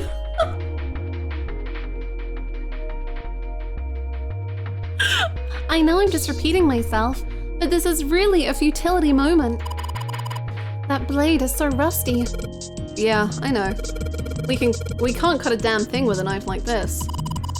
If we're gonna cut anything, we'd probably have to sharpen this knife. The knife. If I can sharpen this knife... Oh, damn. Maybe I'll use the whetstone to sharpen the knife. The blade of the knife is getting sharper by the second. I should be able to cut something pretty good with this. Wow! What is the line? Wow, it's so shiny. Did you sharpen it, Jumpy? Yep. Now I can use it to cut something soft.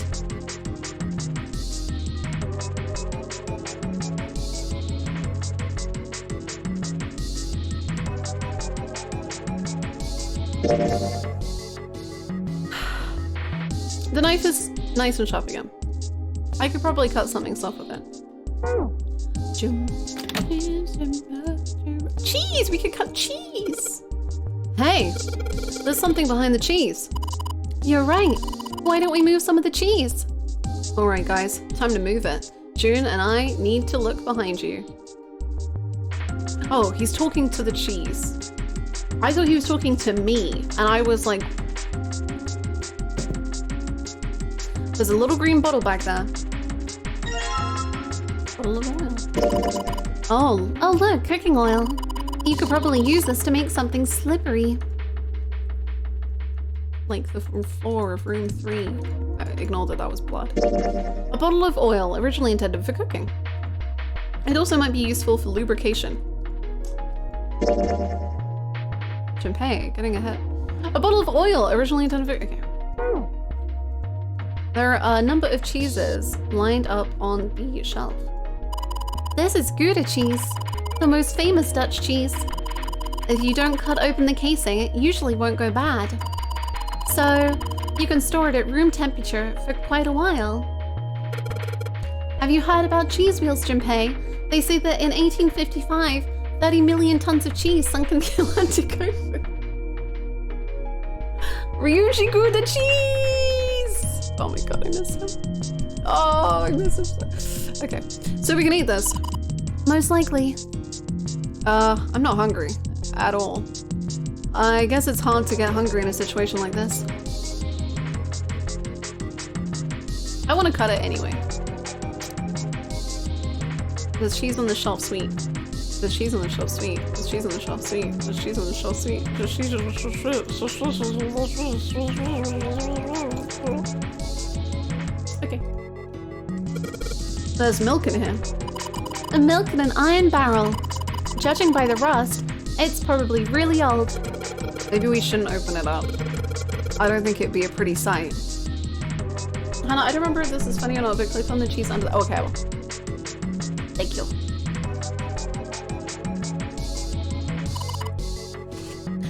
Jumpy, you're searching with such tenacity. I don't think you have to search down there. I just want to be sure. There's cheese on the shelf. Sweet. Jumpy, you're searching with such tenacity. I don't think you have to search down there. Okay, thanks, June. What do you have to say about this? June? June? No. What do you have to say about this light? The light for the pantry. Oops. There's a big barrel of milk behind the cloth. It looks like some kind of large tin container. Well, it's empty. Okay. It's a lot of notes. They got a bunch of stuff written on them, but it doesn't look like a code or anything like that. Do you think you could jump scare Santa by showing him that bookmark? Sorry, I've not moved past the bookmark thing. The story may have, but I haven't.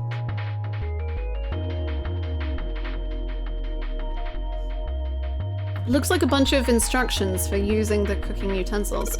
Nothing really suspicious about that.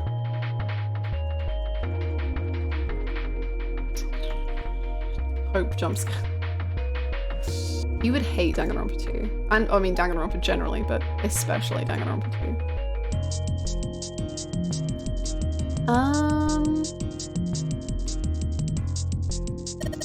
It's a bolt. And it's really rusty. Will this even open? We won't know till we try. Let's give it a shot. Alright, let's see if you're gonna come out. Damn, no dice. Okay. This bolt is rusted in place, it won't budge. Of course! Maybe if I put some oil on it. Hey, just a little bit of oil and... Come on. Come on, you little son of a bitch! Ooh. Ha. Yes, got you, you little bastard. You did it, Jumpy. You're so smart. Don't worry about you.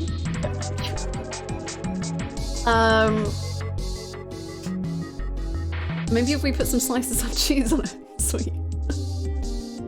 As Junpei walked into the room, a blast of cold air washed over him. Almost instinctively, he folded his arms tight across his chest, doing what he could to conserve body heat. Oh, it's my cold God. in here. June, we gotta stay close together. I'm so chilly. I gotta warm you up. You gotta warm me. We gotta be like penguins, June. What is this place? Are you blind? It's a freezer. Santa's teeth had already begun to chatter. Hardly surprising. The freezer was far too cold for someone dressed as he was.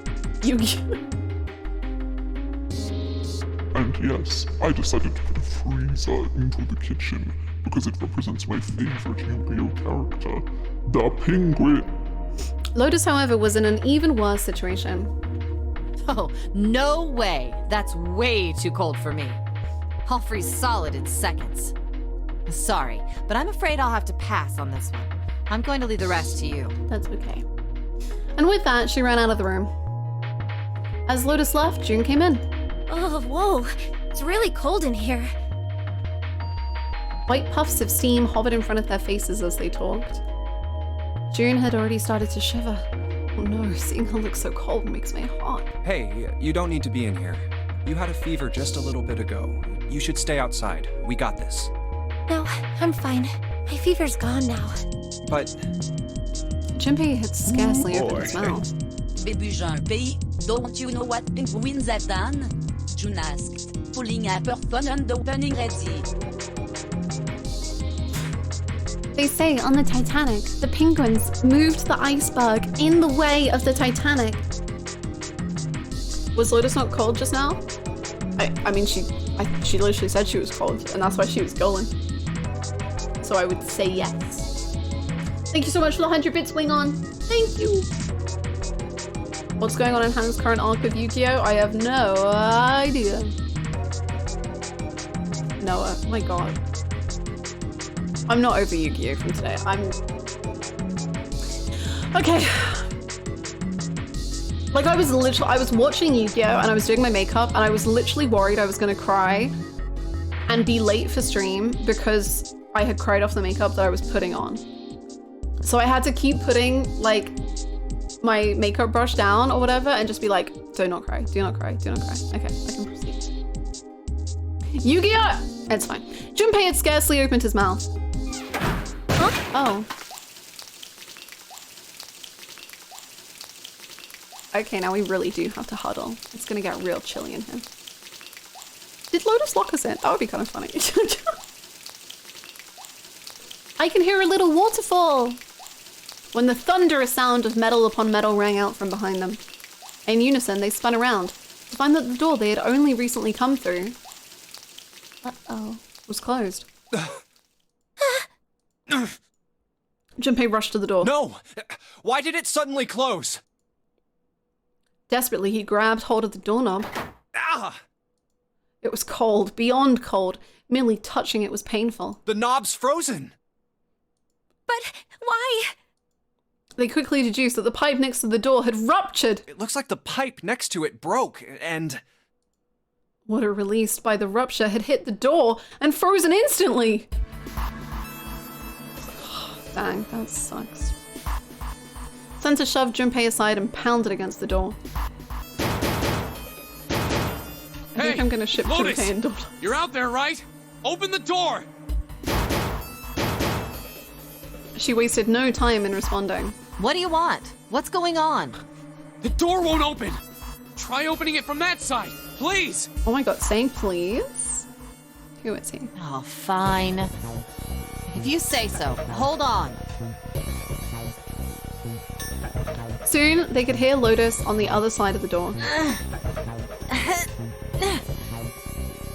Then the grunting ceased and they could hear light panting as if from exertion. It's no use. It won't budge. You've got more people in there. You figure it out. Whoa. Whoa. Whoa.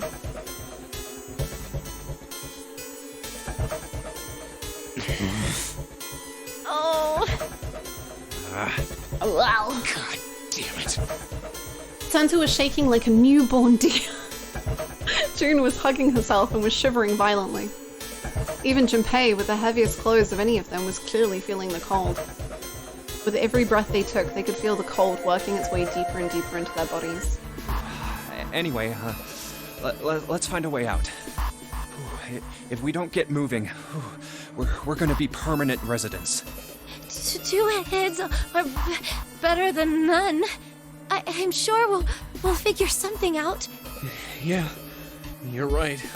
Let's just take a good look around this room, okay? Right. They pushed in close to one another and began to search. I'm sorry. This, you know, it's been bad up till now, but this sucks. This sucks. It's chilly. It's miserable. Look at the fishy. Are the fishies wearing little... Oh, I was gonna say they're wearing jumpers, but the fish are probably stored in some way that I don't know. But look, it looks like he's wearing a little... Oh, topper. Anyway, frozen chicken.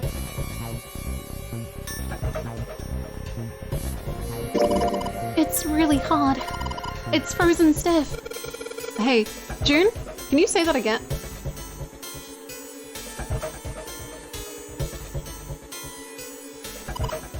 Yeah? Say it again. It's really hard. Again.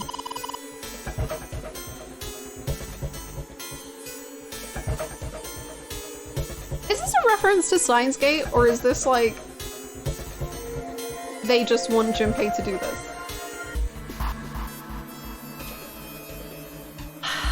It's really hard. Duh. Thanks. Something wrong, Junpei? Your face is bright red. Nothing. I'm fine. If it's that hard, you can probably use it as a hammer. Yeah, good point. Maybe we can use it to break something.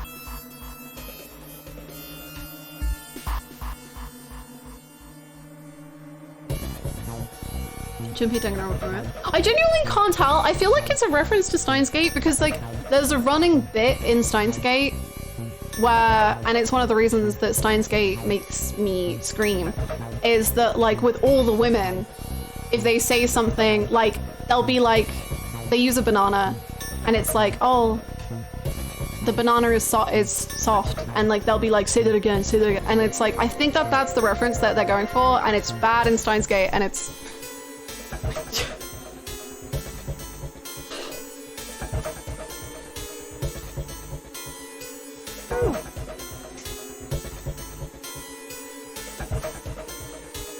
I'm pretty sure that this came out before Steins Gate. Then you have no excuse. 999. I tried to save you. Dry ice? Can't you make that stuff cause an explosion if you seal it in something that's airtight? This was 2009. When was Steins? Hold on. Let's get to the bottom. Steins Gate. Visual novel. 2009.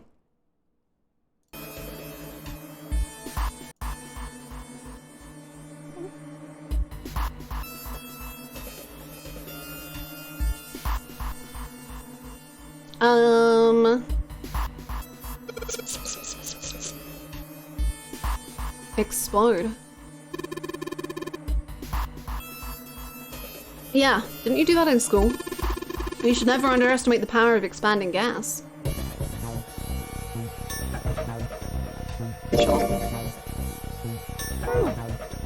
You got to make explosions in school? They used telepathy to make the same bad joke real. I played like 30 minutes of Steins Gate years ago, and that was enough to give me permanent damage. I watched Steins Gate, and I was like, it wasn't for me, for a variety of reasons. And I was like, but I finished it, and I was like, yeah, sure. And then I watched some of the visual novel, and I was like, I was in horror, and but I can't remember if the anime's like that, but I can't rewatch it. I don't want to. I was like, wow, my eyes. Junpei picked up the dry ice with his sleeves. However, I will say Steins Gate has it has some great music. Oh my god. It has some bangers. Oh, dry ice is just frozen carbon dioxide, right? Junpei picks up the dry ice with his sleeves so as to avoid burning himself. Also, Hannah, are you the person to judge people for blowing shit up in school? Hey now! I think there's a difference between accidental fire and purposeful explosions. And I did one of those.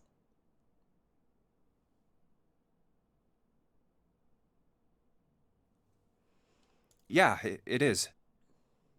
There was no explosion. It was just fire. Well... I wonder how warm it has to get for it to turn back into gas again. Hell if I know. How is that gonna help us anyway? Yeah, it is really, really transphobic. Oh, well, I figured we might be able to use it to get out of here. They were about to move on when June spoke up.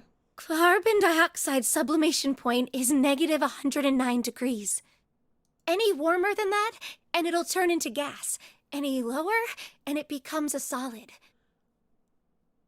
Ha! Sure. Junpei looked at her, dumbfounded. Oh, how do you know that?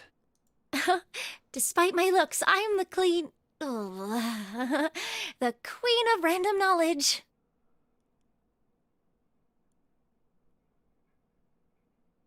What? Looks bad to mess up when you're showing off.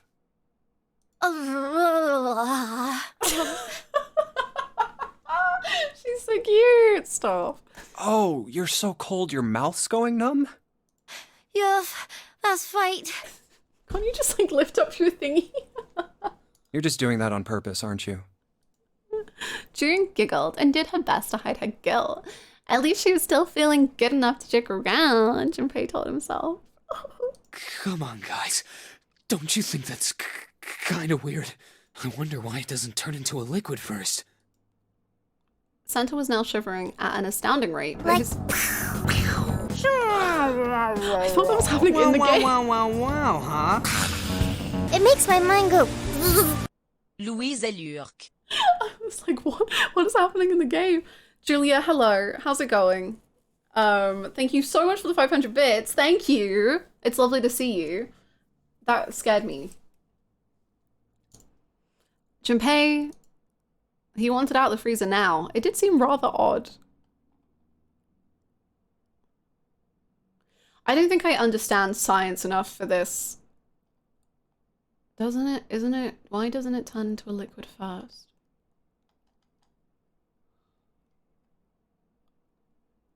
I don't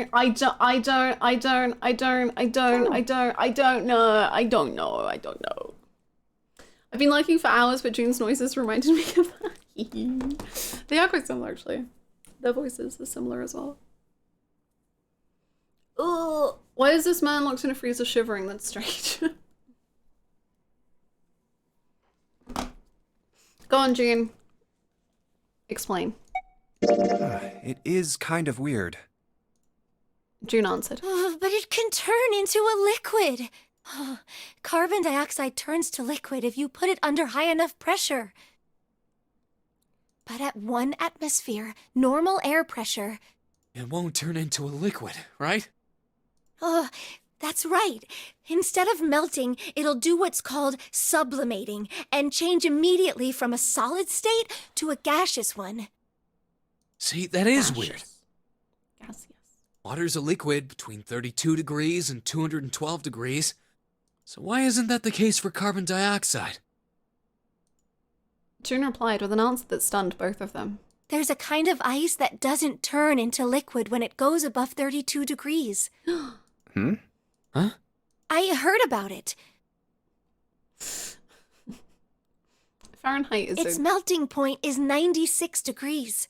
Yeah. Ice with a melting point of 96 degrees? Fahrenheit owns. I'm a Fahrenheit defender. Well, it's been fun, Luxury. I don't know how I feel about that.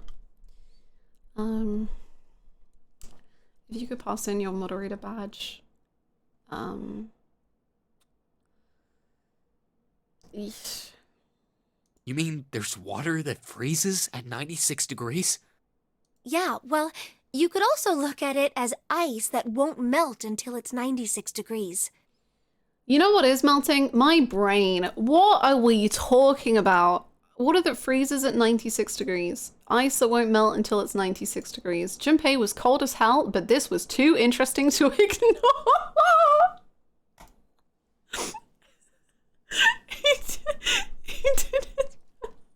He did his best to warm up by rubbing his arms and stamping his feet, and then put the question to June. So what's this ice with a melting point of 96 degrees called? I heard it's called Ice 9. 9? Hold on now. It's all adding up. Ice 9? Originally, Ice 9 was a made-up substance invented by a science fiction author. Right. and he predicted that the Titanic was gonna sink. But recently, scientists have discovered that such a substance actually exists. Wait, hold up. So is this thing called Ice 9, or is it water? Like I said, if the ice is over 96 degrees, it'll be liquid. If it's under that, it'll solidify.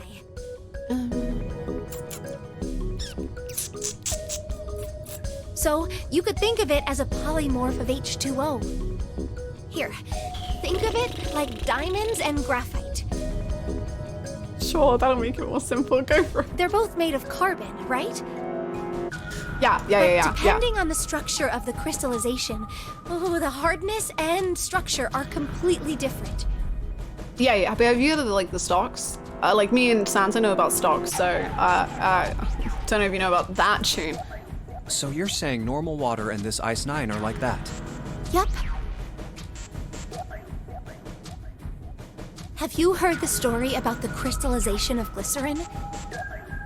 For 150 years after the discovery of glycerin, people cooled it, warmed it. They did all sorts of things to it. But whatever they did, it never crystallized. However, one day in 1920, some glycerin on its way to England by ship was discovered to have crystallized during the trip. Oh. Scientists around the world wanted to research this new crystallized form of glycerin and asked for seeds. Oh, a seed is a sample of the original crystallized substance. With a seed crystal, further crystallization of glycerin would be easy. However, something very strange happened. Not only did the glycerin encouraged by seed crystals begin to crystallize, even the samples nearby did, even though they were tightly sealed. Thank you very much, the 250 bits counts. Yes, my brain is rotting. What is going on? Crystals, liquid, solid. And it didn't end there. After that day, it doesn't matter where in the world it is. All glycerin crystallizes naturally when cooled to less than 64 degrees. Wow, do you think like the crystals telepathically fielded communications with one another and then they saw dog pictures and then decided to crystallize at a different temperature now? Before that day, no matter how glycerin was cooled, it refused to crystallize. But once the crystallization had begun, it was almost like, how do I put it? They telepathically talk to each other. It was almost like all the glycerin in the world was communicating. Communicating in some way that we can't sense. And now it's happening everywhere. Junpei. What's going on? Yeah, Santa's gone. Santa is dead. Santa has frozen to death. I was honestly impressed.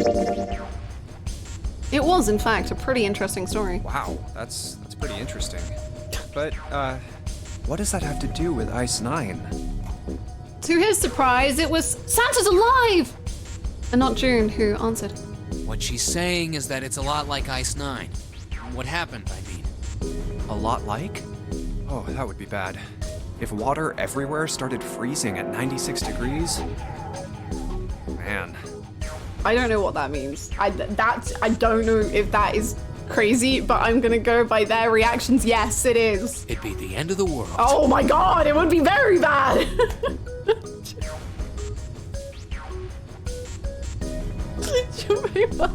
That Santa might not be treating the idea of the end of the world with the proper concern.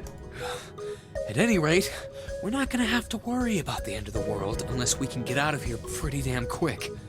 True. He was right. Junpei shivered. All right, guys. I think that's enough of that.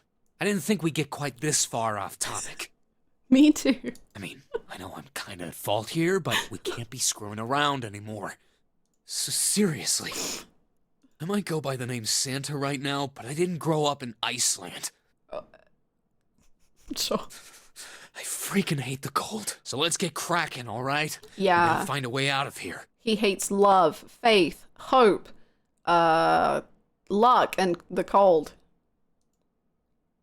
Santa stomped off, clearly doing his best to pretend the cold wasn't affecting him. Selfish, isn't he?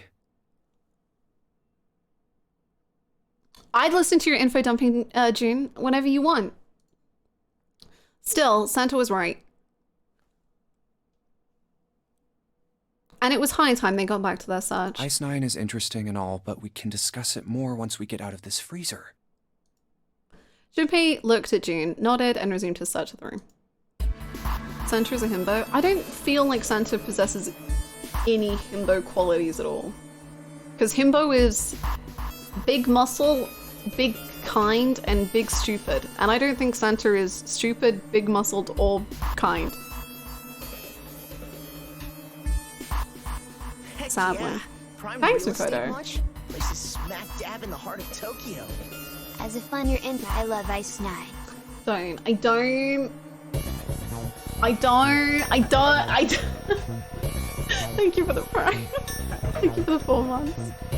He's just a little guy, he is. He's just a guy, he's just a lad. Is that a snake? Oh, it's a rope.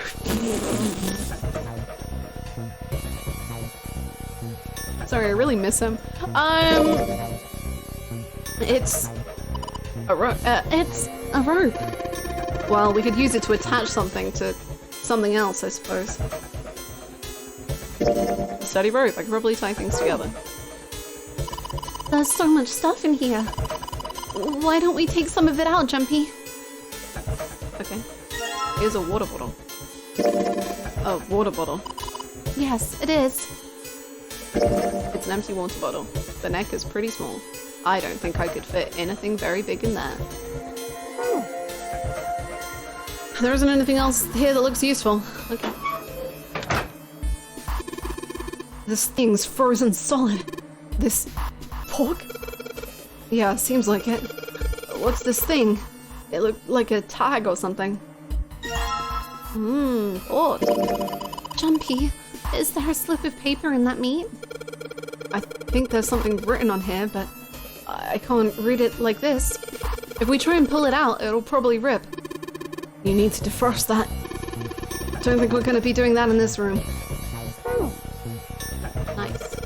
Everything's frozen in here. It doesn't look like there's anything else interesting. Well, this thing is covering something. It's frozen solid. I can't flip it over. Can we smash things? Can we put the rope on the door knob? Yeah, I'm gonna be real. I have no freaking clue. There's water dripping from this pipe. Oh, we can put that in the water bottle. How is it not freezing? Sure. It looks like when the pipe, I guess it's not that cold. It looks like when the pipe burst, the water hit the doorknob and froze it in place. Right. This water actually seems almost warm. Oh. Peculiar. There's warm water flowing from the pipe. Use the water. Please! No! Hey, Junpei. Didn't you find some dry ice earlier? Yeah? There's some warm water coming out of that pipe. Warm water and dry ice. What do you think would happen if we put that stuff in a sealed container together? Okay, now can I do the water? There's warm water flowing. Okay. Let's start off by putting the dry ice into the water. Okay. But the dry ice is too big. Well, you gotta figure out a way to make it smaller then, don't you, genius? We've got to make chunks of dry ice. Smash it with the chicken. I didn't think that was gonna work. Alright, the dry ice is all in pieces now. Excellent. Okay. I'm gonna put these pieces of dry ice into the water bottle.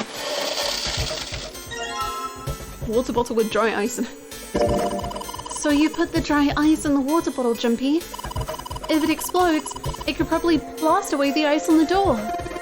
So, How are we gonna get it to stay against the doorknob? With the thing, with this? And let's just tie a rope on here. Water bottle bomb! Hey, why don't we use a rope to tie that bottle onto the... Yeah, that's not... Okay. We just have to put some water on it, and then we can give it a good whack with something. Kaboom! It'll explode and break the ice off the door. Then what are we waiting for? I can't take this cold any longer. Boom. Warm water drips from the ruptured pipe near the door. Put water into the bottle with dry ice, and make sure the lid's closed. Now I just have to put this makeshift bomb on the doorknob. Alright, that's set. So, what do we do now? We just need to give it a little, tap. Throw the chicken at it. The bottle's already about to pop. If we just throw a rock or something at it, it'll go off all on its own. A small rock. Huh. A small rock. Junpei looked down at the floor. Scattered across it were pieces of dry ice left from the larger chunk he'd crushed earlier. Alright, this ought to do the trick. He pulled his sleeve down over his hand to keep from getting burned and grabbed the chunk of dry ice. Ah, some dry ice, huh? Not a bad idea. It was a pretty good size. About as big as a pool ball. Alright guys, stand back. Actually, we should probably hide somewhere. Okay. I don't really know where we can hide in this room. Both Santa and are they going to get in the mini freezer? Both Santa and June looked at him with new concern. Where exactly do you expect us to hide, genius? There isn't really anywhere big enough. Get in the thingy. In here. In here. Yeah, there is. Look, right here. We can hide in there. Junpei pulled open the door to the small cellar. Come on, get inside, quick. Santa and June nodded and jumped down into the hole. Junpei quickly followed. In his hand, he could feel the chill of the frozen carbon dioxide even through his sleeve. He tightened his grip, took aim, and prepared to throw. All right, here I go. Please don't miss, Junpei. Oh, actually, kinda, I do want you to, because it'd be quite funny, but I don't think you will. 3, 4, 5. You're counting the wrong way.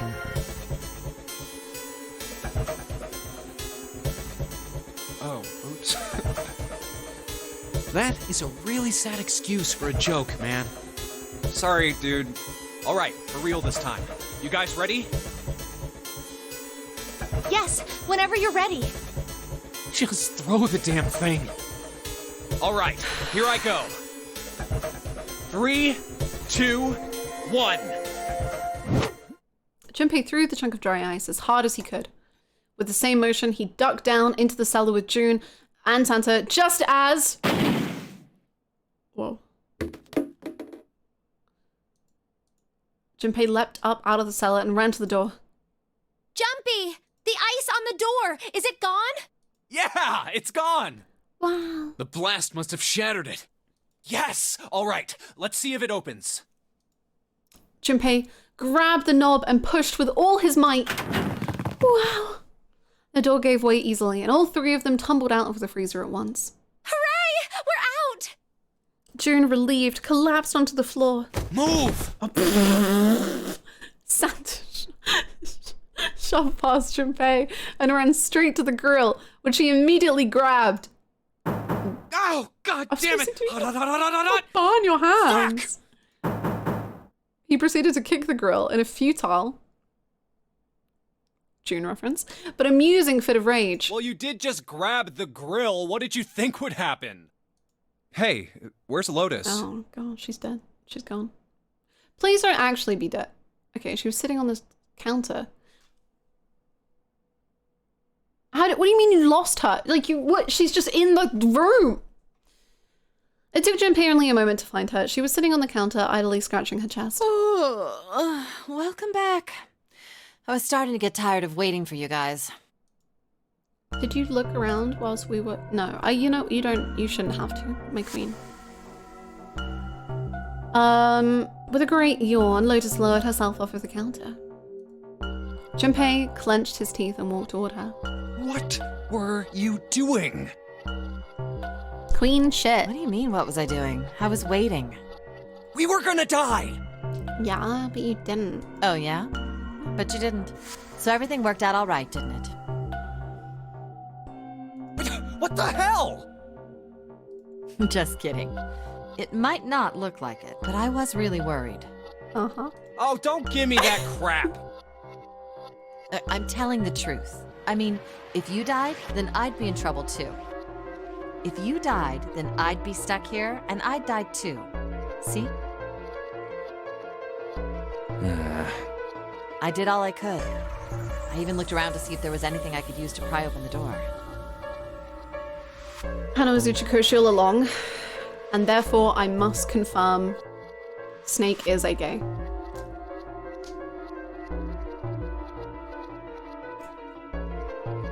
Thank you for waiting this long for the truth. But the truth is here.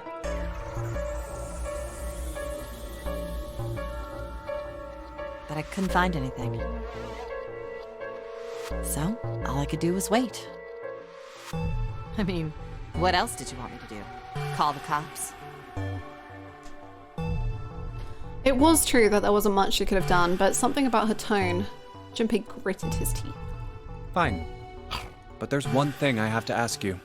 What's that? You didn't close the door, did you? What? You think I closed the door on you? Why would I do something like that? It closed on its own. I told you before, if you die, then I die too. Yeah, I guess so. It seemed that an accident was the only explanation for the door's closure. If she'd really wanted to kill us, all she had to do was bar the door from the outside. But she didn't. Well, she didn't do anything. She's only lazy, or negligent at least, not an attempted murderer. Whew! Junpei swallowed his anger and did his best to apologize. Well, I'm sorry. I'm sorry I doubted you. Oh, yes, well that's all right. As long as you understand. Lotus looked away and twirled her hair between her fingertips. His vengeance against the girl complete, Santa swaggered back toward Junpei and Lotus. Hey, no more screwing around, you two. Is June still just lying on the floor? Break time's over. Especially for you, lady. You've just been sitting on that fat ass of yours while we were freezing to death. How rude! I was plenty busy. Yeah. How about you put all that energy into something besides bitching? Let's go.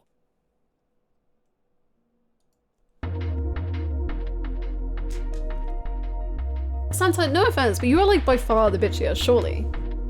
Surely. How have I been streaming for 4 hours? This game is as addictive. Well. The drama is dramaing. Oh, let's defrost the pork. That'll be fun. Oh. That is a frozen piece of pork. I put Redion de fun. I plus de fun in the code. And I plus de code ton heure. Thank you so much for the 100 bits, Vega. June core. Titanic core. Thank you for the bits. Hey, what's that? It looks like there's a piece of paper inside it. If you try to pull it out, it might tear. Maybe you can melt it if you put it on something warm. Something warm? Something warm. Oh, yeah, didn't someone burn themselves on something earlier? He has a name. It's a chunk of pork with paper inside it. Guess I'll put this meat on the grill. Bone on the meat. Meat on the bone meat. Hey, what are you doing? What are you going to do with the paper buns? Come on, it'll be fine. I mean, it's not like it's gonna burn right away, right? We just gotta keep an eye on it, and the paper will be fine. Well, they can argue all they want. I'm gonna keep an eye on this pork. Cool, looks like it's about time. More like warm, am I right, Junpei? I'm gonna try taking the paper out.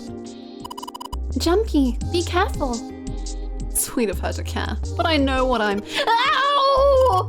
See? I told you. Hey, what the hell are you doing? Hurry up and take the paper out. It's not coming out. This thing's frozen stiff. I can't get it out. So, are we going to have to cut the meat? Yeah, looks that way. Well, I have a knife. Alright, now that I've sharpened the knife. Yes, I cut the pork. Awesome, Junpei. Now we can cut out the paper. Oh my god, was that a compliment? Wow. For real, I love how bitchy Santa is. Like, you get mean characters all the time, but there's something special about his level of snark. It's very good. It's very good.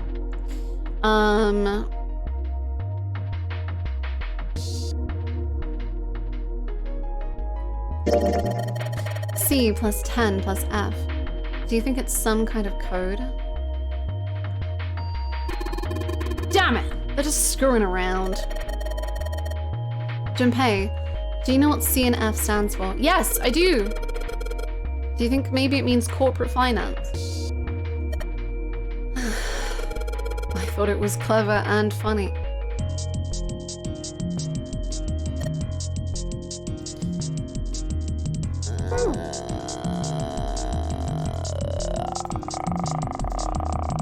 There's a voucher at the end of the counter. This voucher doesn't match the number of plates on the table. It says appetizer 9, meat dish 10, soup A, seafood dish F on the voucher.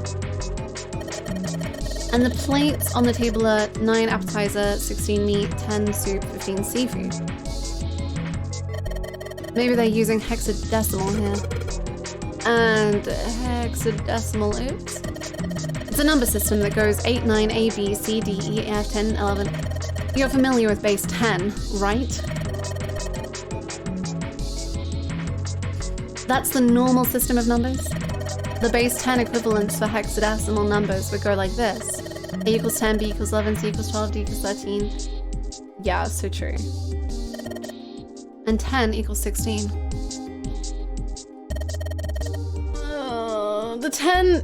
The 10 becomes 16 in base 10. I know it sounds strange, but you can think of it as just 6 letters added to the normal number system after 9. What?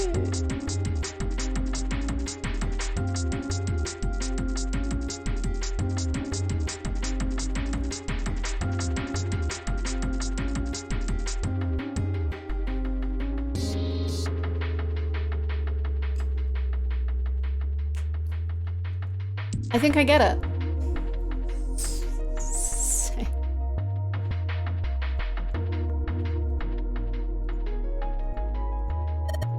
This is probably what you're supposed to use to enter the password. Maybe if we put in the right number, it'll open the oven door. Junpei, maybe the note you found earlier. Yeah, I know. Do you know how to enter those numbers? I think E is for enter and C for clearing. So basically, when I'm ready to submit my answer, I press E. So if I screw up, I just press C, right? Lotus nodded. Alright, let's give it a shot. I think it's, how many numbers can we put in? 3.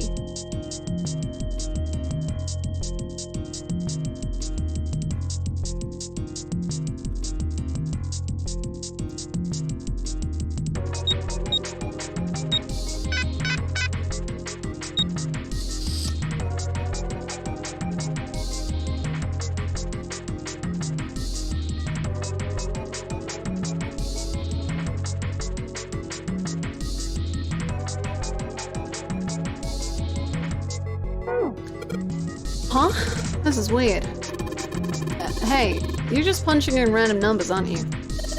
Maybe if you just enter it like I said, like it said in the hint. Ah, shut up! Shut up! Hawk note.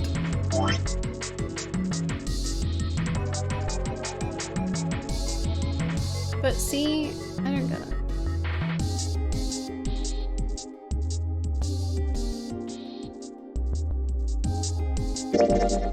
It says C plus 10 plus F on the note. I love L from Fortnite.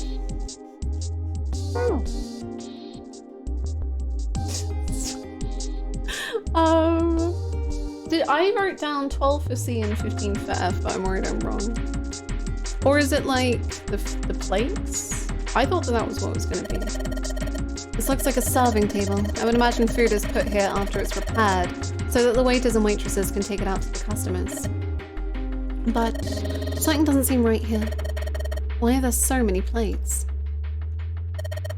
Hexadecimal. I wonder if it's some kind of hint. Yeah, maybe. Junpei, do you remember what I told you about hexadecimal code earlier?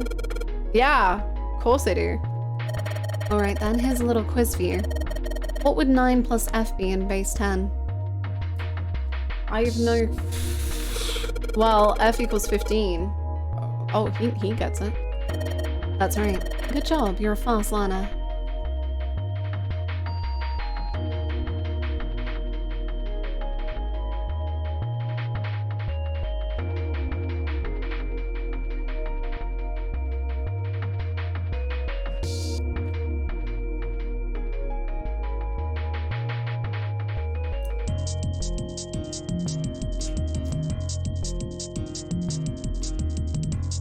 Now I remember why I hated this freaking room. Uh-oh. Who told Hannah to play the math game?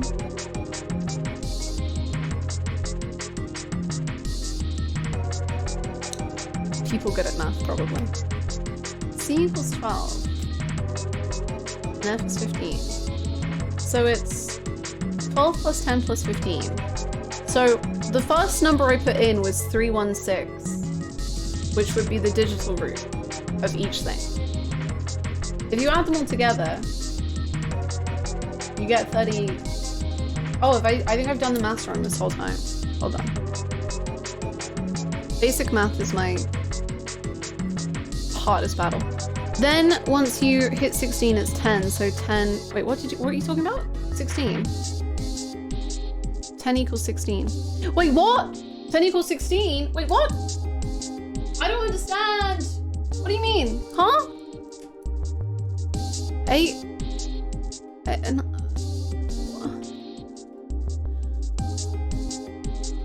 What? 10 equals 16. I don't understand, but okay.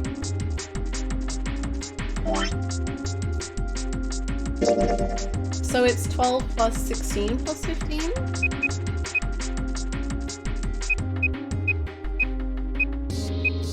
$43. What does that get me? I don't really know.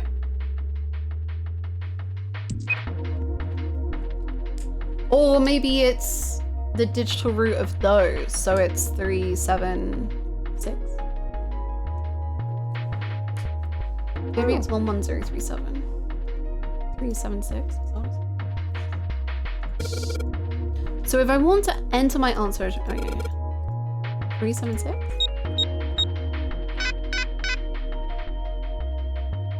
Wow.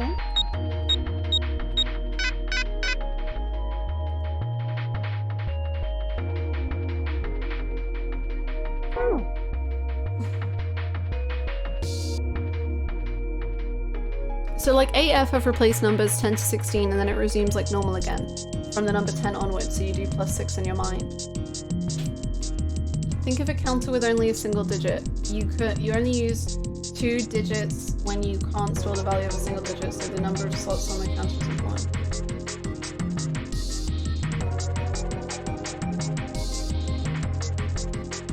is 1. What? What? Why?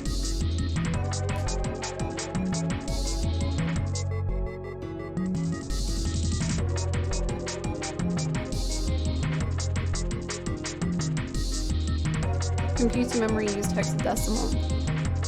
Did they like suffering? Imagine swapping letters for numbers. So 10 minus 36 with the alphabet.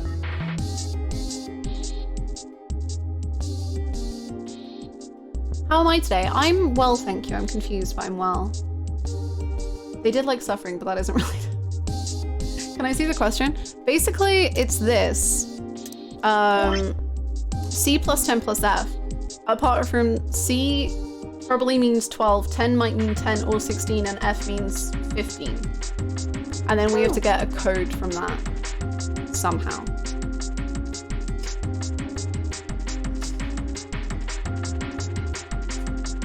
It's fun. It's fun in this world. We're just in Uchikoshi's world, and we're thriving and crying and...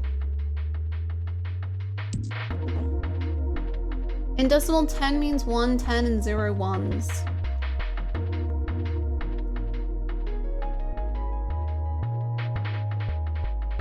Louisiana. No, we're in Missouri. That's very good, Pachi. That is very good. That is very good. Pork note.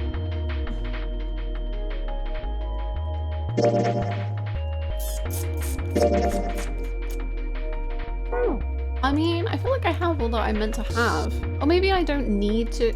I don't know. Maybe I don't need to put in 3 numbers. Let's see.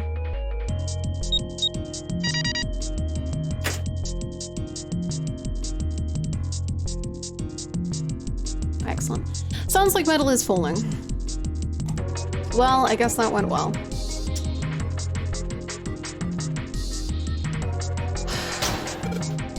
Yeah. The door opened. Do we overthink again? No, we didn't! Because in another puzzle, you can put up to 3 numbers, and Santa literally is like, it has to be 3 numbers. Good job, Jumpy.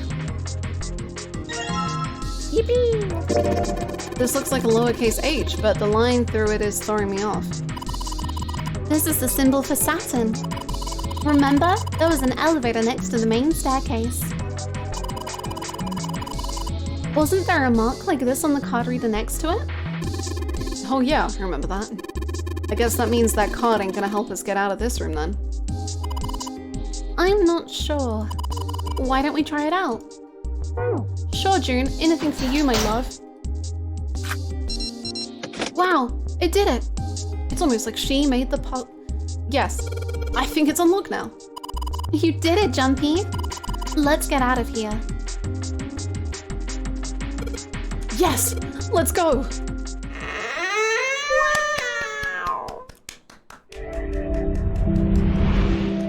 You found it. I think we've been here before. A metal grate stretched from wall to wall. So we're just leaving the pole behind then? I know, I feel like we could defrost the chicken. And you know, if we get hungry, at least we have a defrosted chicken. Beyond it was a research. Thank you! 13. 1 plus 3 equals 4, but 13 to 4 is 9. 0, 999? Anyway, thanks for being around. Whoa! Are you 0 or am I 0? Who's 0? Thank you so much, Central Kutsuni, for the 13 months. Thank you. Thanks so much. Beyond it were 2 elevators and the entrance to the kitchen. The elevators are over there, so that means... We went into the kitchen through that door and came out on this side. That means the map was right. Wow! Looks like. Then let's use it to plan our next move. Next move? Yeah, we need to decide where to go from here, don't we? He's right. Let's get started. From the looks of it, there are 4 possible routes. Let's just keep it simple and call them A, B, C, and D. No, we should use hexadecimal. First, A and B. They both seem to connect to a room that looks L-shaped. Yeah, there were 2 doors. But they were both locked. We couldn't open them. Oh, Now, is that the Route casino? C.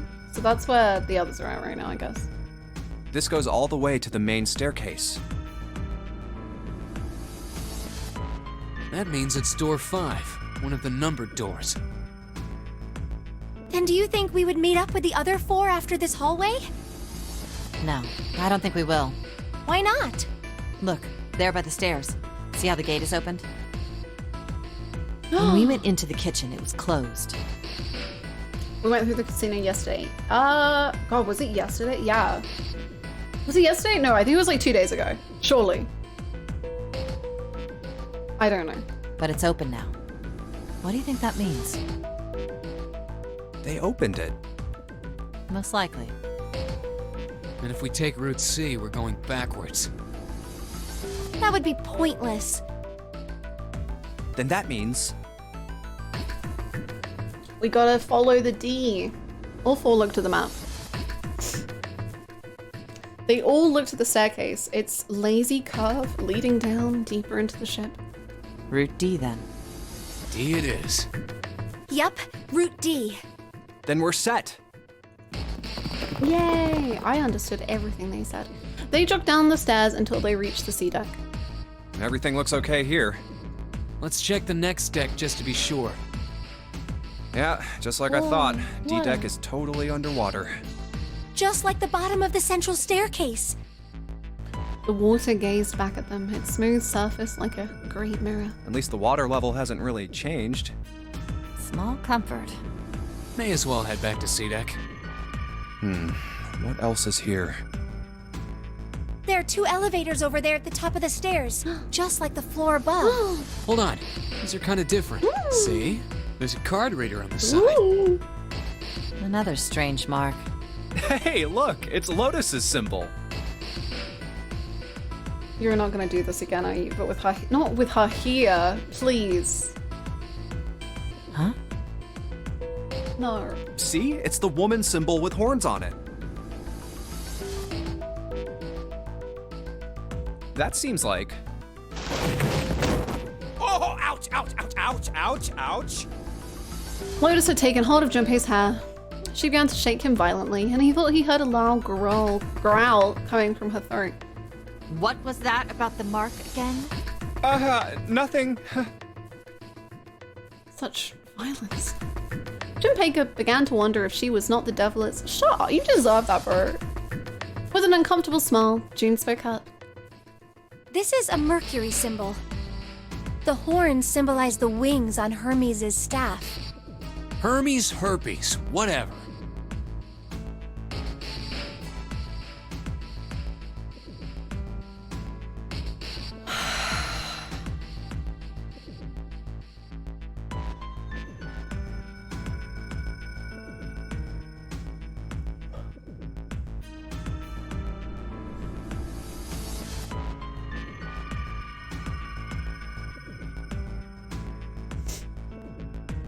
If we can't get this thing to work, these elevators aren't going anywhere. In other words, we need a key card with the Mercury symbol on it. Probably. I guess we can't get on then. Let's just disregard the elevators for now. How about this hallway on the left? Whoa, there's so many doors. They weren't sure how many, but certainly enough to be discouraging. Damn it. If we try and search all these, the sun's gonna go down before we've done half of them. Who's to say the sun's down or up? How do you know? I think the sun already set. I have a feeling this ship is the only thing that's going to be going down anytime soon. That's even worse. Well, we can come back to this hallway later. Let's check the hallway on the other side, shall we? Time to head back to the stairs. To their right was a small hallway. And now the right hallway. Quickly, they headed into it. It was approximately the same size as the alcove in front of the stairs. The hallway led toward the stern, and at its end was a set of double doors. Did I guess Lotus's VA? I've not guessed anyone's VA. But weirdly enough, like just then, I don't know why, but I feel like I know Lotus's VA. To be honest, I feel like I recognize most of the voices in this game, but I think I actually have a guess for one of them.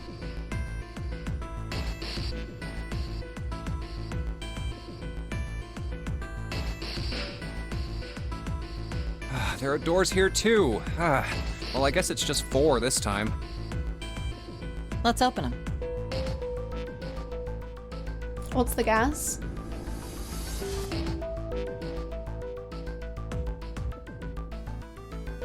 I don't like being wrong. That's my problem. I'm like, I'm gonna embarrass myself.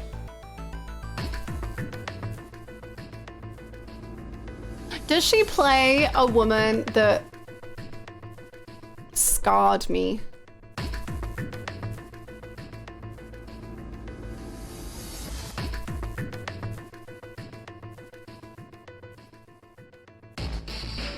It's okay to be wrong, it is, that's true. A woman who is also a devil. Yes. Maybe depending on your definition of scarred.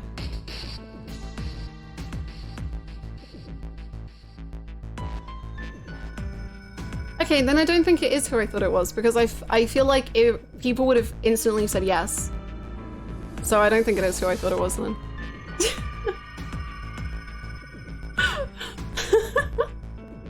All right, let's start with this one. Junpei nodded and grabbed the one closest to him. He gave it a small tug and felt it move. Huh, it isn't locked. I'm going to open it. Thrilled to have found an unlocked door, he threw it open.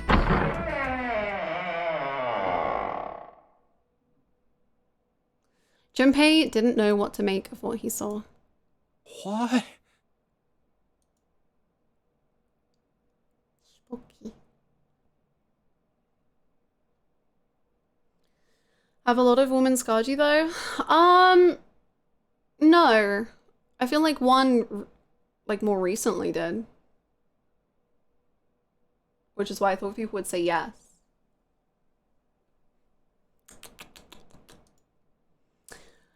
He simply stood, unable to speak. The others simply stared, open-mouthed. After a few long moments, Santa managed to speak. What the hell is this? This place is huge. A massive room stretched out in front of them, more a cavern than a room. Its vastness was oppressive, and it bore down on the four companions. It was not empty, however. The entire room was filled with lines upon lines of beds. You might be cooking? Yes, she sure did. Is it Toriumi? Is it Toriumi?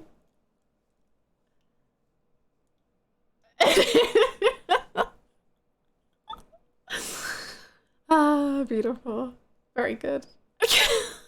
It's because I've been thinking it sounded so like Mitsuru to me for ages, and then it started for some reason I was like Chidori maybe, I don't know, and then like I wrapped all the way back around to Toriumi like right then.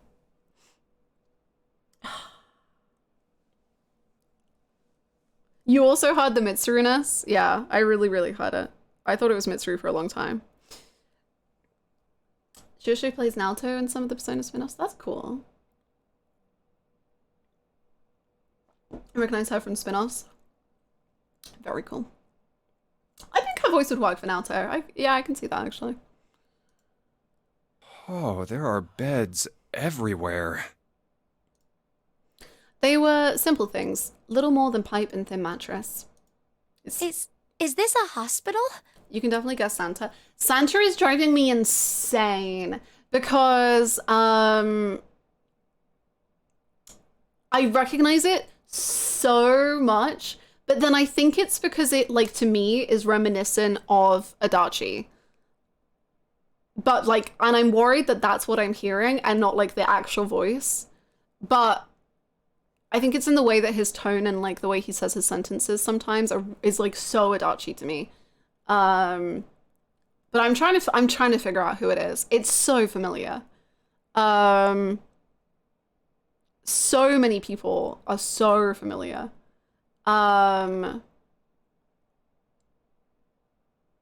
It's the voice direction of this game in general is very Adachi.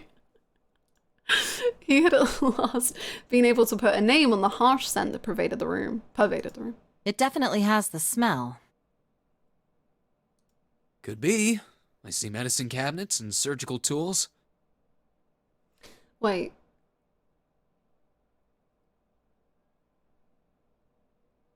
Do I know Santa's voice? Hold on. Oh god, I need Santa to talk. A lot. Hold on. Hey, look there. The 4 doors at the end. 3 of them were emblazoned with large single-digit numbers made with thick red paint. The left door says 3. The second door is blank, but the third has a 7. And the rightmost door is 8. There's no doubt. They're numbered doors. Why is the second door blank? Is it? No, I don't think it is. That seems kind of strange, don't you think? No. Okay, wait. Is he in Fire Emblem?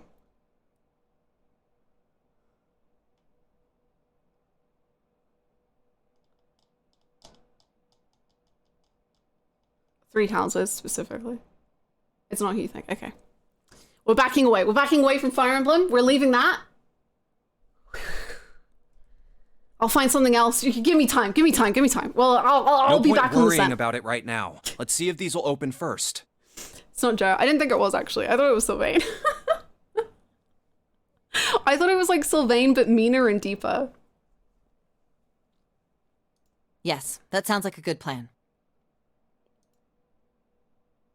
Junpei headed toward the doors, weaving his way between the beds. Sylvain, if he was mean gay. Wait, hold on. Wait. He started with door 3 on the left and moved to the right until he reached door 8. Sylvain, if he was feeling. Oh, it's no use. Well, of course. If it was that easy to open these doors, what would be the point of the notary game? We have to activate the red, or the numbered doors won't... Wait a minute. What's wrong? Look, the display on the red. There's nothing on it. Huh? Don't you remember? The red at the central staircase? If no one was inside, it said vacant. Oh yeah, you're right. But this one... There's nothing on it. Right? I wonder if it's broken. Only one way to find out. It's the way he says certain words that Santa, I'm just like, you're there. I know who you are, but I don't, but I do. Oh.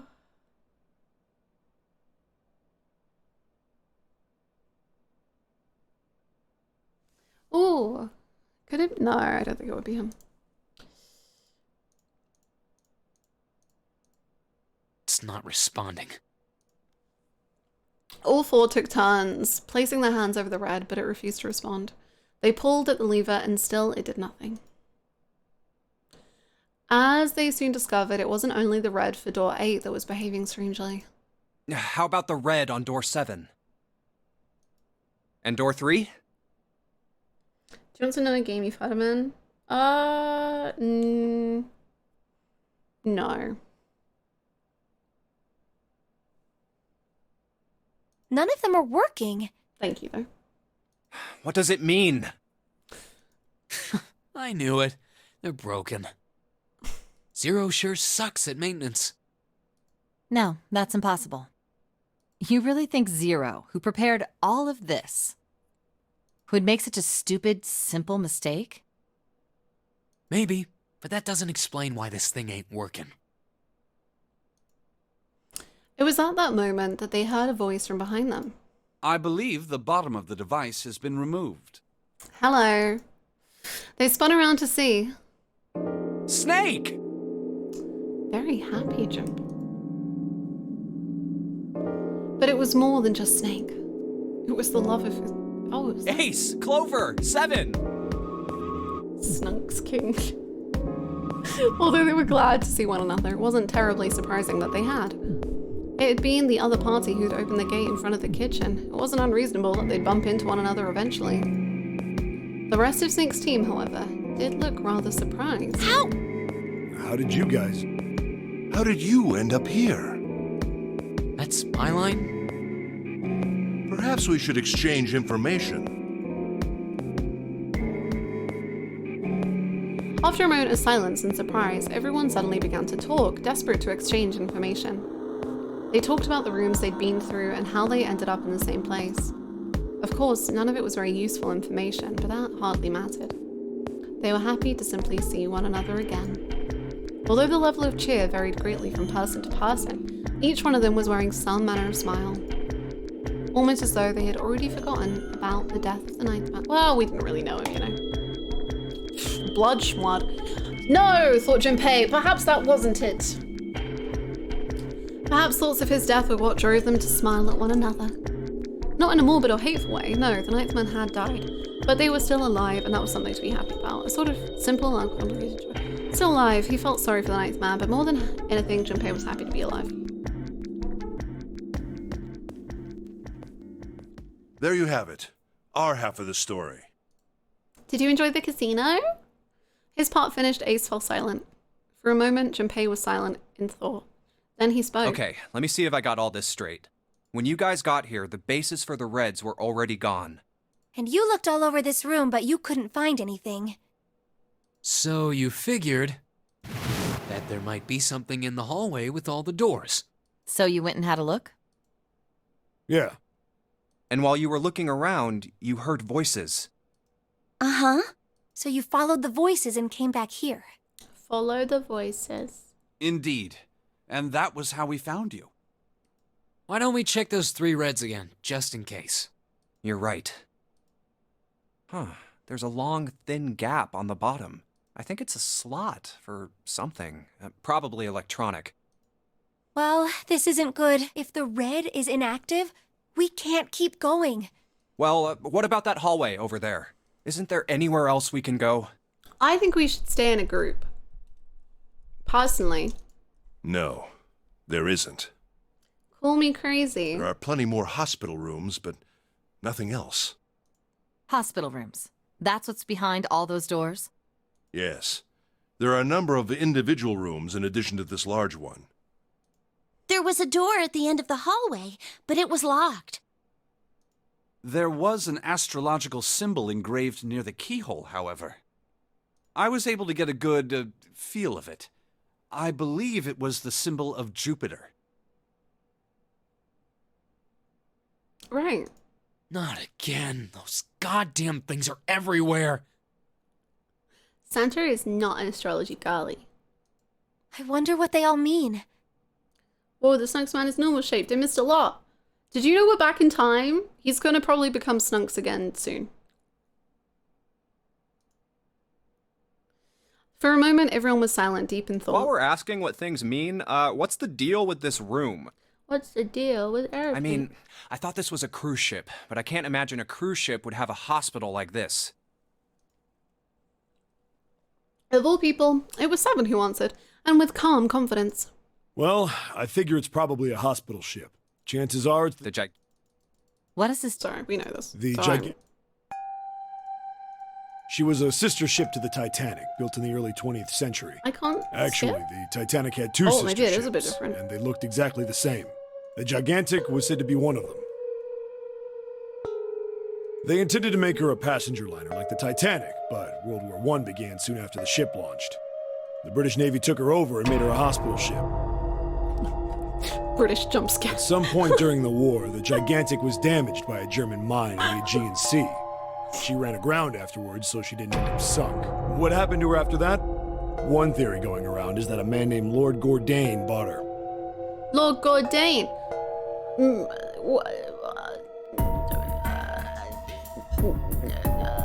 Lord Payne. Seemed like he'd been one of the few to survive the Titanic sinking. That trauma turned him into some kind of obsessive collector of all things related to the Titanic. Soon enough, the guy wanted the Titanic itself. Which was impossible, of course. It's stuck at the bottom of it, but the Gigantic wasn't. And seeing as she was identical... So you're saying this Lord Gordain bought this ship? That was an attempt. I was trying to make 9 out of his name, and then I was just like, I didn't. Yeah, at least I think I am. That's impossible. No way we're in some boat that's almost 100 years old. Pipe down, just pay attention. What, that's it? Well, have you got any proof? Pipe down. Proof that this ship is really the Gigantic. Well, this ship's got stuff that's like the Titanic and a hospital ship. So, I just figured... Oh, for goodness. Don't tell me that's your only reason. No, I've got more. Like? Well, I mean... Seven looked around desperately, doing anything to avoid meeting Lotus's piercing stare. He scratched his head for a moment, then gave up. Finally, he opened his mouth. I don't know. Lotus sighed and shook her head. I guess your memory isn't back yet, is it? Yeah. rooms. Hey! Whoa, wait a minute. Whoa, Memory isn't back. whoa. Yeah, we know. Don't worry. Don't worry. Junpei, he's a cop. Yeah? Your point being? Wait, was I the only... Why? Oh, yeah. I told the rest of them before we ran. I told them I couldn't remember a damn thing from... What? Then almost as if to save Junpei from further embarrassment.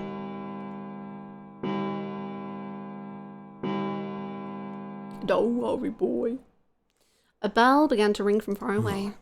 A bell? It sounds like the clock in the main stairway. Junpei counted each chime carefully. 10, 11, 12. Huh, 12. It's midnight. Then we've still got 6 hours left, right? We don't have any time to screw around. Let's get going. We gotta find the missing parts for the 16. Reds. No. What do you mean find? How on earth do you propose we do that? We've looked everywhere in this room. That only leaves one place to look. One? Well, not just one.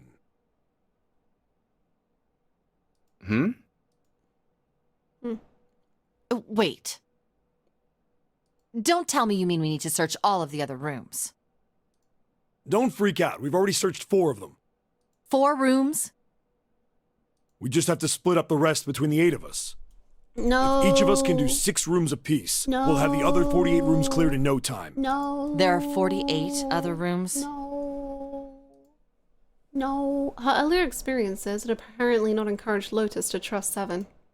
Seven scratched his head awkwardly. Just maybe. All right, so everyone knows which area they're searching? Yeah. Yes! Junpei was chosen to search the rooms on the starboard side, moving from 4 to We'll 12. all meet up when the clock goes off again. How about in that room with all the beds? Yeah. Seek Sounds 48 straightforward ways enough. out! Woohoo! I'll shout if I find any of the components we need. I hope we can find them within the time limit. If we can't, then we'll just have to come up with another plan. Right. Then let's do this. Terrible decision. The details decided they left to begin searching. Out into the hallway they went, each to the rooms they'd been assigned. However,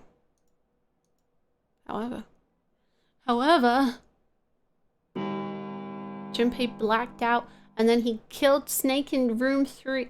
From far away, Junpei heard the bell ring. It did so only once. It was 1 a.m.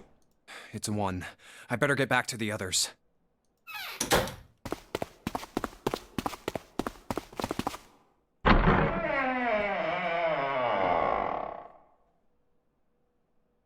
He jogged through the entrance of the large hospital room to find 6 of the others already there. Huh?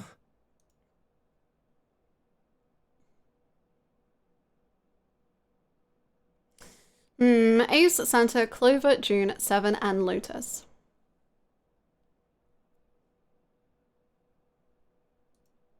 They had gathered in front of door number 8. Or perhaps to be accurate, they had gathered in front of the red, next to door number 8. I think I'll let you script now. Let's see.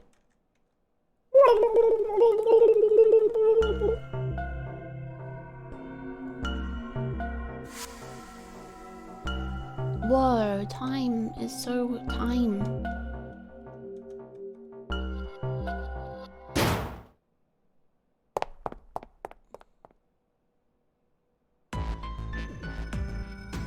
Actually, does this look good? Oh damn, holy moly. Oh hi June! Ace, can you hold my hand while we look around? I don't want to get lost.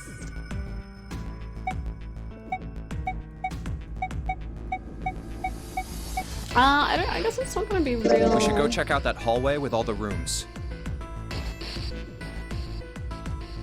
Okay, let's go, Jumpy. Ooh, okay, it doesn't skip. They turned around and took off down the hallway to their left. Oh! It's Ace. Ahead of them, farther down the hallway, they spotted Ace. Hey, Snake! Where are you? Answer me if you're there! What should Junpei do? Ooh. Maybe we should just leave then. I don't know. Maybe that would give us different. Maybe they'll call out to us or something.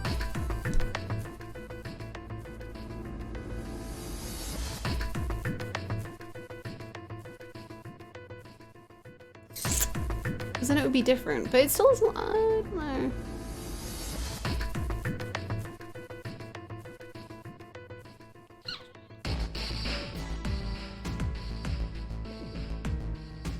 Toughest decision I've made all day.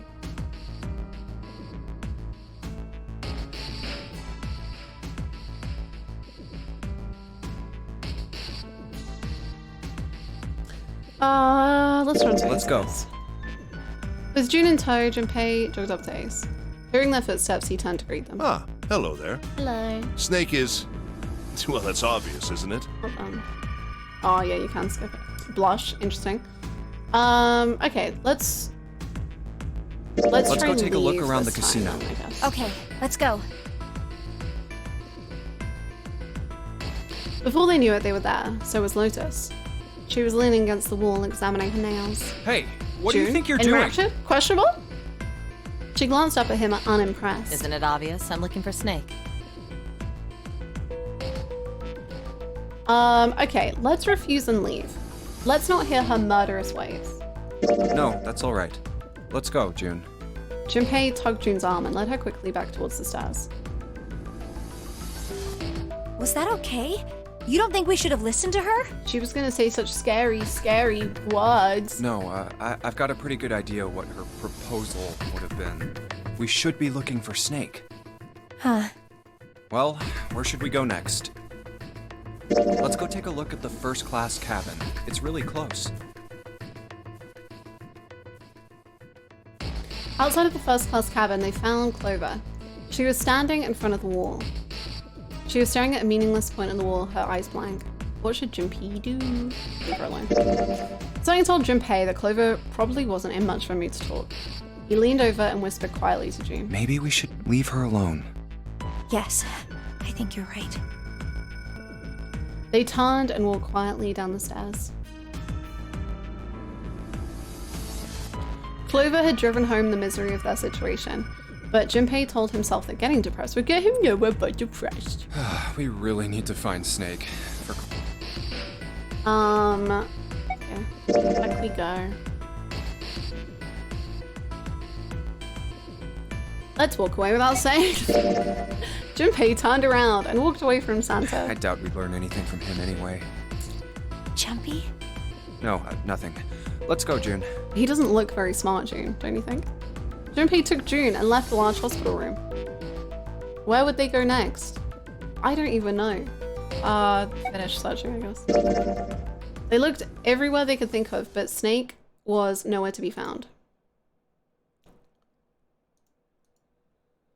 Snake hasn't been anywhere we've searched. Lotus looked around at 6 frustrated faces and spoke. We can't keep looking for him. Wherever he is, it's not here.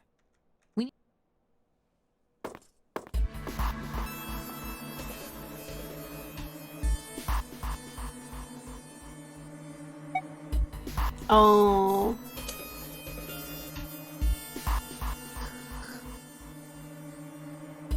It's giving snunks. Lotus girl bossing time. It is. This time I think we're going to agree with her. So yeah, so true, Queen. I couldn't agree more. It wasn't pleasant, but she was right. Wow. I would like to smoke weed with you. There wasn't any way that the numbers worked out. If one group was 4, the other group would always have a digital route that didn't match at all. When 7 spoke, his voice was strained. Then you're saying we gotta decide who's gonna stay behind.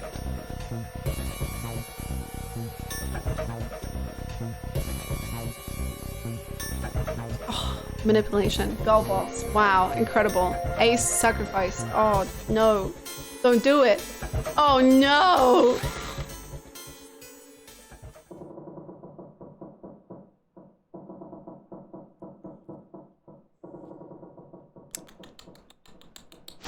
Oh no! Oh no! Sadness. His suppressants. No! Oh, what's my mind make up? What? Huh? Hello? What am I doing? What's my pairings? Hold on. I want door 8. Got it, you're 8. You're next. Oh, am I asking being asked what door I want? I'll take 7. I can't get along with that old lady. What did you just say? What door do I want? Okay. I would like door... I think I went door 8 last time. I'll do door... I guess I haven't really done either of them. I guess I'll do door 8 then. I think I'm gonna go with door 8. Okay, 8 it is. Yeah. Yeah. All right then. That means June's got to go through 7. What? Why? What? Santa grimaced and muttered angrily to himself, but finally began to explain. If the 6 of us are gonna keep going without leaving anyone behind, there are only 3 ways we can do it. Have 3, 5, and 8 go through 7, and 4, 6, and 7 go through 8. Plan B. 4, 5, and 7 go through 7, and 3, 6, and 8 go through 8. Plan C. Or 3, 6, and 7 go through 7, and 4, 5, and 8 get 8. There are no other combinations. Santa muttered angrily. That's his normal talking. In other words, 3 and 4 and 7 and 8 can never go through the same doors. You get it now? As Santa finished, June looked over at Junpei, tears welling up at the corners of her eyes. Oh no! Oh no! You're saying we aren't gonna see each other again for a long time. Junpei felt just as June did. He wanted to be at her side through whatever trials they were preparing to face. But he knew if they were to survive, he had to swallow his feelings. In order for the 6 of them to move forward, he and June had to be separated. Anyway, I just realized I can probably skip again. Yippee!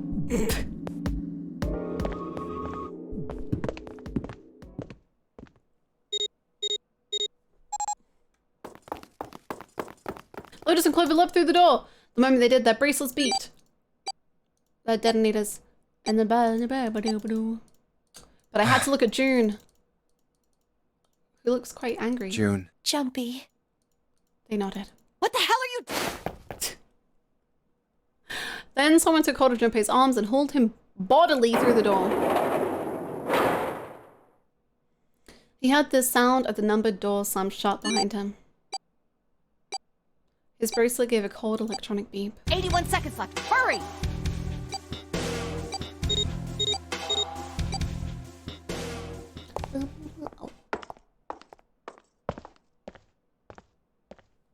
I love the ASMR of skipping.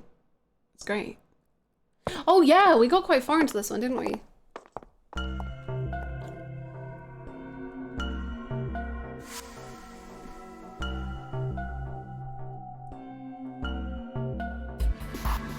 Oh no!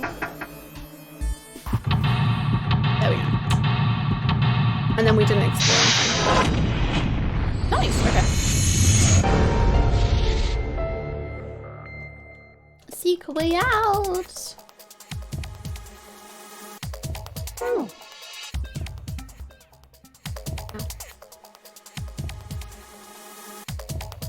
Whoa. Okay.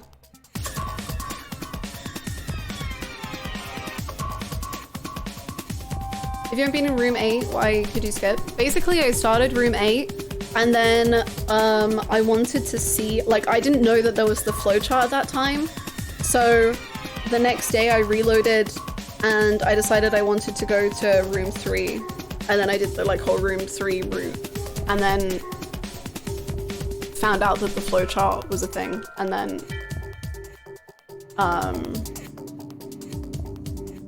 I haven't searched any of this room before though. Yeah, that's the lay of the land.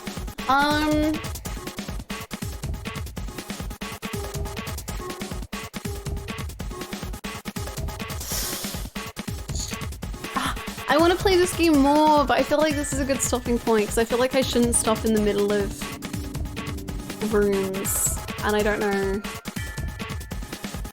But this game is so addictive. It's so hard. It's so hard. This is a good place to stop. Okay. I'll be smart about it, I guess. I don't want to see too much of the flow. Cool. Okay. Well, that's quite satisfying that we've got the whole of this bit.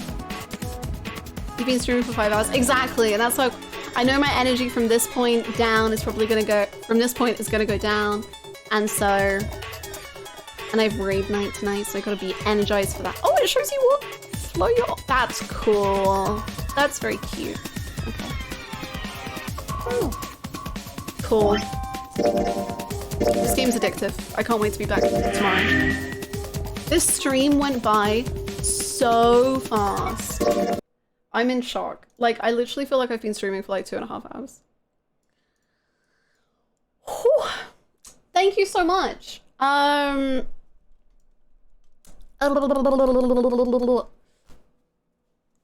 you so much for hanging out with me. Y'all are making this playthrough so very, very fun. Being the silly little goobers you are. So thank you so much. I can't wait for more tomorrow. If you would like to join the Discord, Discord always has the announcements and like schedule as to when I'm live, but it also has the spoiler chat if you want to talk about 999 in the in general, and also when I'm not streaming. Time to rewatch the VOD 10 times. I'll be back again tomorrow, same time, same place.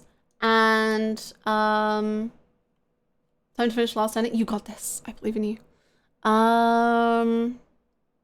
Yeah. Love ya. Bye-bye, friends. See you tomorrow.